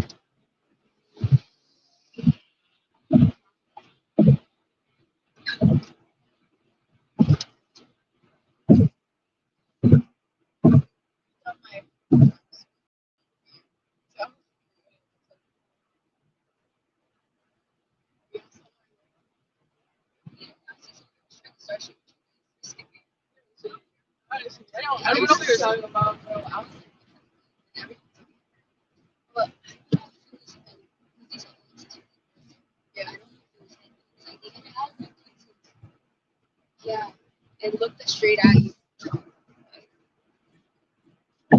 Yeah.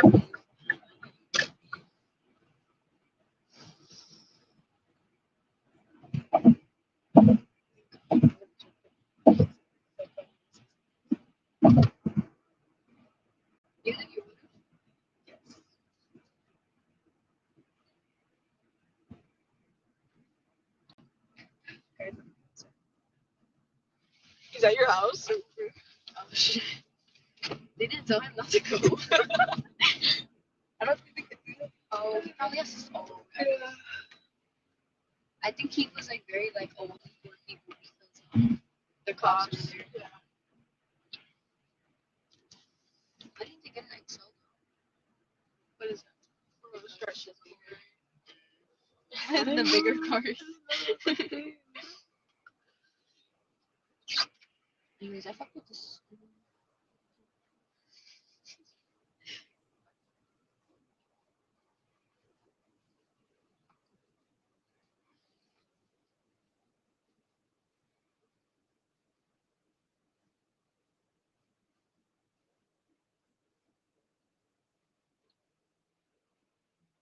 What's it like? Doesn't explain this. Literally, Leah wanted to go because she thought she was gonna see Frank. Yeah, Frank didn't go, right? Oh, was it because it was like the soccer team?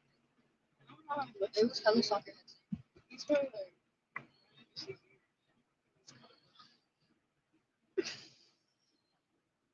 Yeah, that's what I'm saying. Like, it was like the whole team.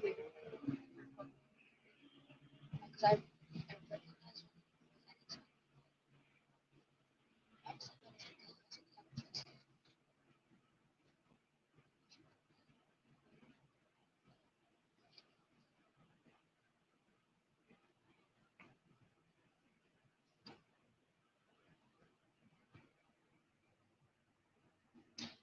think we should do? Make it to Elizabeth. And then just leave us something like that.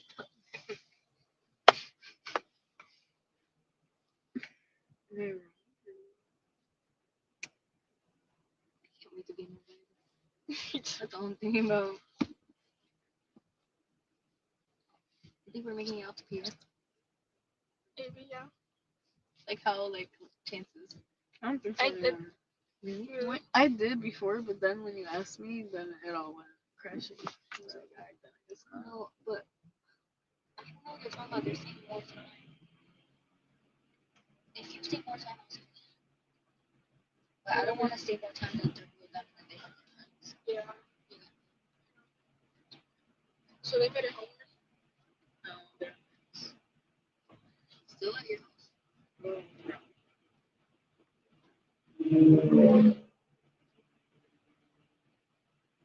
Not gonna lie, I was gonna try and invite my friend to go. She was doing where?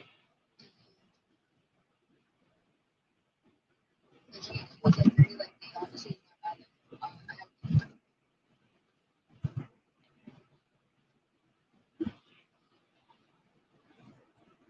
I have you know, I think he told them something.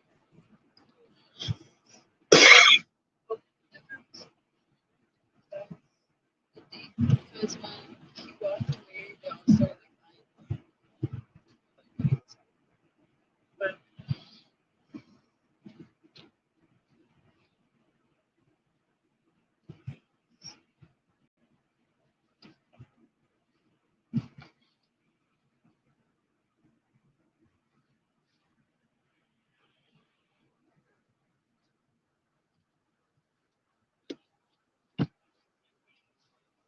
yeah, he has to go to his stomach. Now he's going to use. Yeah. That's fucking crazy. I know he's mad as fuck too. Nah, he's gonna be mad as fuck when he goes all the way downtown for the food to get out. I mean, yeah, I have 3 of us doing. Then it's Leo, then it's Mabel, and then it's John. Yeah. I know he's mad as hell. We're probably gonna get home before he does.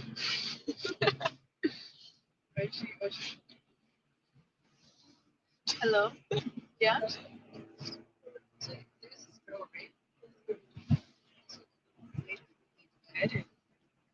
Yeah, like take out the one that your house and Mabel's. Okay. I can do that? Yeah, is that because we have to go to each location. You have to change the stuff. Okay, okay. More than one after that. Your house and Mabel's. Take that off. She does her part. Okay. She like name dropped her. They're pretty smart. No. They didn't say drop the stuff.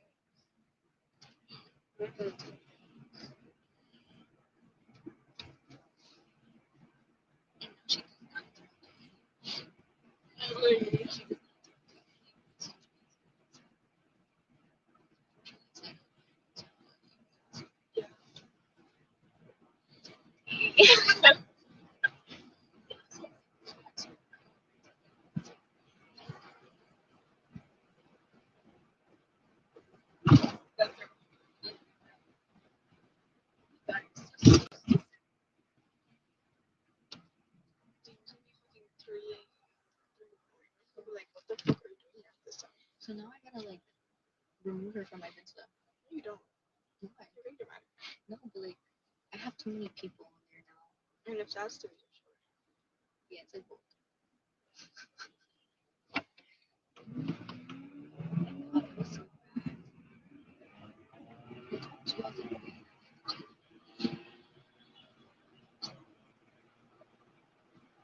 But it's really just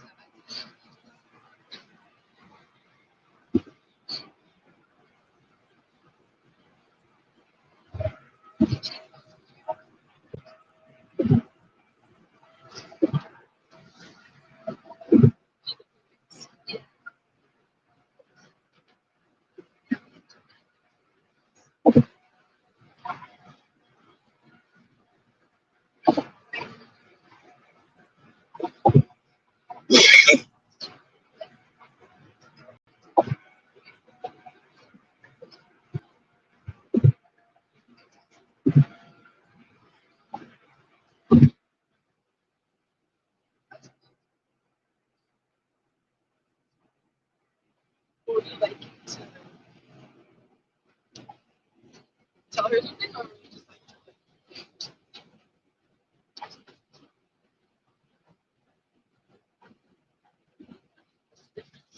bitch, you're liking to flirt, or you're liking just to like.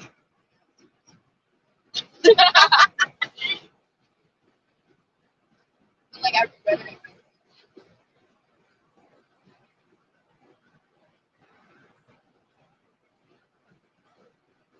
Like that.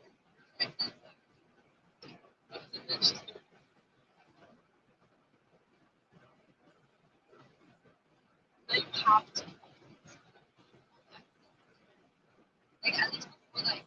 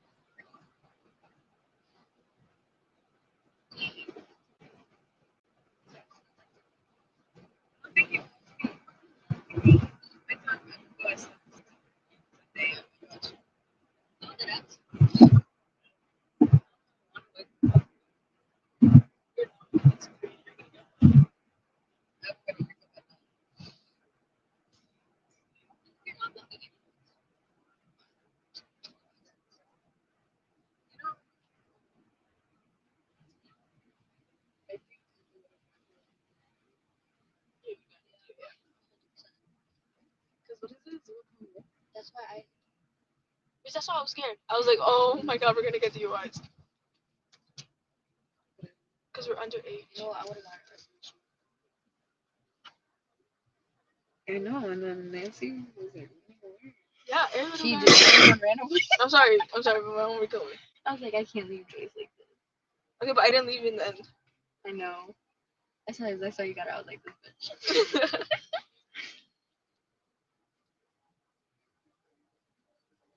She definitely knew though. As soon as she saw us switch to Who switched? me parking it. Think so? Yeah. I think she knew.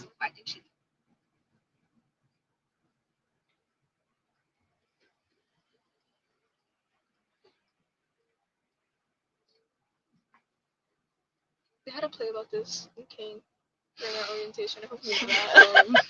And you didn't listen, obviously. Bro, it was not like that. You're being so stubborn. You were. Like, oh my. No, don't say you were. Like, you weren't fucking pushing No, her. the only thing was like, I want to drive though. I don't care if you want to drive. The car wasn't gonna make it. No, I genuinely have hope. I was thinking about that.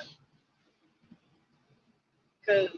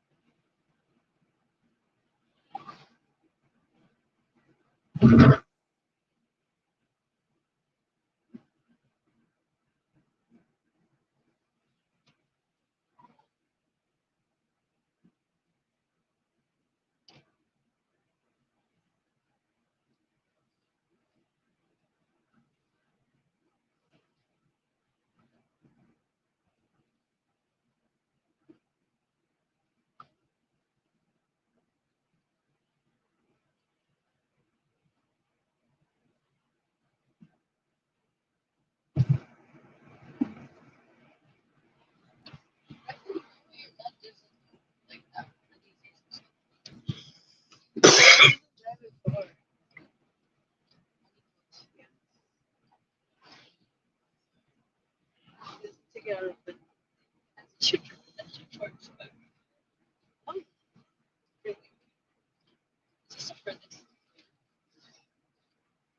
and if you're done 10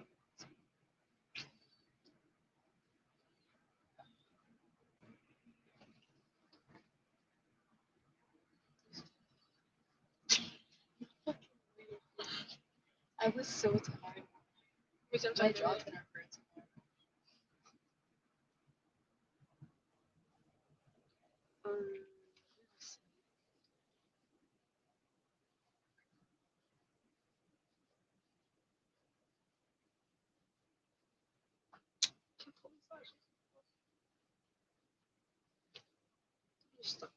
You ate with them though, I noticed.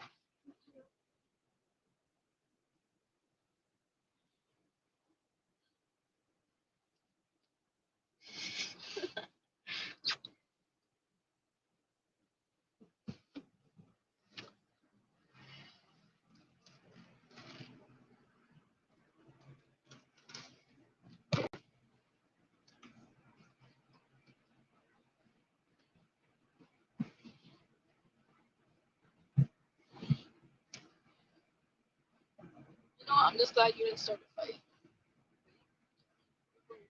Anybody.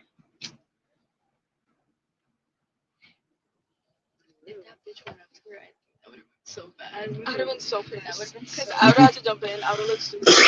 And then Joyce would have to catch a fade of me after. So, I don't care because it also over. That's not right. You just Susie. Like, Susie, how did we not catch that? What'd she say? She was like, what the fuck? Like, loud as Like, fuck at you listening, guys, that's and it. then you guys ignored the fuck We didn't even notice. And she started like complaining, I guess, to like the group that Alexis was.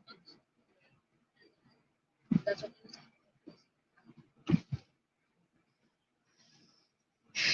saying.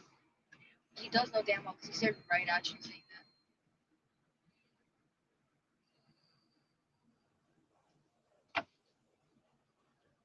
Dang, should we come to work? Yes. You just need a little bit tired. You don't have to be. Just push. Okay, 7. I don't know.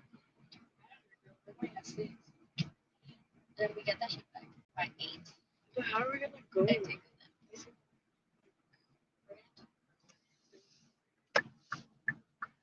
See, can't even cuddle my sister. We're done.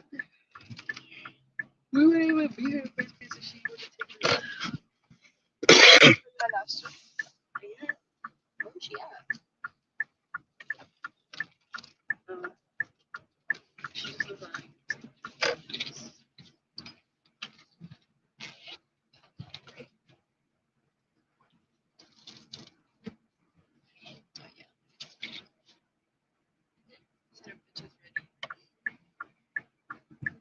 no, yours.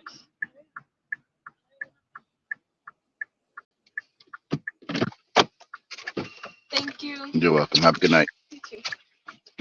Bye, guys.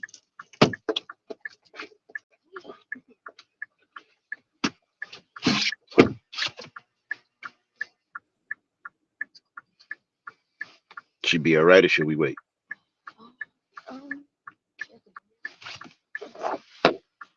Wait, I'm seeing.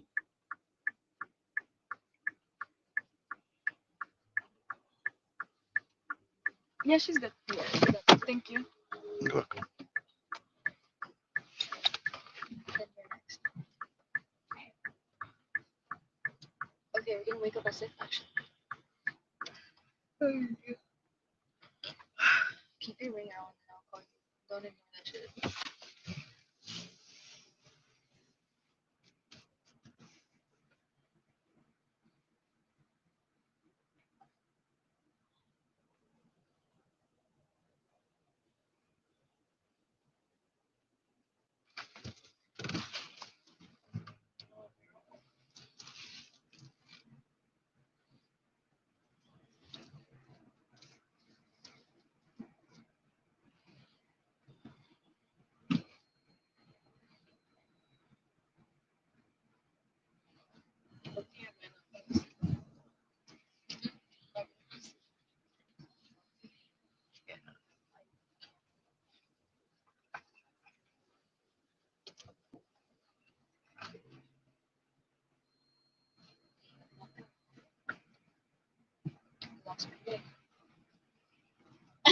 Yeah,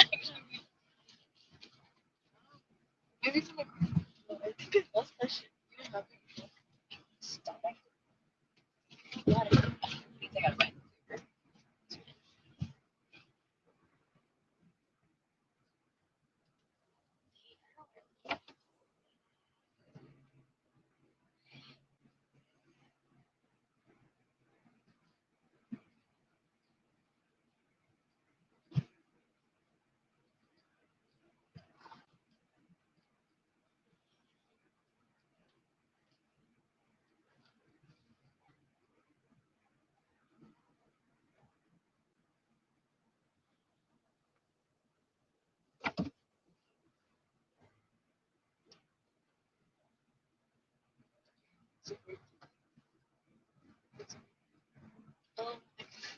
I had fun.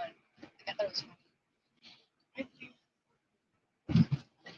like, I feel like I'm saying I have fun, but like, the last, I just think the situation was funny. You said last time? Or you literally got a guy's to read it.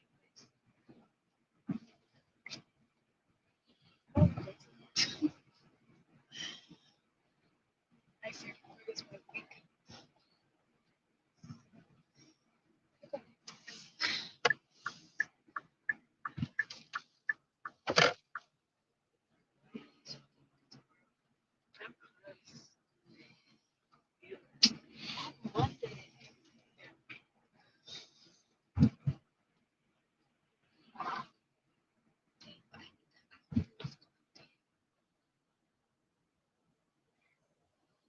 Sorry. That's like I'm gonna have to buy my PR ticket late. I don't know how much was it? It's because I'm dropping money for the spa thing. Remember I told you that's happening Friday, and I hate it because they haven't taken the money out of my account. Like not until the day of. Really? Yes. So I have like the money, and I'm like, oh, like, I don't want it there. Like it's not mine. Like that's just gonna be gone.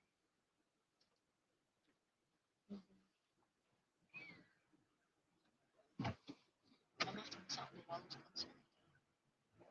Who's the friends? They're coworkers. Some coworkers. Like two coworkers. They're like they have like significant others.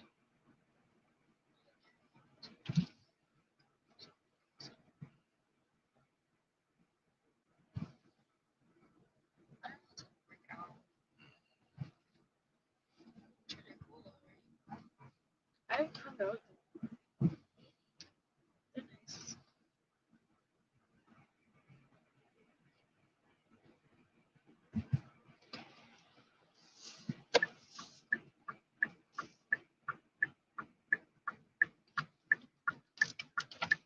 Me and my dad decided to sleep at 5 o'clock.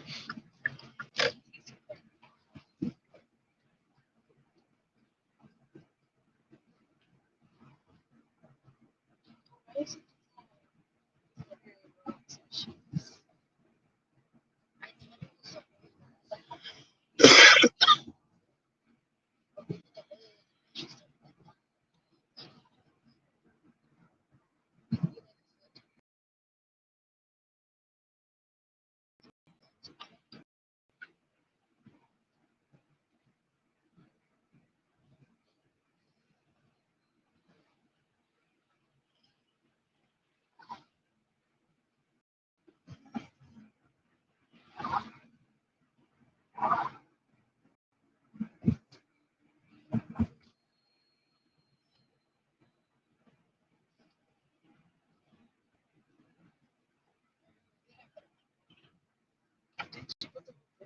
yeah, but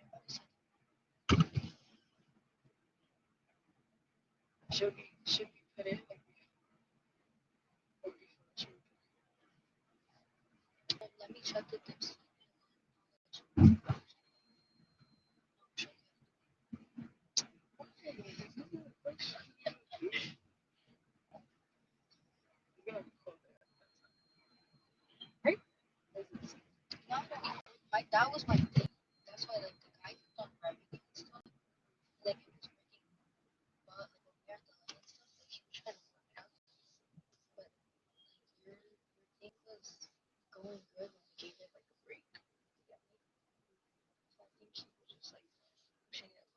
Like we got there.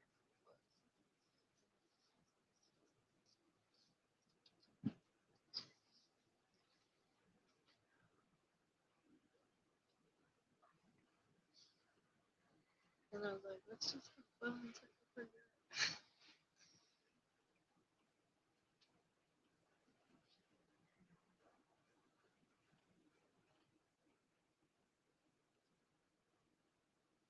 Like I think best case scenario is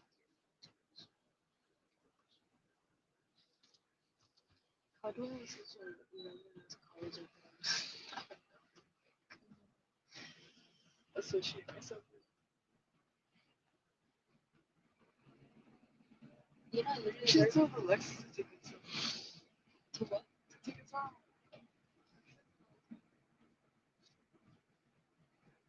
He's not there late as fuck, right? I was like, good. He's like, cool. 'Cause I heard like the people that live in the house is he's like, so I didn't. But we were going only for the day. Yeah. Damn, maybe she wanted to go just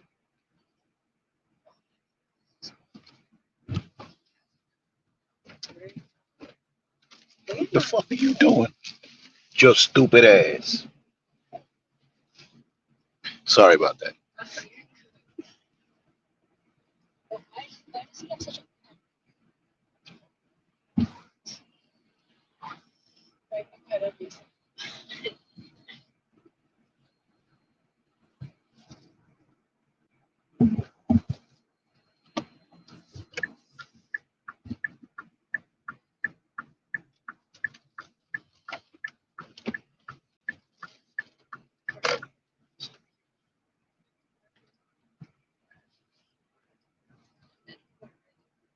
at 6, I think.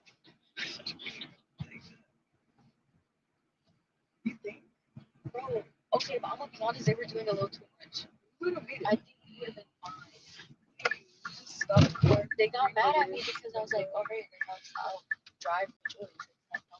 Word, and you were the only one that was disabled. Yeah. She's right. I know, it's just like, thank you. You're welcome. Have a good night. You too. Bye, Maple. Bye. Text me tomorrow. You heard? What? Text me tomorrow. Okay, bye.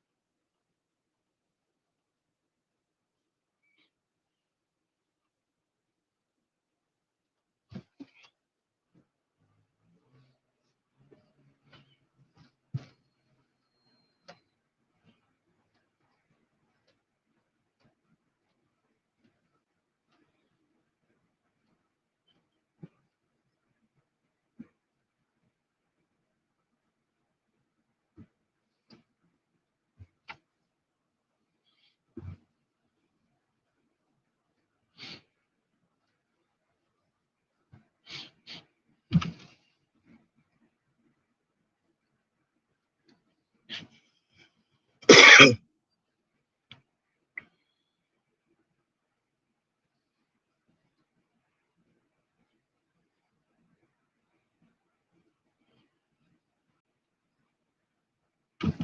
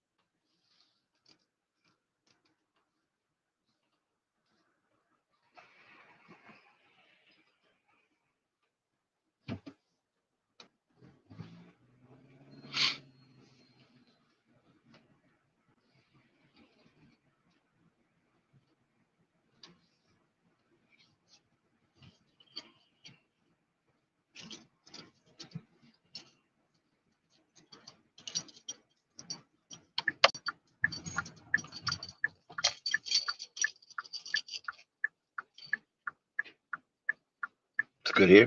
Okay. Thank you. You're welcome. Have a good night.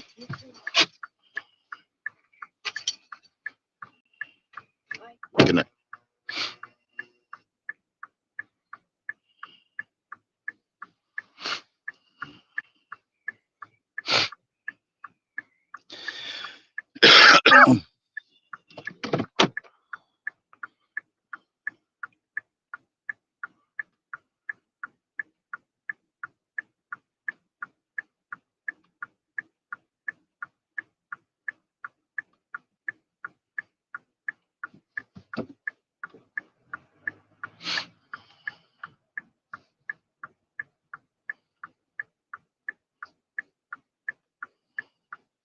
Lorena.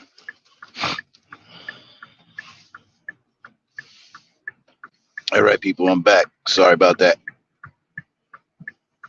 That ride took a minute.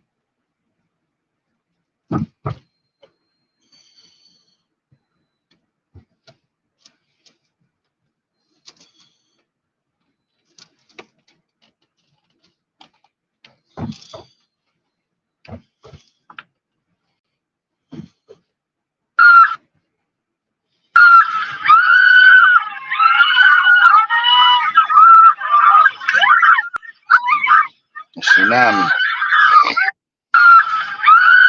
All right. No es pa' tanto. I mean, I'd be freaked out too if a tsunami was coming near me.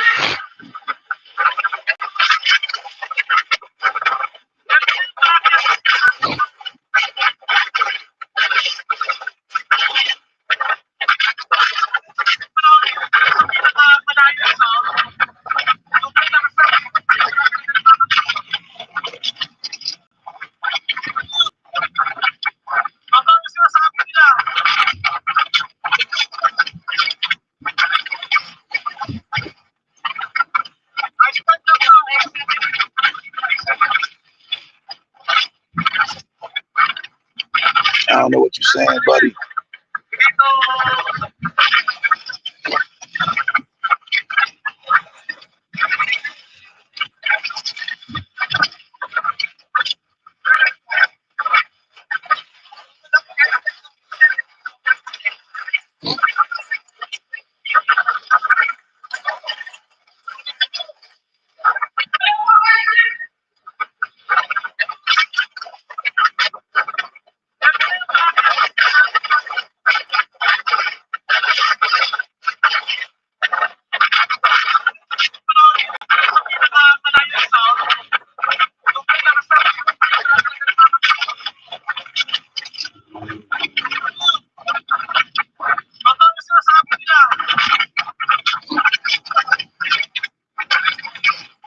All right. Ice wall. That's what's up.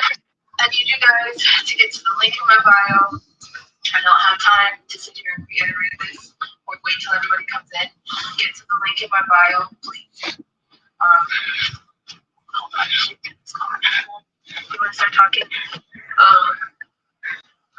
There's stuff going on right now. There's moves being made right now. There's things being done to survivors right now. Roaches are trying to save themselves and trying to hide. That's going to put a lot of people in danger, a lot of kids. Let me tell you something.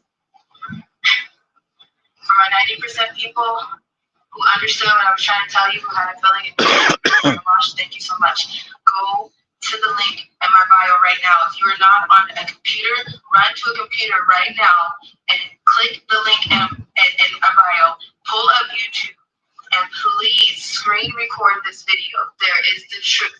Everybody who wanted the proof, okay? I am trying to stay calm. I'm really trying to stay calm. I'm terrified, but I'm not going to freak because it's not the time right now, right? We are in danger. I don't know how many times I can tell you guys that. But my 90% people, it's true. And please go to the link, share it, screen record it. For my 10% people, hold your apologies. Okay? Please hold them because you just don't need to apologize to me. You need to apologize to every single one of us, dead or alive. You apologize to every one of us because for you people who decided to tell me, why don't you just call the police? For you people who were just all over my social media calling me a conspiracy theorist and an actress. I'm crazy and I'm a con artist. We want money and we scammer. We want this and we want that. You're wasting valuable followers. You're the reason why. You're the reason why. Quit interrogating me and go get my damn friends. How about that? How about that? Okay, and don't bother to even tell me you're sorry. You can hold that shit until you can tell us all that you're sorry. Hello, how are you? You people make me sick. I'm so disgusted with everyone right now because I've been trying to tell you guys something and we're still sitting ducks. We're still sitting ducks. We are in absolute complete danger. Do you know what is going on? Do you know what is going on? Do you know the people that you think that are dead or not dead? Do you understand that I'm an MK Ultra and I am an MK Ultra survivor? I have never said these words before. That's good. So here we go. I'm an MK Ultra survivor, and I have programming. I'm trained very well, which is why I continue to say, quit getting upset.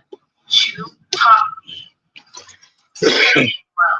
I'm just playing well. I know more things than you think. You have so much more than you think. Every second that everybody has came onto my Instagram recently, I've showed you proof of everything. Haven't I? So why would I be lying to you now? Try me. If anything happens to us, I swear, y'all better do something. Oh, y'all better do something. Oh, my head hurts so bad. It's fine though. I'm trying so hard to stay calm, and it's fine. Like I said, hold your apologies and go watch the video. Go watch the full video. Watch the whole damn thing. Everybody's got to stand right now. There's no time. There's no wait. There is no FBI. There is no cops. There is no help. You don't understand. The people that you worship are in on it. Your celebrities are in on it. You're telling our major people, and you think that we're not in danger? Well, we've been playing with y'all because I'm smiling.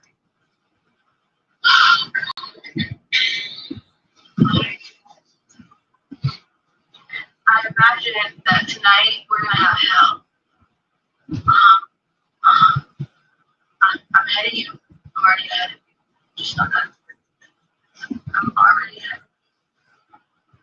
I have no idea.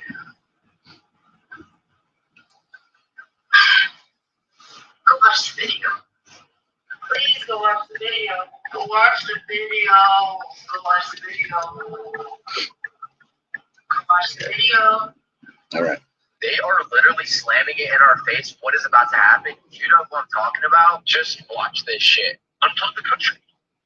And then you have real casualties, mass casualties, and mass chaos, like true chaos. People are not prepared for this. They haven't thought it through. Our leaders have not prepared them for it at all. It's like, oh, it's on your iPhone. You don't have an iPhone. And there's no electricity. And there's no water. There is no one there to call. Right here. And then people start behaving in ways that are ridiculous. Dead people, people getting shot. I was just like, this cannot be America. But then that could happen. That's not science fiction. That could happen soon. So Joe Rogan, who predicted the LA wildflowers months before it happened, imagine an actual disaster like this happening where they've been trying to warn us for years. What does it look like if our power grid goes down? So it really becomes almost zombie apocalypse, and it's horrific. You can't count on the police or the National Guard that we at home protected our own family. I don't think people realize how much chaos and how miserable it will become when the power grid goes down. When the grid goes down, there goes your water, there goes your medical, there goes your food, everything. It's gone. There goes the police, there goes communications. You think you're going to talk to your elderly parents? Nope. That's over. When the grid does go down, information is going to be the most powerful resource because nobody's going to know what to do, which is why everyone in my family has one of these. How to build your own water filter, how to make your own solar panel system, how to build your own water heater because it's the winter time, preserving fuel, protecting your house against intruders, a survival garden, even how to make toilet paper. We all know that was the first to go during the scamdemic. It's got all types of shit. This is something that I think all families should have at least one copy of, but it's already sold out once this month. So if you see the orange shopping cart somewhere down here, they might still be in stock. They are literally slamming it in our face. What is about to happen? We're talking about the quantaloid. That's the insect praying mantis type, looking about could be up to 6 foot tall. They're the dangerous ones. And they're the ones, as I understand, that we didn't know a whole lot about. But we acquired this one, particular one, from a crash site, and it actually harmed a human. So we were very careful how we captured it and how we stored it at the containment facility as to annex. Rick, are there different species of quadloids? Yeah, because they're genetically engineered, and we know that much. But so there are other species, and they also can appear different to humans. They make themselves appear in a particular manner to a human, and we probably just guess. But we know that one particular incident where one harmed a human being, we felt that at that point that these things were not friendly, they were not benevolent, and therefore that's why we had to keep it in captivity. And not really sure how long it had been there. Well, that's one question that was never answered when the story was told to me by Gene Laskowski, who was in fact the one of the ones that was there. I don't know that he knew how long it would been there, but the facility housing these things had been there probably 7 to 10 years. So probably during that time period, we obtained it. Why are they here? Are they here for peace? Or are they, do they have an agenda? I wish we knew. I don't know that we knew why the craft crashed. I know that the craft contained 2 others, or 3 of them, and 2 died, and this one lived. And it also had the ability to heal itself. I remember that, but I don't know much other, reason why they came here. Their craft was one of the bigger crafts that we had obtained, and it crashed into the Nevada desert. That's about all we knew, and I don't know how long it had been in captivity. So are they concerning to us in any way? Yes, because they're hostile. Okay. They already injured humans. Elaborate that incident that happened. Maybe it was hurt and it just fought back. Well, at the time the craft crashed, the recovery team, the SDART team, had formed at that time period, and they were there to recover it. And there was also a local law enforcement officer there. The local law enforcement officer who had absolutely no knowledge of any species of extraterrestrial. The visiting Earth was the one that was harmed. Now, I'm not sure exactly the details in that, but the other SDAR team were able to neutralize the quataloid. But so we knew it was hostile. But you know, if you put yourself in their position, the craft crashed for some unknown reason. Two of their comrades are dead. Now you're alive, and these humans are trying to get in this craft. I mean, the defense mechanism might have reacted with this quataloid or what. I don't know. We can guess. But well, that's what I'm getting at is how can they just, based off that one incident, say these quataloids are dangerous? They're disrespecting the human race here. They're attacking us. It seems like there's a more to that story that we just don't know. Well, the more of the story is that we were able to disable it some way. I don't know how, and transport it to a containment facility and store it in a container, basically. Now, I would be upset if that was me. If I went to another planet as an astronaut and I get captured and struck and then thrown in a container. I mean, yeah. So we don't know how they think, and so, but this leads up to why they escaped. So this is the one. So let's go ahead and get into that. Why did it escape and how? It was able to open a underground vault door. I don't know that they ever figured out how it opened it. And then it had to navigate a smaller tunnel system to get up to the surface. We're talking about the quantum. That's the insect prey mantis type looking. Why you standing on my mama car? Well, I'm gonna be your mama car. Well, without want me to get down right now? Wait, what you did about the door for? Come outside now. What's looking all this about my mama? You and that kid had claiming this ain't school about my mama. Now bring your ass outside. Hey, dog, can you watch your tail, man? Your tail. Hey, man, your tail, man, it's going crazy. Man, it melts out the end.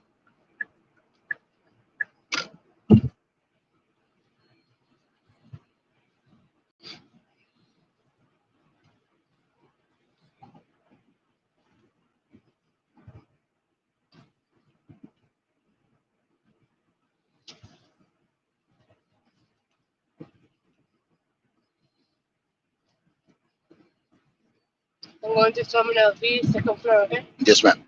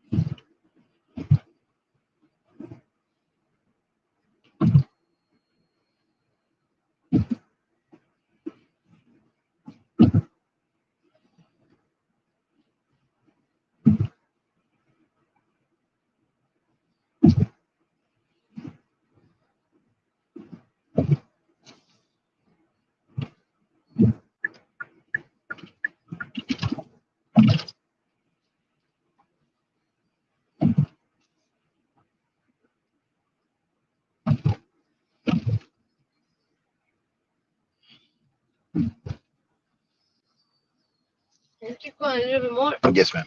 Thank you so much.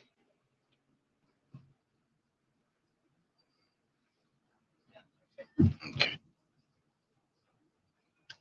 All right, have a nice day. You as well. Stay safe. Stay healthy. Thank you.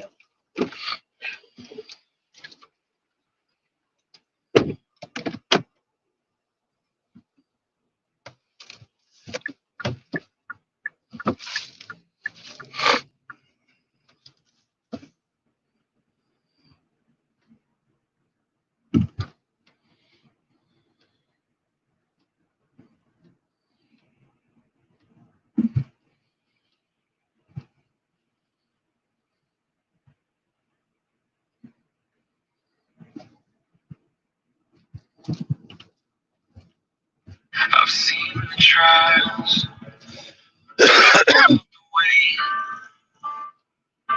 But through it all, I know my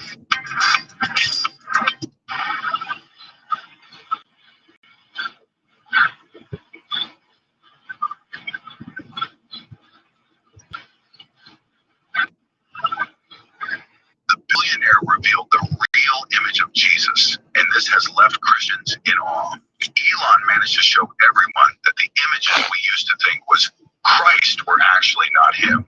So if all the pictures and status that hung in churches were Jesus Christ, the billionaire revealed the real image of Jesus, and this has left Christians in awe.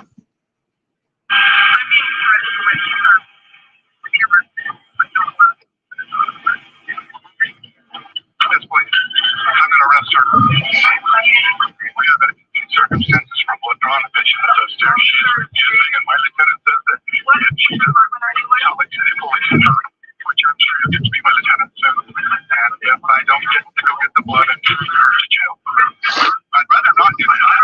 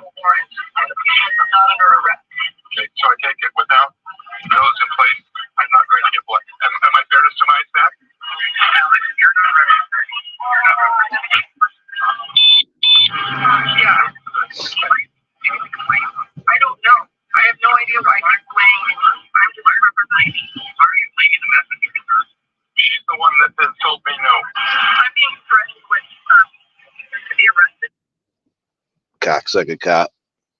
He's gonna arrest her, even though he doesn't have a warrant.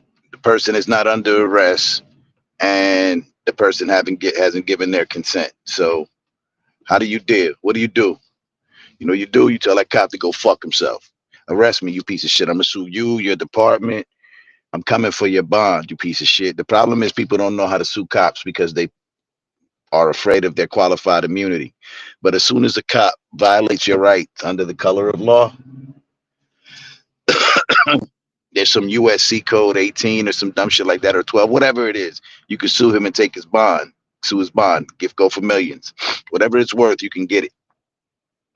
You just got to be willing to follow through and fight these bastards. Fuck them. Now, I have a love-hate relationship with law enforcement. One, because the motherfuckers don't know the law, and and quiet as kept. Of the white ones, 8 out of 10 of them motherfuckers is racist. Of the white ones, I know at least 22 white cops. And of the 22, I'm going to say 14 of them. 16 of them. No, 14.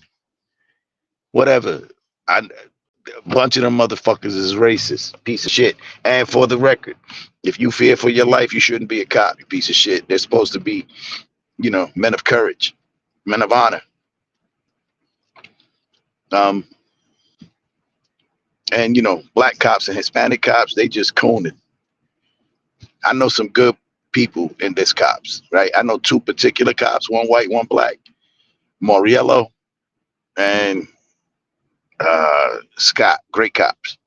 But the rest of their force, pieces of shit. And I'm speaking out of turn in a way, right? Because Newark cops, they not really like the assholes like the cops I see in the rest of the country, but we got our assholes here. The worst Newark cop is a bitch cop. A bitch cop, a bitch Newark cop, like a female, those the worst. They jump out of cars like they men. And if you punch them in their fucking throat, you be wrong.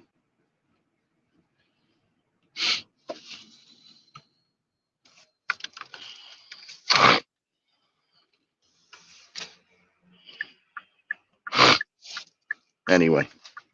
She says, what does this got to do with America?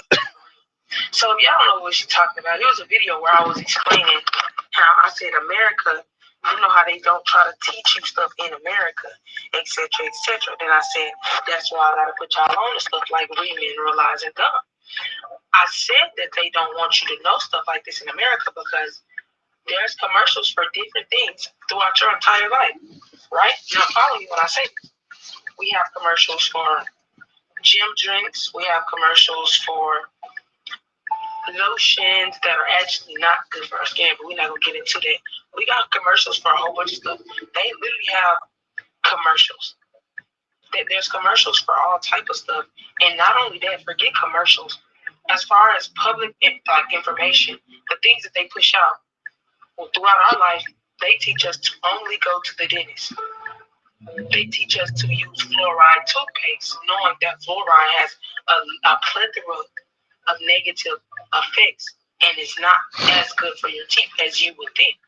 Over time, we, the people, come out and we learn from somebody else that's probably not in America or somebody that is, woke or into health that says, that's not good for your teeth. That's not good for your health. That's not good for that. Now, they didn't teach you that gum was not good. The pity that you pick me was back as fuck. I see why you up there acting up. You ain't having enough, I'll just you hand it rough. But I ain't gonna leave till you cast the shut. Why you better around niggas mad at us? Mad at me cause I be getting booked. Mad at me cause I be catching planes and there's a damn check cause you be getting cooked. It's a different look when you ride the beat. Gun so big can't hide the heat. These hollow tips will play hide and seek and I'ma slam dunk them like Diamond League. You're a weirdo and your mama freak. Niggas keep talking about my physique. Niggas keep talking about my career. Like I don't get, I get it out the straight. I click on the beat and shit closet. So fight your hands, no problem. Lying about the type of life you lead, you know how you get it poppin'. Evening, how are you? So I think both of y'all have forgotten. Just how far the cultures come for you people to be private. But fuck that, I keep striving. Cause I'm an artifact to be honest. 404, yeah.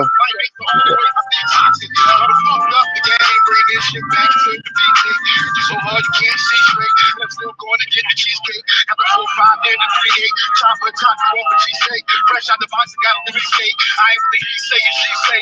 Question, why you name yourself fire? you a pathological liar. When I wrote the shit, watching The Walking Dead, it didn't read runs of the wire. Well, fuck that. I'm an icon with 42-inch pythons. Only rapper hotter than me is Dylan. I ain't with all the whole handle that Pygon, big Pygon. Jay building that hollow man before Solomon, it was Python. Hard to do, but then so on. Just what did you have to go on? I suggest you do your best impression of me and you fresh to get your roll on. Respect, I get the utmost. I'm a cutthroat and I cut close. Shoot my shot when it's clutch time. I got the barrel wild on the tugboat. You a pickpocket on the subway. All I got for you is gunplay. But I ain't wasting no ammunition to get crunk on any given Sunday. I skate like Girate, but I'm a heavyweight like Deontay. Now I spray out the window or the El Camino on high days. All the way to be a cold case. Hands on, I hit the whole space. Gloves on, I hit the OJ. No more shooters than Coach K. You a gangster, you don't say. Come to this, no, I don't play. I know Puff over 15 years, but a real one find its own way. Hey, it's Dave's here. Are you? Oh. Okay, I have a video like this, and this is one of those drones that everybody's talking about. Right there. And at first I thought it was a ghetto bird, but it's not. It's loud. Oh my god, here we go. Here it is.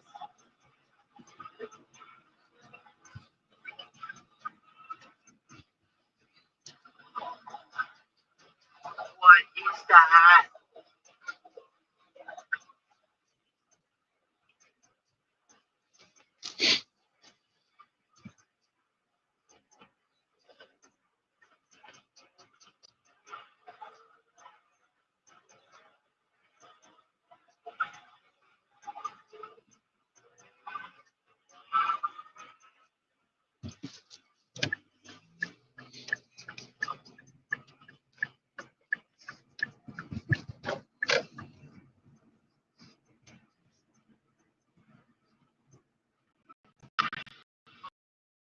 Okay, I have a video like this. It's called the Omega 1, and it's a rotary engine with no moving parts and has almost zero losses in the combustion cycle. With a traditional internal combustion engine, you lose stacks of energy through heat and friction. Well, with this new engine by Astron Aerospace, they aim to eliminate nearly all losses associated with the combustion engine. Now, when I initially looked at this engine, I thought, well, this isn't that cool. It's really just a fancy high-revving Wankel rotary, like the ones you'll find in a Mazda. Well, I looked into it more, and it really isn't. It's a rotary, but it has zero seals, and the engine is super efficient, super lightweight, and doesn't take up much space. A single 16-kilogram engine develops 160 horsepower and 230 newton-meters of torque. This thing revs all the way to 25,000 RPM, which is insanely high for an internal combustion engine. All the power of a single engine is multiplied by the number of inputs that may be placed into it. So let's say you have 3 rotors. You would have 480 horsepower, and the total weight of all 3 motors would be 48 kilograms. I mean, that's nothing, and it makes a whole bunch of power. Now, it's called the Omega 1, and it's a rotor. Have a look at this. So evil has been in control of the planet for 12,000 years. It has been the dominating force. Evil's not the right word, it is imbalance. Was it a great shot for you to discover this at 38? You know, the best way of removing negativity is to laugh and be joyous. I'm delighted that there's so much laughter in the audience tonight. Just let me say this, I'm laughing at you. I'm not laughing with you.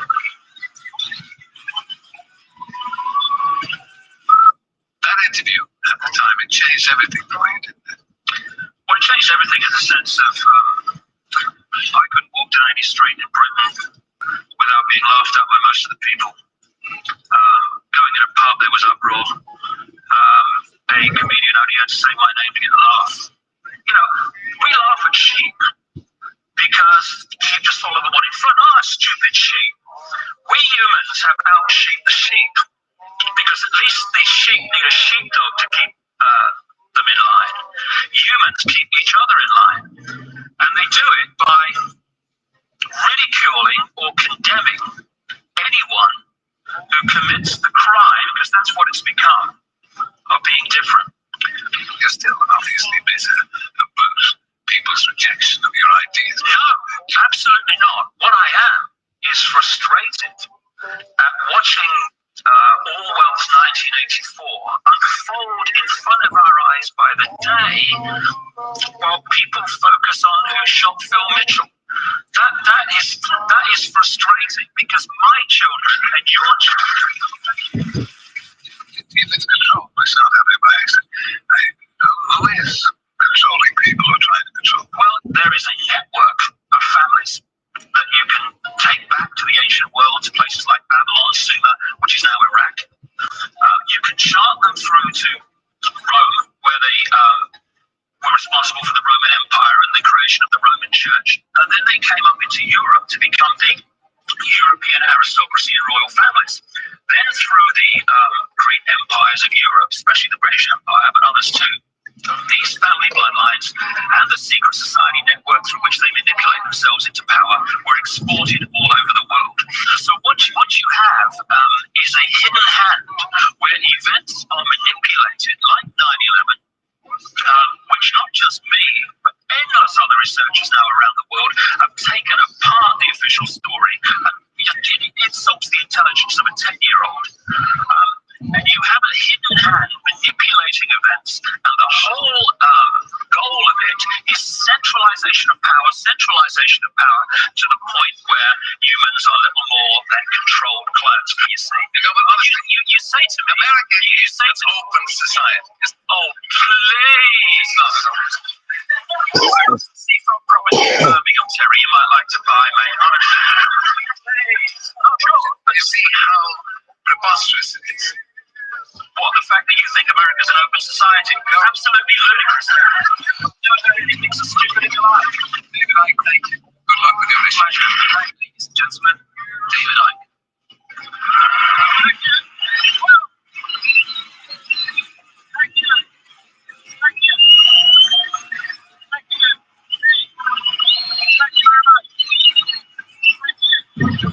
Thank you. So people wanted to see what the tree looked like at daytime, so I'm going to show you the tree, and I'm going to show you the branches that broke off out of my house last night.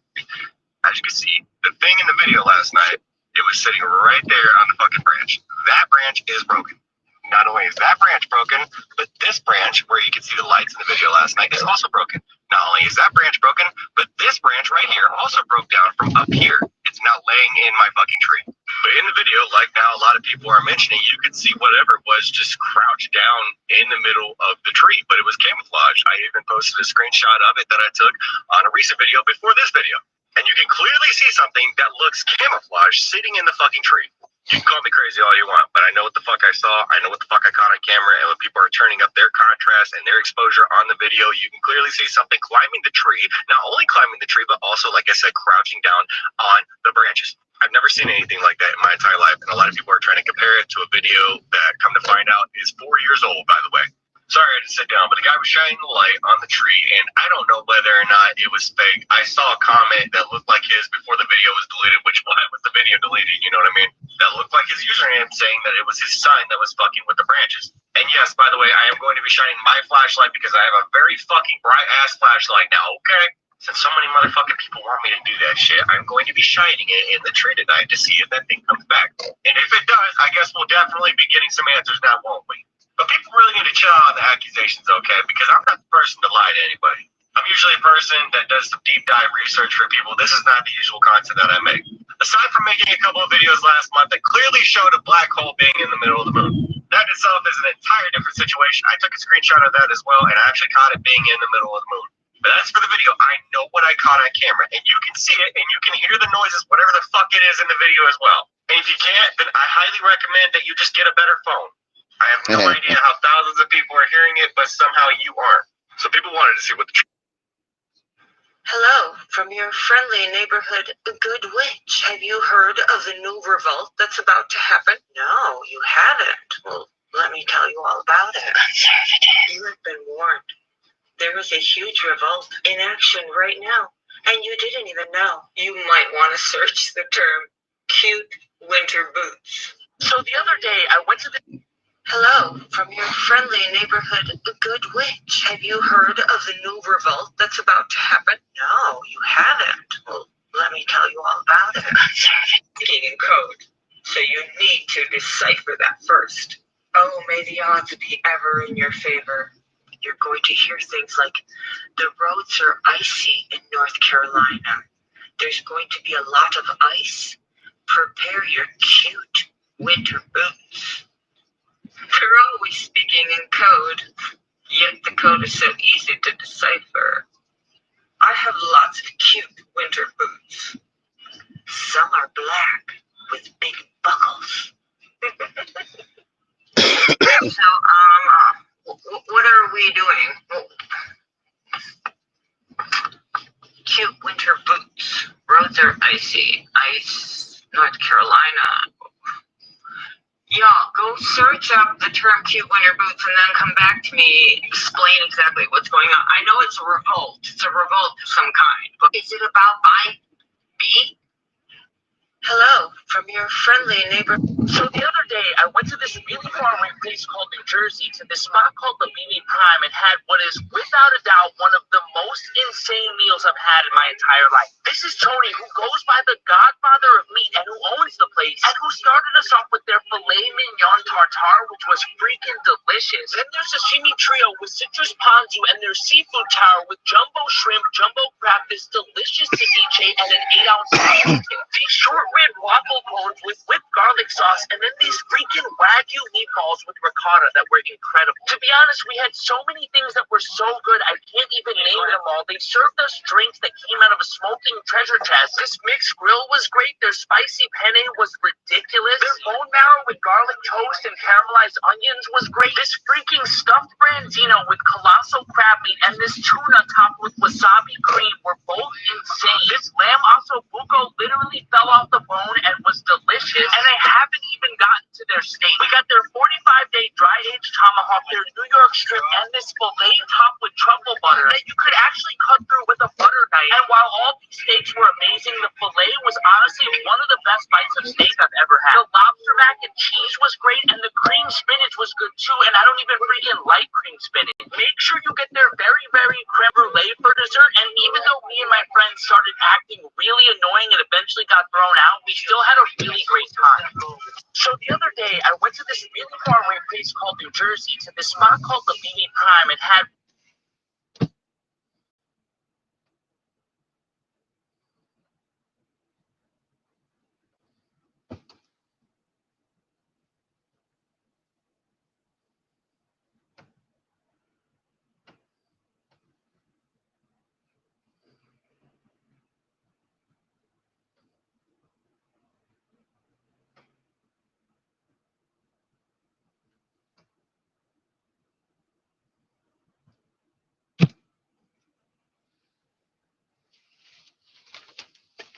You're welcome. It's good right here? Yeah. Okay.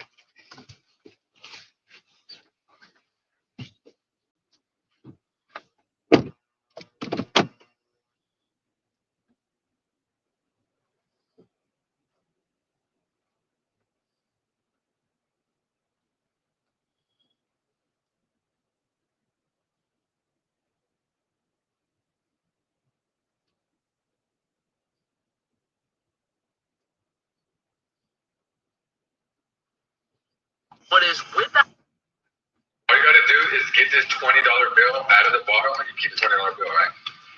Okay. Alright, well, it's barely gonna fit in there though, so that's gonna be a little challenge. Alright, go ahead.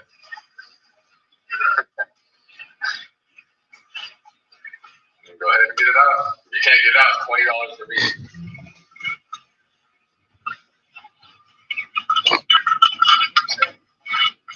How's that supposed to help? Literally, you can fit your fingers in there and try to get it out. That's what I just did. Alright, well, keep trying harder. All you gotta do is get the money out and keep it $20 for you. If you can't do it, then I get $20 bill.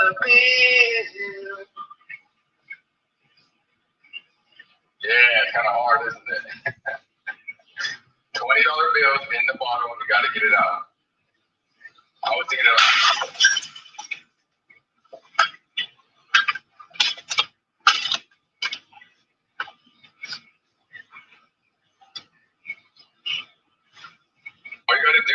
get this $20 bill out of the... The woman you are about to see has done more to protect your rights than probably anyone you will ever see or meet. She's going to explain how she has found ways and reason to never obtain a driver's license and never register an automobile with any government agency, and how to cancel those things after they have been done for the obvious purpose of exercising our right to travel without interference by the state. You may disagree with her positions. You may consider her to be radical in her activism, but you will not be able to challenge her facts and legal references, and you will not be able to prove her wrong.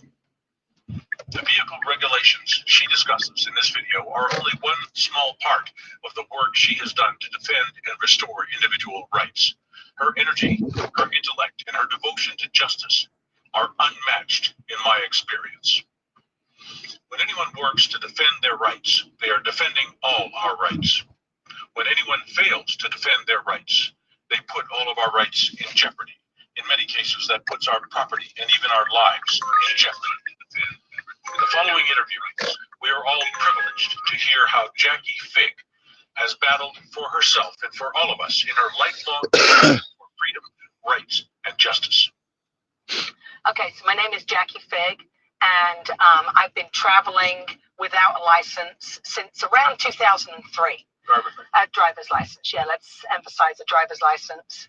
I first read the vehicle code back in 2003 and realized that it really didn't apply to me, that it didn't include my property. And as such, I then sent out a series of letters to about 6 people, the Department of Motor Vehicles, the Commissioner of the Highway Patrol, the Attorney General, and a few other people, the Department of Transportation, the governor of the state. And I very, quickly started to discover that I was right. I was correct. I did get a letter back from the Attorney General. And you were correct in what? In my assumption that it did not apply to me. You did not need it. I did not need a driver's license, and that I did not need registration for the cars or automobiles that I was using. So having gathered that, I then set about to cancel those documents, and I did that back around 2004 after a series of letters went back and forth. Cancel which document? Driver's license driver's license and registration. And so then by mail, you're giving written notice? I gave written notice. It was actually a complete series. I would say I contracted out of the system. I did get those things notarized. I had everything sent by a notary ultimately. And the conclusion that the group of us came to, when I say the group of us, I mean the 6 individuals I wrote to who worked for the state and myself, came to the conclusion that it was not for me.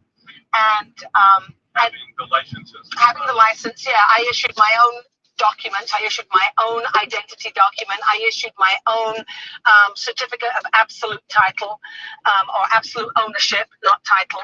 I issued my own bond for insurance purposes, or financial responsibility is really what it's called. Now that sounds like a lot of work, a lot of study. Okay. It was a lot of work. And this enables you to utilize the public highways without the licenses. Absolutely, and I was perfectly safe for a couple of years. I traveled around the place. It had, I didn't actually get stopped or anything. Nobody stopped me. I had my own plate made up, and everybody had been noticed, and it wasn't an issue. A couple of years into this, I did have an issue with an officer, and ultimately he arrested me, impounded my car, and at the time he discovered that my car was not in the system, that I was not in the system, and he could not understand it. He could not find any evidence of me existing. So I know that my process had an effect. It had actually, wiped out any recognition of me within the system. And I had received a couple of small tickets previously. But he should not have arrested you then. No. So how did that resolve? Well, it wasn't actually. What happened was about 8-9 hours after I was arrested, they managed to locate old tickets, and which included the automobile I was driving, and technically they put me back into the system. ultimately, this resulted in my having a bail of about $920,000 for driving without a license. I was $1 million baby. How did it get that high? Because yeah, it's kind of another interesting story. Well, they couldn't hold me. Every time I was arrested, I would sign as the authorized representative and I would be released. So I was constantly cite and released, and I would never go into court because there was no consent. And we'll get into that in a second. The element of consent is the major element. Anyway, this went on for a number of years, and slowly the bail kept going up and up and up because every time they got me, I would, have this way out. So eventually the highest amount of bail was $920,000. Yes, it worked up to that. Okay. Yes, and I can tell you the officers were very excited whenever they found me. You would have thought I murdered a few people, but so what I really would like to explain today is the major elements that have enabled me to come to these conclusions. I started off with these conclusions, how are you? And I've pretty much proven that the conclusions are correct. Okay, so before we go on, sure. Are you still under $900,000? Correct. If people hear this and you owe $1 million and you're a fugitive from justice, then they will not want to. No, not at all. No, ultimately, I ended up with $100 fine, and yeah, that's everything's been dealt with. Yes, I'm not a fugitive. Yes, I did make a mistake, but that's a whole nother issue. We have tested out these theories with other people as well. But anyway, so let me explain the main elements of what I discovered. The California Vehicle Code only applies, it's a private code, let me emphasize that, it's a private code, and it only applies to certain persons. It only applies to certain property within a certain location. We think it applies to all of us, everything, everywhere. We're wrong. It's a belief system. It's definitely a belief system, and I would say, many police may have that same belief system too. Probably all. Probably all of them. They're enforcing. They're specifically hired, or they're hired for their specific beliefs and attitudes. They're not going to hire somebody that's timid or anything. So somebody who's a control freak, who really likes to assert themselves, and that's what they do. And they're told that they have this power and authority. For instance, they'll be told, you have power and authority throughout this state. I don't disagree with that statement. However, we need to look at what is this state. So this state could be something different than what we all think. It is. In this state is the terminology, but yes, and when I've spoken to California state patrol officers, let's call them, or state law enforcement officers, and they will tell you that their power extends everywhere within this state. And they are flat wrong. No, they're right. Okay. It does extend to everywhere within this state. But we have to understand what this state or what within this state means. How is that defined? Absolutely. Let's get to that. Let's first look at the person upon which the vehicle code applies. So I'm going to read a section of the vehicle code which tells you. So this comes from the California Vehicle Code section 21052.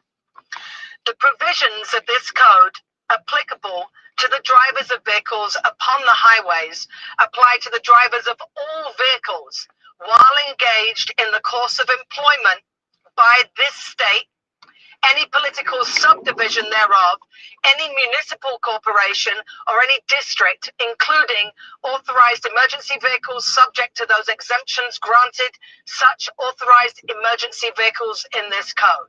So most people literally do not fall in those categories. No, technically, the vehicle code is, like I say, a private code, and you have to kind of look at the history of the vehicle code. Originally, it was a place for us to keep information on our collective property. So the car that the sheriff is driving, the car that our other officers use. How public officers. Absolutely. It was not intended for our private property. Original jurisdiction for that was filed with the Secretary of State, and it was like $2 for the entire time that you would own your car. We'll call it an automobile, which is really the proper terminology for it, not a motor vehicle, which is something totally different. So automobile would be everything, and a motor vehicle is a very minute portion of that bigger pie of those objects, of that property. So that tells you the person that the vehicle code operates on. Yeah, and so now you'll be wondering, well, how did I get into that? And we'll get to that in a moment on how you get roped in on this. The second thing we need to look at is the actual property, because you have to understand that the vehicle code is divided into two elements. We have the Department of Motor Vehicles, which is the first section of the code, and then we have the Highway Patrol, as we call it nowadays. That's the second part. The original name for the Highway Patrol is the Enforcement Division of the Department of Motor Vehicles. Just so you can understand that, that's its original intent. When you actually read the entire code, you'll see in that section what their main job is. Their main job is to report to Congress. Let's say we're riding down the highway and there's a bend, a really sharp bend, and everyone keeps going off the bend and there's multiple accidents occurring there. It's their job to find those places, let Congress know so that they can, create a bill to fix that problem.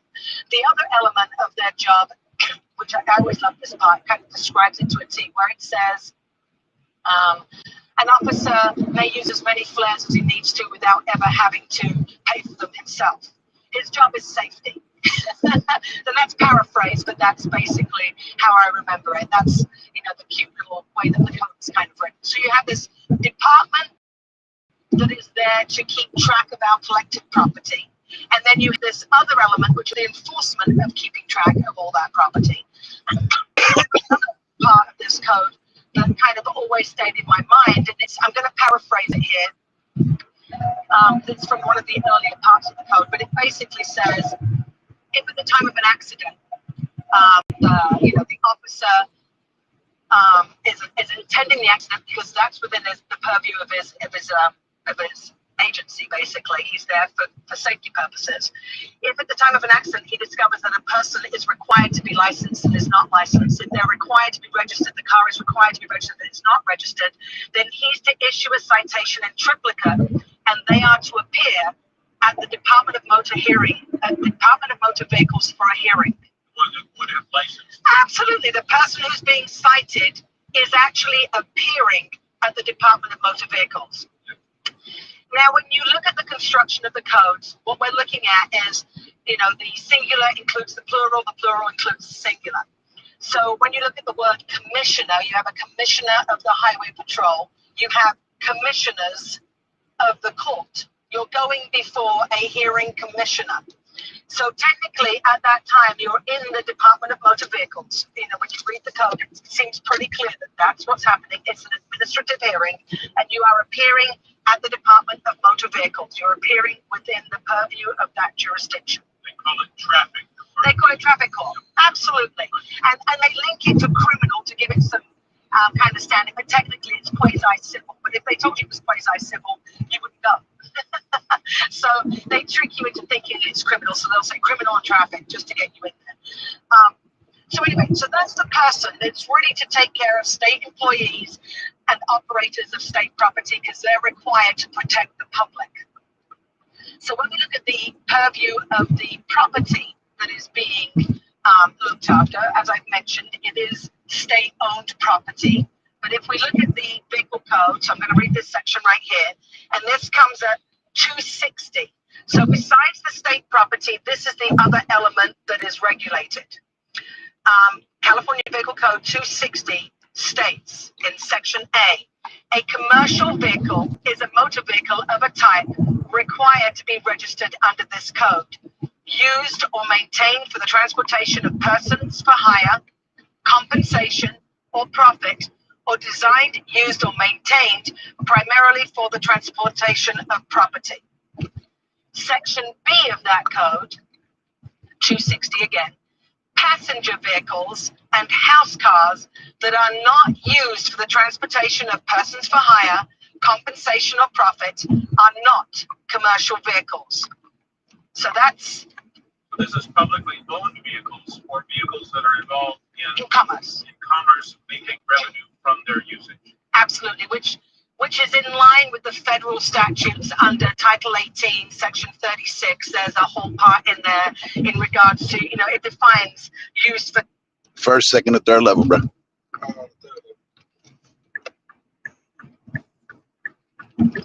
Commercial purposes and what that really means. So again, this does not apply to most drivers of automobiles. Absolutely not. No, neither our property nor us.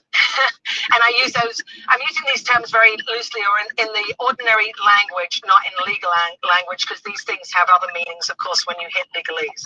So, you know, if I say you and I really mean you and me, you know, and you almost run out of words because of legalese. But yes. Yes. Yeah. So most people are not in this jurisdiction. Let's discuss this jurisdiction. So you have to understand that we have 29 codes in California. Those 29 codes are actually one statute. So that's like government code, penal code, this code, that code.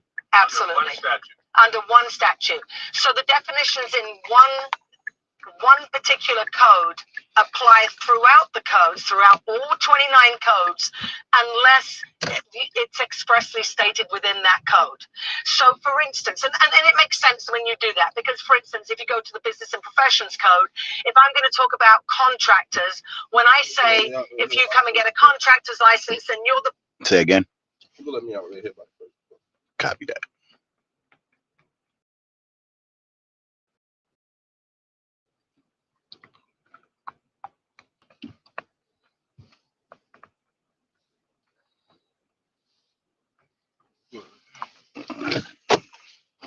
All right, brother, be good.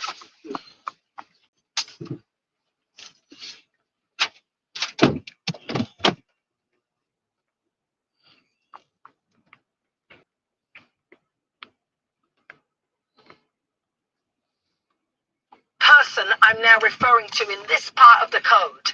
Persons include that person that's licensed under the... Yeah. Redefine the word. Absolutely, yes. These things have to be defined. So it's not applying to me because I didn't go and apply for that driver's or that license. So it's very important that we have that clear. Now, when we look at the state forum, there's a couple of things you really have to look at. You have to look at the fact that California is a federal corporation under the BARC Act. All the states are considered federal corporations. State of whatever state is a federal corporation. So one of the things that you need to look at is the taxing forum, which is where all of the codes gain their location. That's where they're all located at. This is where all the laws actually apply, unless they say otherwise. So when you look for forum, we need to look at the Revenue and Taxation Code. It comes up numerous times, but in terms of property, we can look at 130F, and this is what it describes as being the forum. 130F, the term in this state, very important, it's in quotes, it comes up a lot in all the various codes. Whenever they use the term in this state or within this state, it's referring to this location. So we'll find out now what in this state means. In this state means within the exterior limits of the state of California and includes all territory within these limits owned by or ceded to the United States of America. So it's not what we think it is, the boundaries of the state that you see on a map. It is those portions of the state that are owned or ceded to the federal government. Sure. So what we think is a state jurisdiction of traffic control or enforcement is actually a federal jurisdiction. So we're all misled on that. Yes, there is, it's not so much misled. Okay, so if you imagine at the construction of the Constitution, there's two elements in there. There's one, the formation of the government for the people, but for and by the people. And then there's the formation of the administration of the government. Two different entities. And what we keep falling into is that portion that was actually created for the administration of the government, the rules for the smooth running of the government. That's what we keep falling into. So we keep becoming state employees, operators of state property, or government employees. The office of person is really an important element for people to kind of understand. So, you know, there is the government as such, which really doesn't exist, and we won't get into that right now, but technically there is a government, and then there is a government for governing the government. and that's the issue right there. That's really the one that's come to the forefront, and that's where we keep kind of falling down that rabbit hole, because we keep falling in as a member of the government and rules that govern the running of the government. It seems some sort of fraud visible to us, the police, but we don't belong. We, you know, I really stay away from the word fraud, mostly because I do prefer belief system. It's a belief system. We think that we think and we've been trained to look up to this as an authority. It's not true. They've been trained to treat us with authority, and they think that that's so. It's a lot of beliefs going on. A belief system. Yes. Could be true. Yes. This one is not. It's not true. Yes, it's not true. Where do we go from here? Well, let me explain the other part, because this is the important thing is, you know, by now you'll be wondering, well, how did I get into this? How did I, well, it is part of the belief system. You believed that you were required to have a license, so you walked into the Department of Motor Vehicles and you went and applied for a license or registration for your car or your automobile, even though you was not using it in the method that is regulated. It's not you was not participating in a regulated activity, and you was not the regulated person, but you volunteered into that system. We're not offering your vehicle for hire. Yes, but you thought you needed one, so you walked in and got one. And then here's the thing: the DMV only has one type of license. I mean, they do have motorcycles or whatever, but there's only one system that they have of their own kind of governance. And you filled out an application as it was. The way that you filled it out showed that you were qualified to do that. You took a test. So there's a lot of intent going on here. You represented yourself as being within their absolutely. Yes. You did that. They didn't do it. They didn't do it to you. You went in by applying for the license. You did that yourself. Yeah, and we can go into that just in a little bit of how we keep falling into that kind of trap. So first of all, I want to show you where the license comes in and where the property first gets registered. So those can be found in California Vehicle Code 17459 and 17460. 17459 says the acceptance by a resident of this state of a certificate of ownership or a certificate of registration of any motor vehicle or any renewal thereof issued under the provisions of this code shall constitute the consent by the person that service of summons may be made upon him within or without this state, whether or not he is then a resident of this state, in any action brought in the courts of this state upon a cause of action arising in this state out of the ownership or operation of a motor vehicle. So it's a very interesting construction of language right there. We begin as a resident of this state. This is the state you defined a minute ago. Yes. It's not really a real state. It's sort of a ceded areas to the federal government. Yes, and just to very limited. This is not, really relevant in the sense, but it's important to understand back in the 1860s, actually the land was ceded away from the United States of America. Any of you that have got land patents and looked at those, the land was actually ceded away, and now they're talking about land that's been ceded to. So the chances are you're not on land that was ceded to the United States, and you can probably show that you're actually on land that was ceded from the United States or sold by them. So the other section, CBC 17460, is very similar in nature. The acceptance or retention by a resident of this state of a driver's license issued pursuant to the provisions of this code shall constitute the consent of the person that service of summons may be made on him within or without this state, whether or not he is then a resident of this state, in any action brought in the courts of this state upon a cause of action arising in this state out of his operation of a motor vehicle anywhere within this state. So only by applying for the license are you becoming subject to that. Yes. So acceptance implies there's a choice.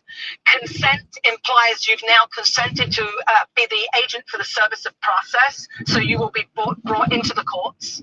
Why does the state need my consent to enforce upon me? It is a civil action. They are required to have your consent in the first place. You have to agree to go into the courts. And even that, you know, none of these things are in concrete, shall we say.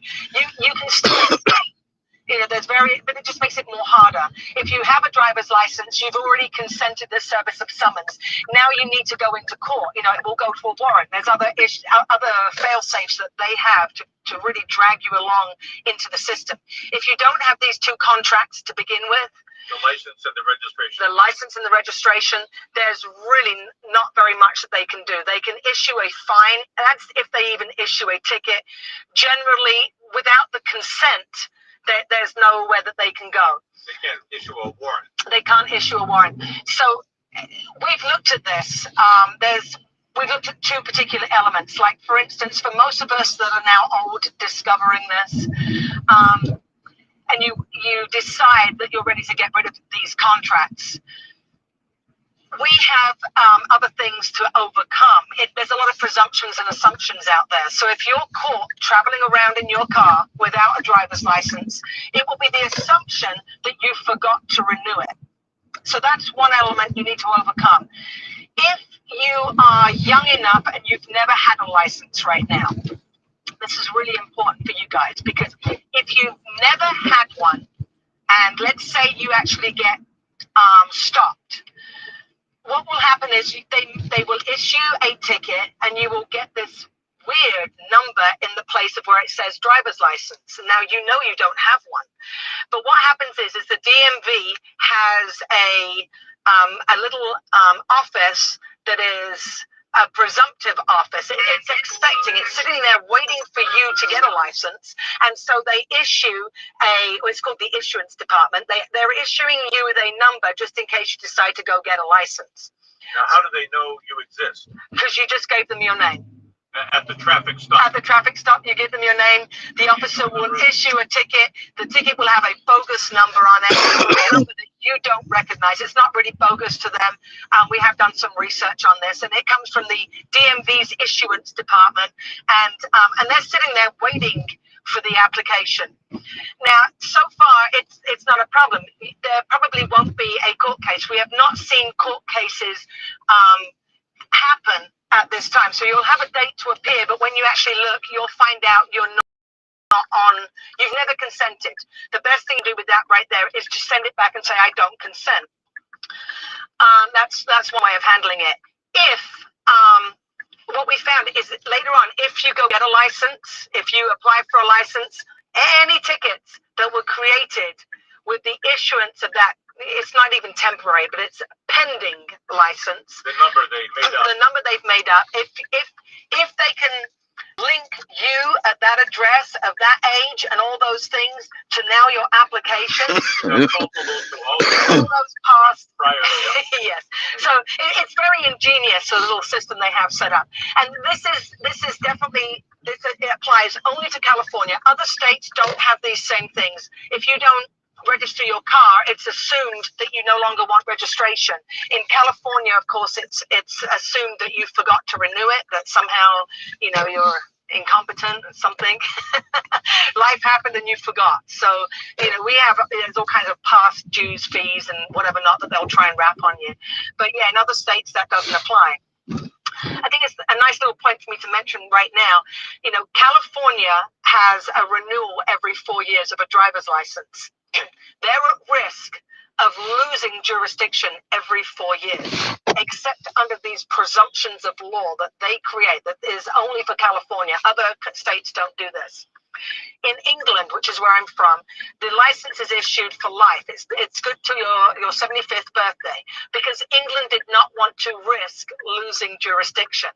Rather than be in commerce, because that's the other thing, California has chosen that it wants the revenue generated every 4 years, which is quite substantial, and risk losing jurisdiction.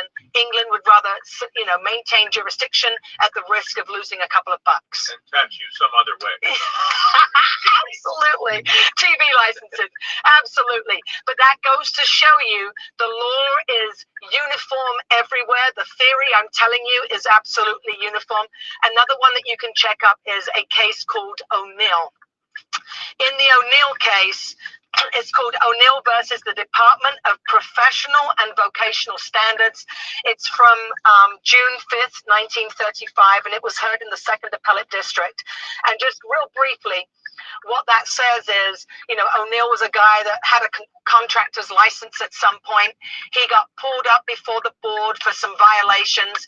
They fined him, even though his license was expired and he had not asked to have it renewed. Ultimately, he goes to court. The court rules against him. He goes to the appellate division, and the appellate division rules. The judgment of the Superior Court is reversed with direction that it adjudge and decree that the order made by the Register of Contractors be declared null and void for lack of jurisdiction. And what about that he was engaging in construction activity without a license? That doesn't, that becomes a personal contract issue. If I hire you to do a job for me and you don't do it, then I can take you into court. But if you're unlicensed, that's my only remedy. If you're licensed, I then have to go through the board, and what happens is you have an administrative hearing.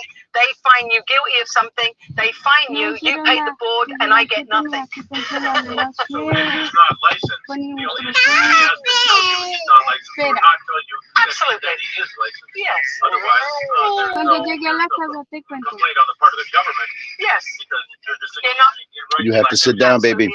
Yes, exactly. You're using your labor in exchange for something, just and fair. A value, yes. Okay. So how do we get out of our ticket?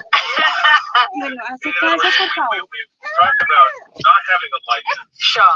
And actually having an advantage legally by not having a license. Yes. This is a very difficult, concept for many people. So wherever we are in the explanation, let's move forward so people can really get a grasp of how this may come around to their lives. Yeah, okay, so, I've gone through quite a few traffic stops and a lot of issues, and with court, this is by far the easiest way of dealing with it, is by not having those contracts to begin with. Once you step into their arena, you're pretty much fodder for their, there are ways out, but you're going to have to, use legal arguments to maneuver your way out. My favorite one is always the verified complaint. And I know a lot of people have problems with the verified complaint. Requiring the court show a verified complaint in order to enforce against you. Absolutely. I think one of the important things people have to understand with the court can appear to move forward with its processes. They can send you to the public defender's office. They can, hurl you through the court and keep going and keep going and keep going and bring you back there. And what you have to do is you have to stand on your rights. Because what happens is they can appear to proceed, but they cannot effect judgment. And so you think they're actually about to put you in jail or about to fine you a huge amount, or about to do this, they're threatening it, they've got everything against you. Going through the motions. Yeah, but actually, unless they have the verified complaint, and unless you are demanding to see it, yes, then if you haven't waived your right, they can't quite finish off. Is that the idea? Yes, and you have to know the local rules of where you are. So it's very hard for me to tell you this is what you need to do, but you need to know the local rules. Some of the local rules, for instance, San Bernardino has it that you stipulate for a commissioner or a hearing officer to hear the case. In Riverside, for instance, it's assumed you agree to that unless you object. So you really need to know those rules. And let's explain the verified complaint. This is a sworn statement by someone who says they're injured. That you've injured them. Yes. And that's something you never have, or very rarely have, in a traffic case of any kind. Yeah, you need to have a controversy as such, or a controversy, if you guys would like to hear it that way. I learned a few things along the way, and one of those is a controversy. So here's a little scenario for you. Somebody calls the police on you. Domestic dispute is a very common thing. Someone calls the police, and the police come out, and they say to you, "Hey, what's going on?" And immediately you start running your mouth. This person's done this. This person's done that. Great. They now have an argument ensuing. If you turn around and say, "Well, do you have a complaint?" It will stop them in their tracks. So you can see that without a complaint that needs to be verified by the other party, the police cannot proceed. And the police officer may think that by witnessing you rolling through the stop sign, that he has a complaint. He has a complaint. He doesn't. He's not injured. He's not injured. And not only that, he can't be the witness, the police officer, and all the parties to it. I mean, you hear that a lot. He can't be everything. Some people will ask the commissioner, for instance, what's the nature and cause of the action? That's a really good question to kind of get that down. And but I think we should kind of discuss that maybe in a different, because it's pretty long. It's really important to understand the nature and cause of an action. That you need to go into that pretty clearly. Okay, so now most people do have a license at this stage in the state, and so there's a process of noticing that you are giving the license back, you are giving it up. Absolutely. And is that where we're going now with this?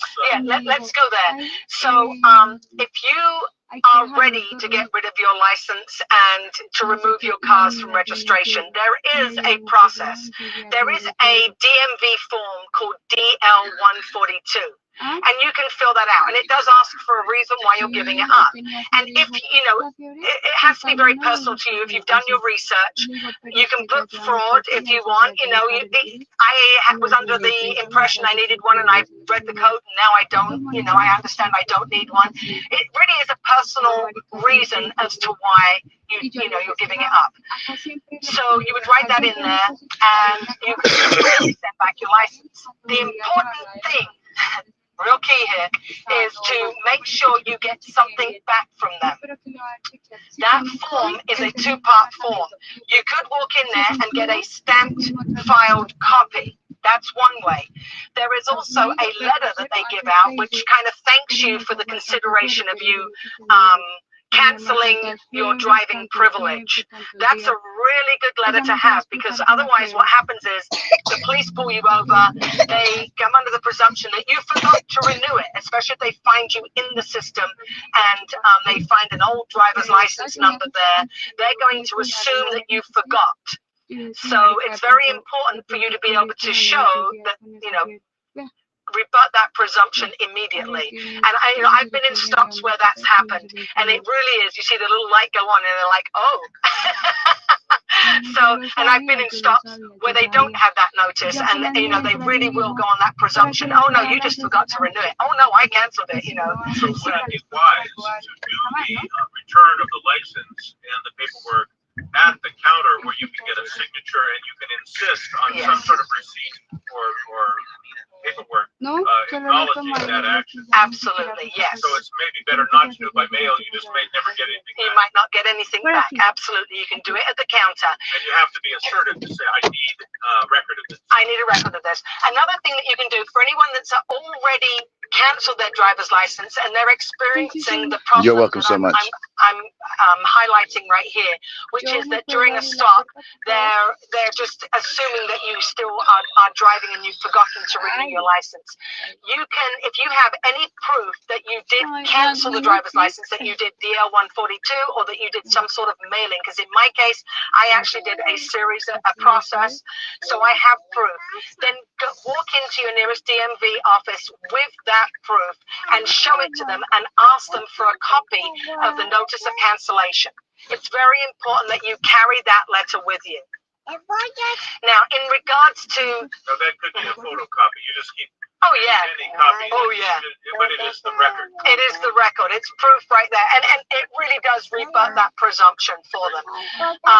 Now, in terms of the car being removed from registration, that has had some other difficulties. I did achieve that, like I said before, and an officer did put it back. You could just do like I did in that case, which was to send out a series of letters to a number of people requesting that they remove it. I did get it removed, so it's definitely possible to do that. There are other ways to do it too, and that is through a foreign trust is another way. I'm trying to think of any other ways there are. I know people have come up with some ways, for instance, like junk in the car. I really don't recommend the junking the car, but it is possible to do it that way as well. When you say a foreign trust, you're trying to make some official paperwork that claims the authority over the vehicle. Is that correct? Well, what happens is you just literally, in the same way that you would transfer a car from me to you, I would just transfer the car from me to my foreign trust. And what I've done is you include the EIN on that transfer so that they can then look it up and realize that it is foreign. Now, anyone can create a foreign trust. Anyone can create a foreign trust, yes. But there is an EIN that you do get from the IRS, which is a 98 number. So anybody that has that 98 number, there are a lot of us out there, you can move the car directly into that vehicle. And what I did is I then wrote an email to the Department of Transportation, and I said to them, hey, I have use of an automobile that is owned by a foreign trust that is recognized by the United States of America. What do I do with my tags? And the response was, return them immediately to the nearest DMV. So you're driving without tags. Well, and then what I did is I took that email and I keep it in my car. Yes, and that's without, yes, because if you're actually traveling with a car that is owned by a foreign entity and you have California plates on it, that's considered a misdemeanor. I've forgotten the section that's at, but it actually comes up as being a misdemeanor.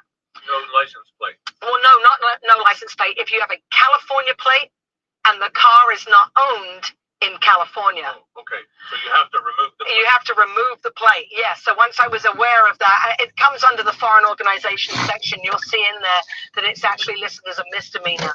So you really do need to remove the plate. But for the purposes of being safe, which is what this is all about, the idea is to be able to travel safely. And if you've just got no plate, you're running a risk. So I did send the email and I got the response, and I carry the email in that automobile. You're talking about being safe from getting pulled over. Oh yeah, and having the car, yes. Yes. So you will get pulled over. What about the idea? What about the idea of a license plate that says Foreign Trust 99528? I actually have my EIN on mine. I created my own plate and I use that one, and I've had it like that for maybe 5 years now, no problem. As long as it doesn't look like a California plate. As long as it's not looking, like a fraud in their system. So yes, you can do that. You can even, I used to use my own plates quite a lot, especially when I'd removed everything from the system with my own emblem on there, my own heraldry crest. That was cool. So there's various things, and people that have managed to maneuver this pretty well. So yeah, it is possible to do. Okay. So what do we not know yet about getting sort of outside the system and getting pirated by the government bureaucrats and the black and white police cars? There is one other safety measure that you can do. If you're venturing down this road, there's nothing worse than having your car impounded and ending up with all these court cases.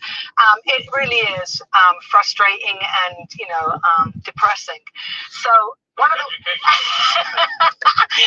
if you can learn from my education, it's great. I'm really happy for you. Yes, absolutely. Yes. So there is a final safety. So back in 2004 or so, like I said, I'd read the vehicle code. And I did get an impound. I think it was 2000. Might have been 2005 or 2006. But anyway, somewhere way back when, after I'd done all this, in fact, it's during the same COP was having this problem with me. So I want to make that clear that a series of events occurred about a year and a half, 2 years after I'd done this. So it must have been around 2005, 2006. Yes, yeah. I embarrassed him in front of his rookies, and he, he's never yeah, yes. And so the next day was the very first day I was ever impounded as a result of this. So yes. So what happened after that very first time I was impounded? I was already aware under California Vehicle Code Section 4021. A repossessor may, repossess a car without the need of registration and stuff. So I went and repossessed my car with a security agreement.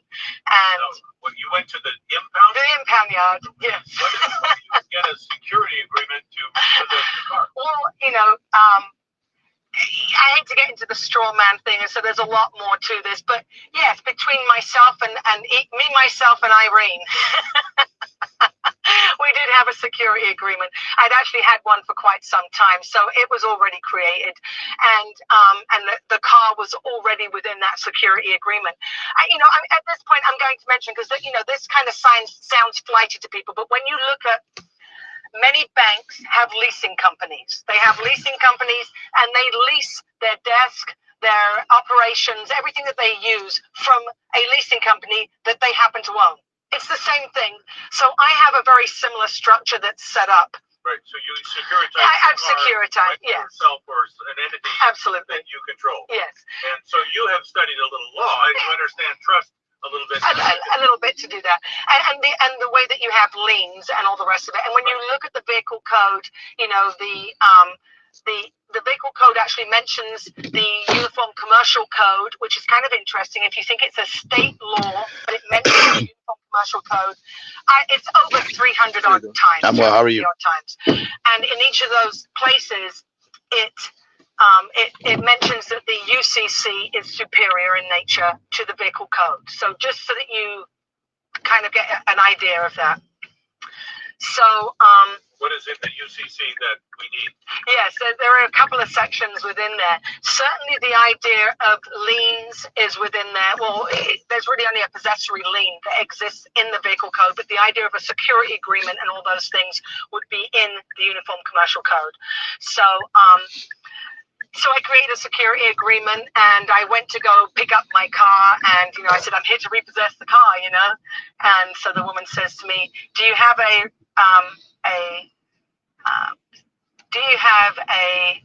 repossession order? And hold on, and I'm like, a what?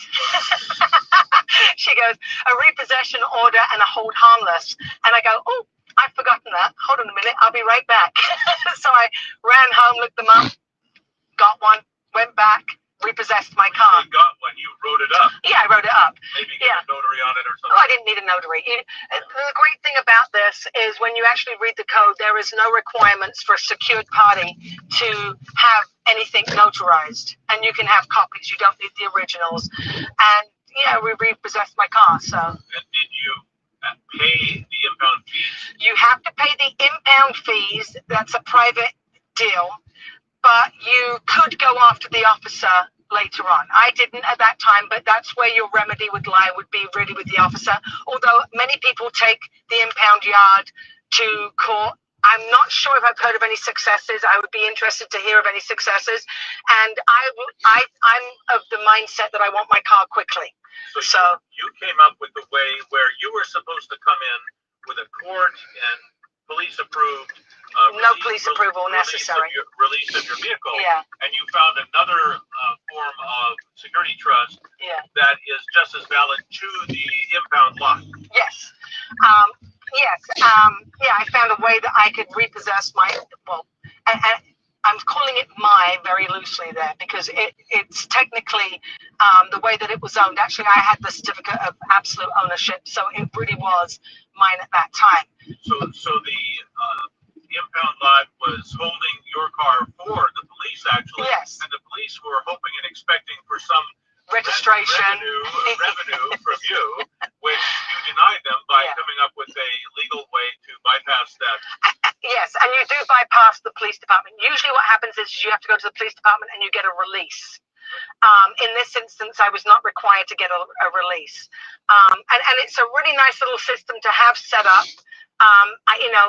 I would be, within groups, we should have these things set up.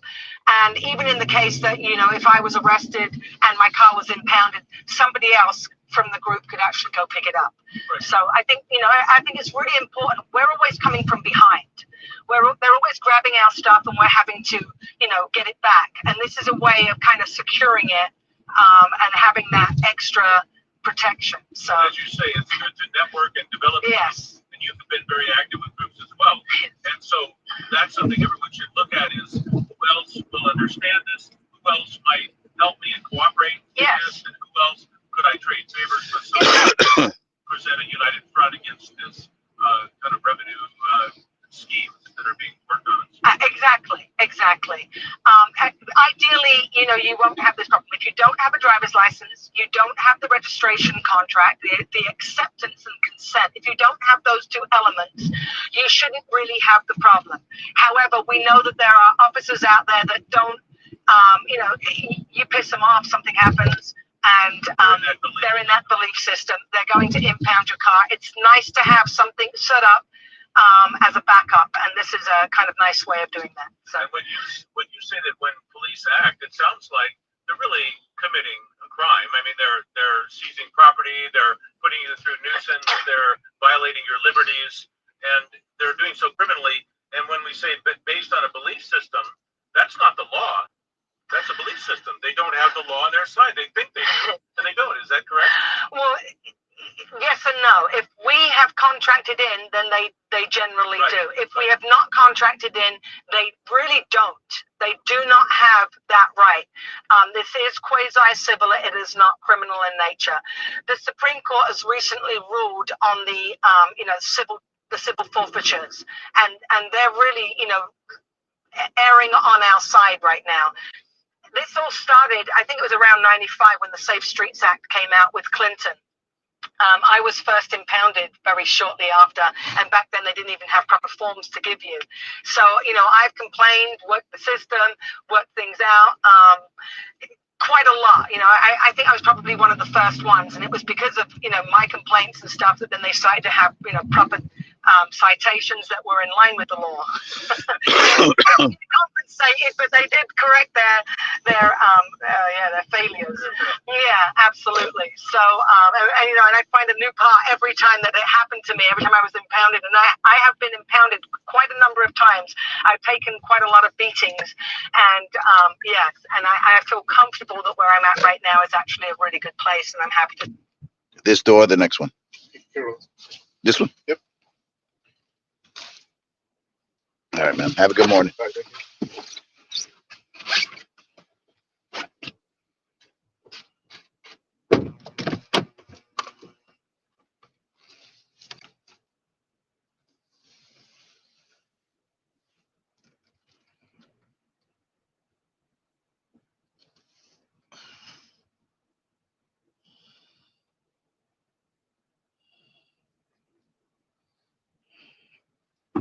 Share this with others.